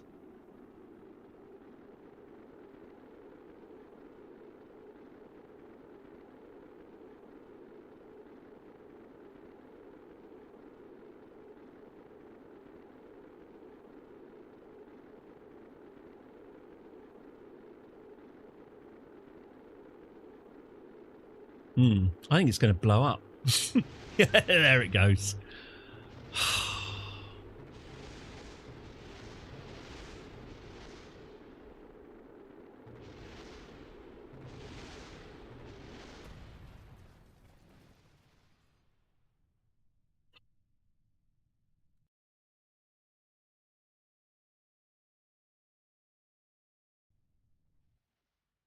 I'm disappointed. Why does it keep exploding? Because we're going too fast. I think I'm also coming out of the... I think my parabola's too steep as well. I think I'm coming too far. I'm going through the atmosphere too steep. I'm not giving it time to bleed off.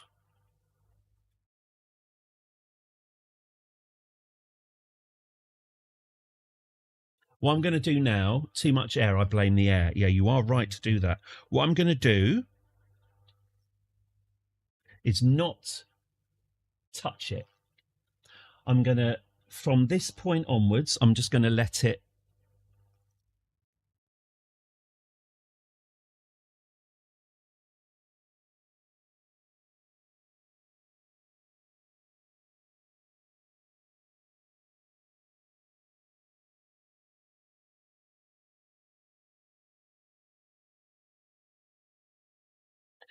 Actually, would I be better off? I thought we'd be better off. Would I be better off launching it really steeply and then killing it and just coming straight down?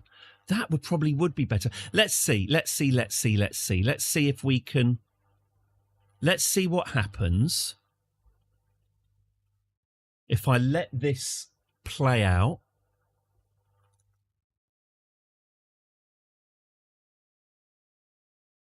If it will slow down enough for me to just drive it through the atmosphere and hit them that way. Okay, so 19. So we are, okay, so this is quite a bit slower than we have been. Okay. Oh, let's target the space center again.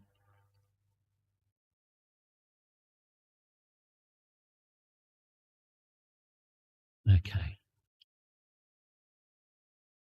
So it might start burning up soon, or it might not. Let's have a look.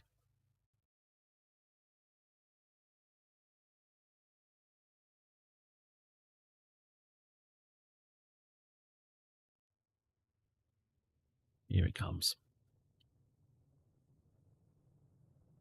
So we are due to miss. We're due to fall short. So we will be activating our engines at some point.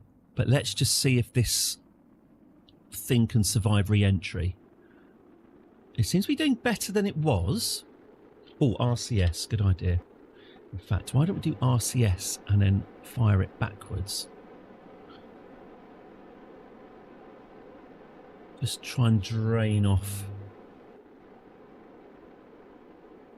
as much as we can. This is better. This is better. Once these temperature gauges calm down. Oh, once, yeah. What? What? Yeah. What?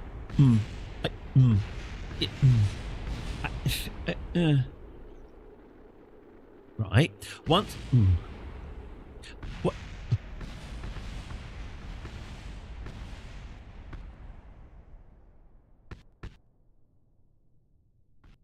The first one worked a lot better, didn't it? The first one worked a lot better. Right, last go. Last go. Yeah, what do I want to do? I want to go up.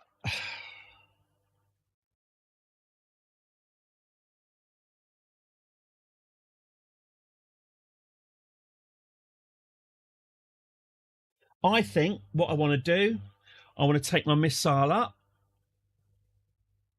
And then we want to take it up in a nice steep climb. And then kill the orbital speed and drop.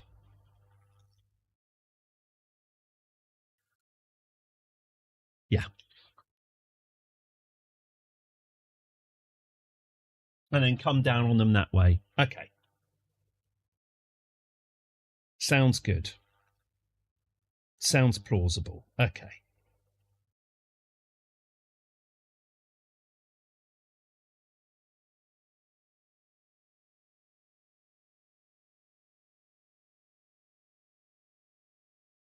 Last go. Let's go.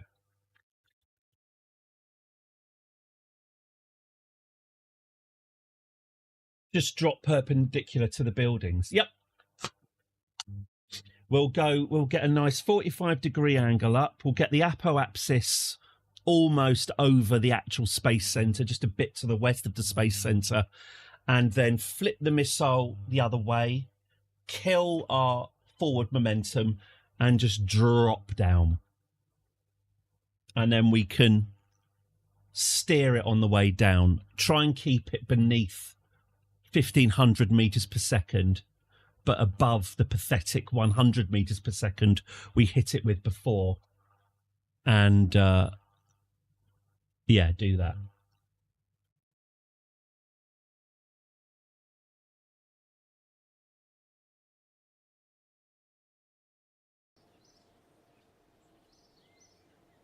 R.I.P. Kerbals.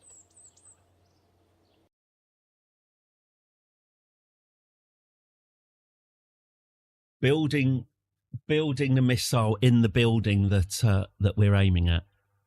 How does that work then? Are we just working? Have we just had an order from the? Have we had a purchase order from the desert terrorists saying, please, could you build us this missile and deliver it to our lair?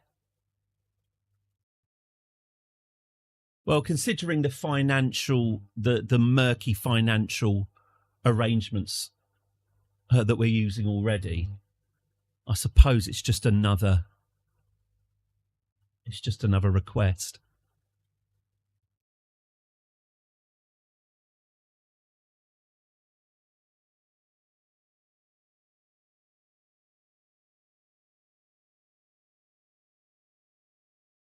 Should have finished as soon as we bounced it off the roof of the building. That was the moment.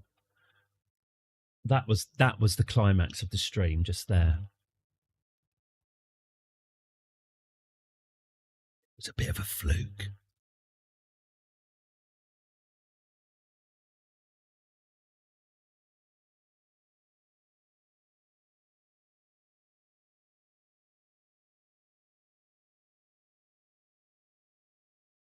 God, hurry up.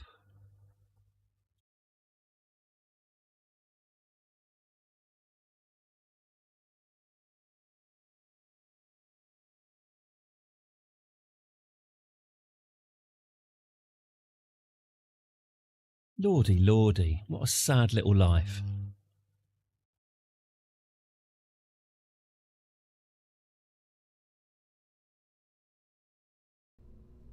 You've ruined my stream completely.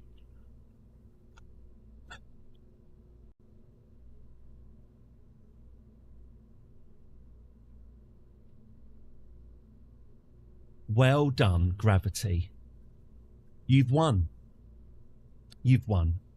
I hope it makes you very happy. Dear me. Okay, so last launch for the desert launch site, missile version 3. Let's get you up in space and raining down on those capitalist pigs. Let's get the apoapsis just westerly of the site, and then we'll deorbit.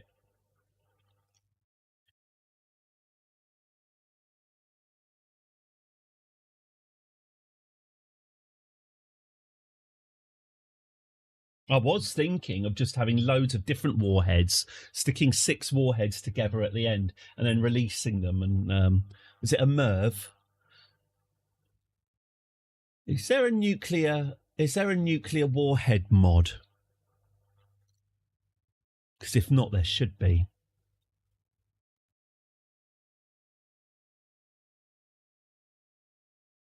Nuke the moon.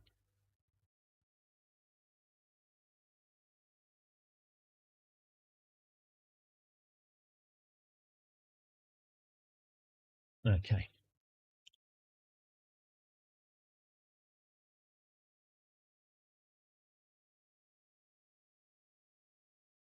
Bernie engines. Maybe Bernie engines should go.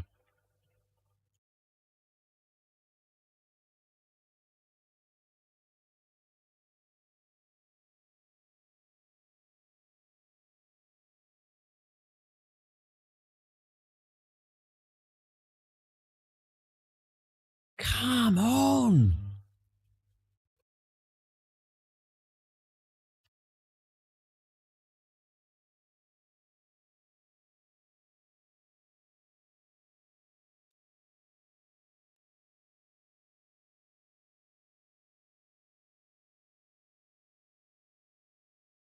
Fourth place is me. Oh.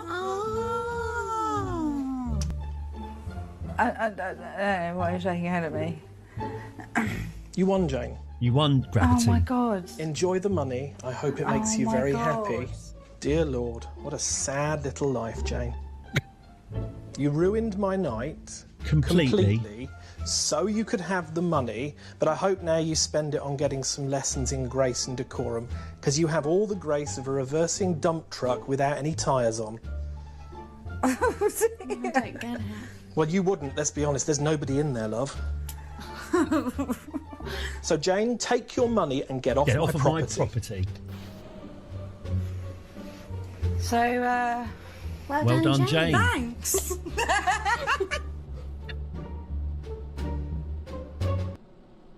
Thing is, the more I watch that, because I've not seen the actual episode, the more I watch it, the more I think, maybe Jane might have, you know, he might be right.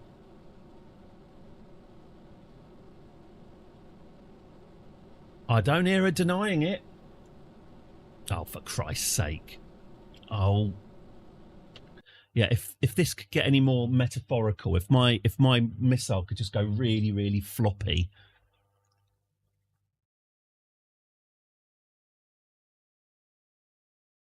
Comedy music bed.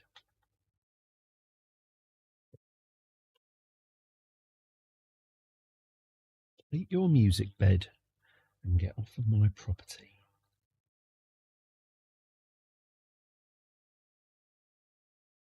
Okay. I'm not going to want to go very high on this, am I? I'm not going to want to go... I don't want to... Yeah, I want to go out of the atmosphere, but I don't want to go too high because I don't want to build up too much speed coming back down again. We need to get through the atmosphere, re-enter through the atmosphere fairly slowly, about 1,000, just under 1,000 kilometers a second, and then speed up once we're through, activate full engines and rain death and destruction down upon them. So, let's go straight up until it was a montage of failed terrorist attacks. What, that comedy bed?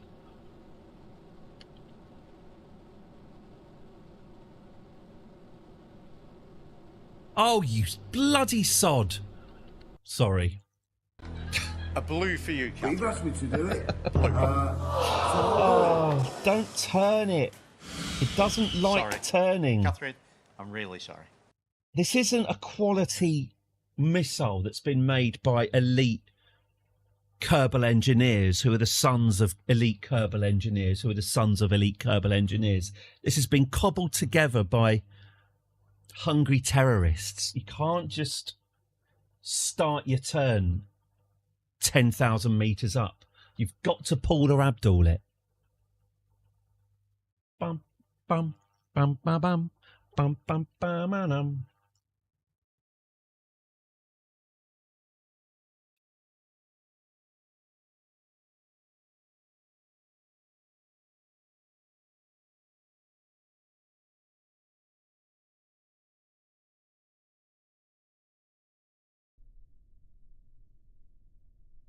Right then, Missile 3.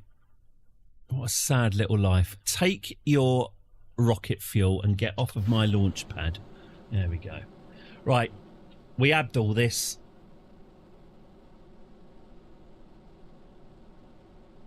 We get this the hell out of the atmosphere and then we turn it. Look at their rubbish runway for their shitty broken fighters.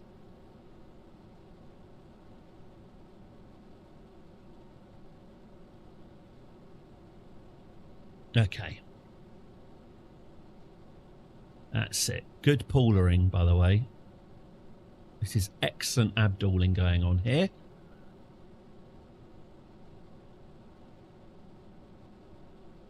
Yeah, very good, very good. Up we go, up we go, up we go.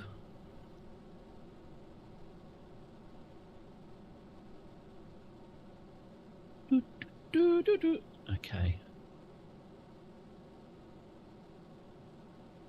What we're going to do, get this up to like 100,000 or something. Yeah, that seems like a good idea. All right. We'll cut the engines. We'll get ourselves... I bet we can tilt it now, can't we? You're going to let me tilt it now, aren't you? Yes. Okay. And we'll get ourselves sideways. And we'll get ourselves launched towards our enemy. Okay.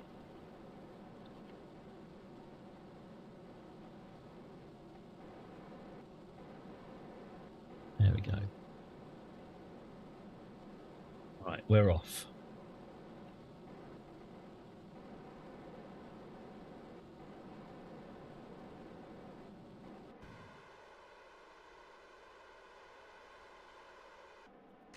Get rid of that stage.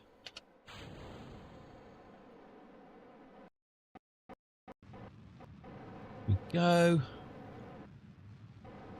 Lovely. Okay. Right. Right. Look after Mr. Bond.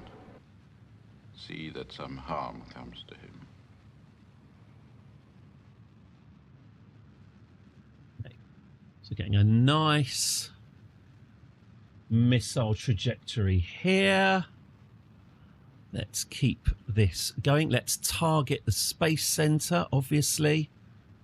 I'm escaping to the one place that hasn't been corrupted by capitalism. Good luck with that. Space. Space.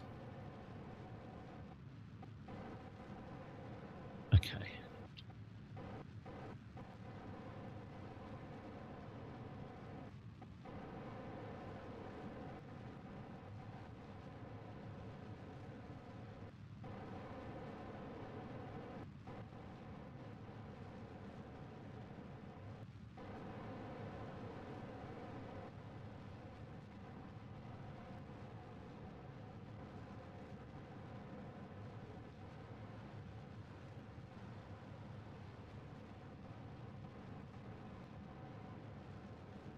Okay. So, as promised, here we are. Up we go. Now let's plot our trajectory down. Let's drop in on these tossers. Okay, so we'll add the maneuver there. And we'll bring this back.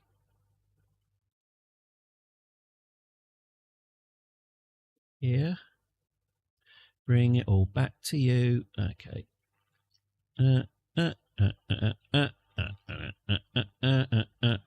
Okay. Bring it all back to you. Right. So we're going over the desert. Let's fast forward to our node as we pass over the desert, over the little peninsula. And oh, look, here we are. Here comes the Space Center. Join the army.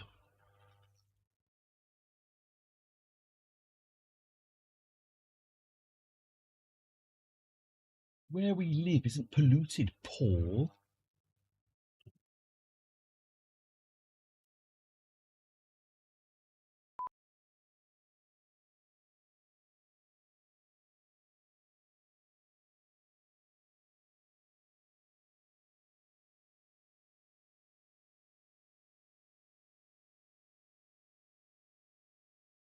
What do you mean? Yeah. No, I would double the price of petrol. That would force everybody to take public transport. There would be less pollution, less congestion, and everybody would get to work in half the time.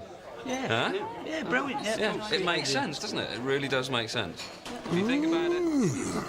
What an interesting opinion. I'm going to pass that off as my own at some point in the future.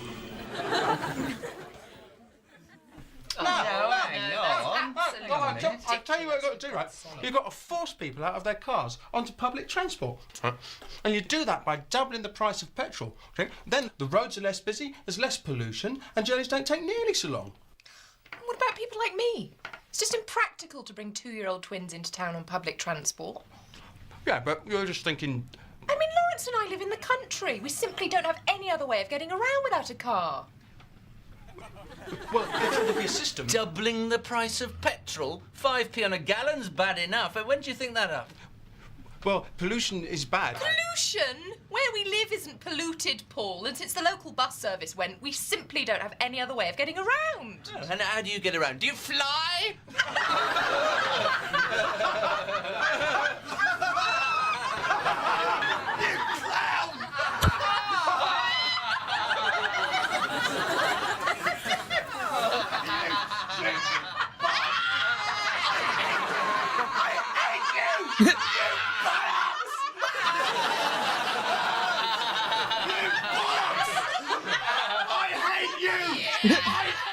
Passing off opinions as your own never works.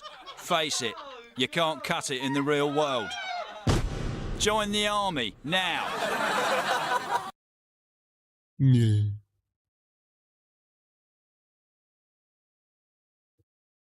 It's Arthur Matthews screaming, "I hate you, you bollocks!" that gets me every time.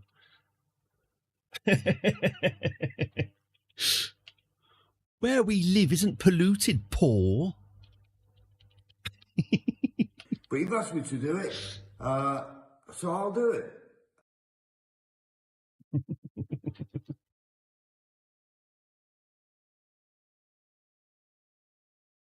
Okay, so last go at raining destruction down on these pricks. If this doesn't work, it doesn't work. It's 20-3 and I should be looking after my family. But we've had a lot of fun today, haven't we? That's how we're choosing to remember it. Okay, let's be on our way. Here we go. Here's our space centre. Oh, our orbital speed is actually all right. Let's see what we can do. Here comes the missile. Their little faces pressed against the single glazing, ready for a good laugh. Well, let's see what we can do about that. Here we go. This is looking all right. This is looking okay. Let's get through the atmosphere and then fire up the engines and give it another go. Here we come. I can hear the air raid sirens kicking off. I'm going to try a little course correction. Okay.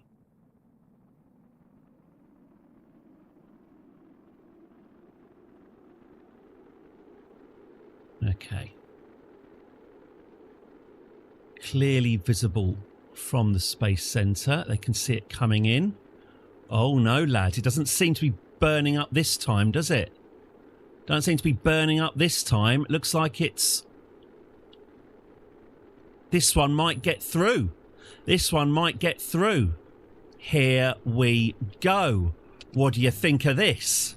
Eh? What do you think of this? Here we go. Here we go. Justice! Justice! Okay. This is exciting. Right, we're gonna separate off onto our final warhead. Here it comes. Here we go.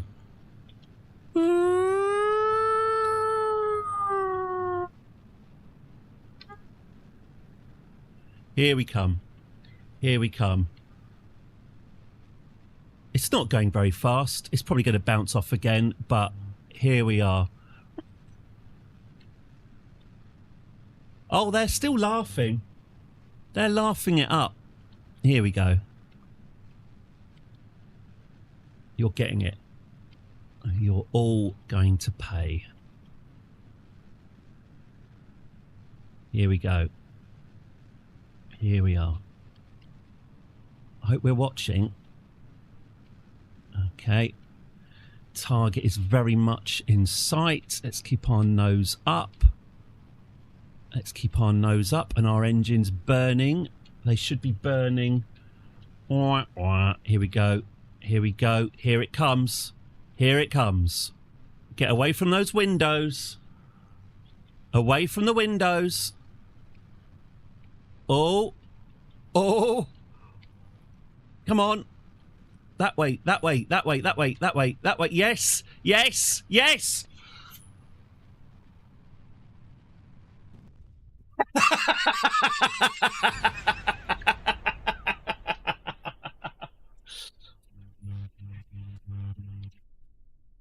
Well, a message was sent. You know, I think they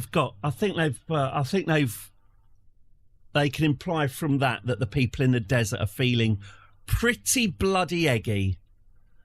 That's 2 missiles come in with a direct hit. Buildings don't eat planes. I'm sorry, I just don't buy it. No, I'm sorry, I just don't. There's just too many unanswered questions. Well, there you go. It's a smudge on the window. That was exciting, though, wasn't it? I enjoyed that. Good. Good, good, good, good, good. Oh, the genuine giddy thrill of guiding a missile into a building of innocent people. God, I tell you what, I think I know which job I'm going to be applying for. I enjoyed that. Excellent. Good. Well, thank you very much for that slightly weird day. Due to this being... Oh, God, how can I put this?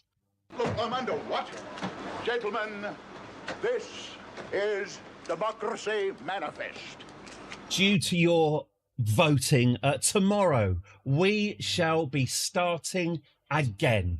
We will start building our mission to and from Eve from scratch. The watchword will be light. It'll be a little chair on a little strut thing, and that's all that we'll.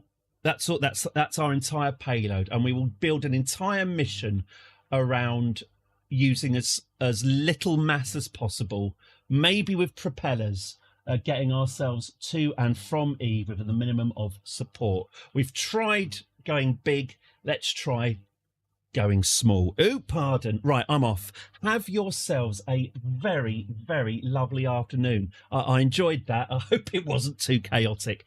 Make sure you all, as always, make sure you hydrate and get some vitamin D. Yeah, I'm back tomorrow, 10 o'clock, for Journey to Eve, Year Zero. Every weekday, 10 till 2. Please have a lovely afternoon. Thank you so much. I've really enjoyed it. And I will see you tomorrow morning. Hey! Oh, Charlotte. Muddy, muddy Charlotte. Lovely. Right, good. I'm off.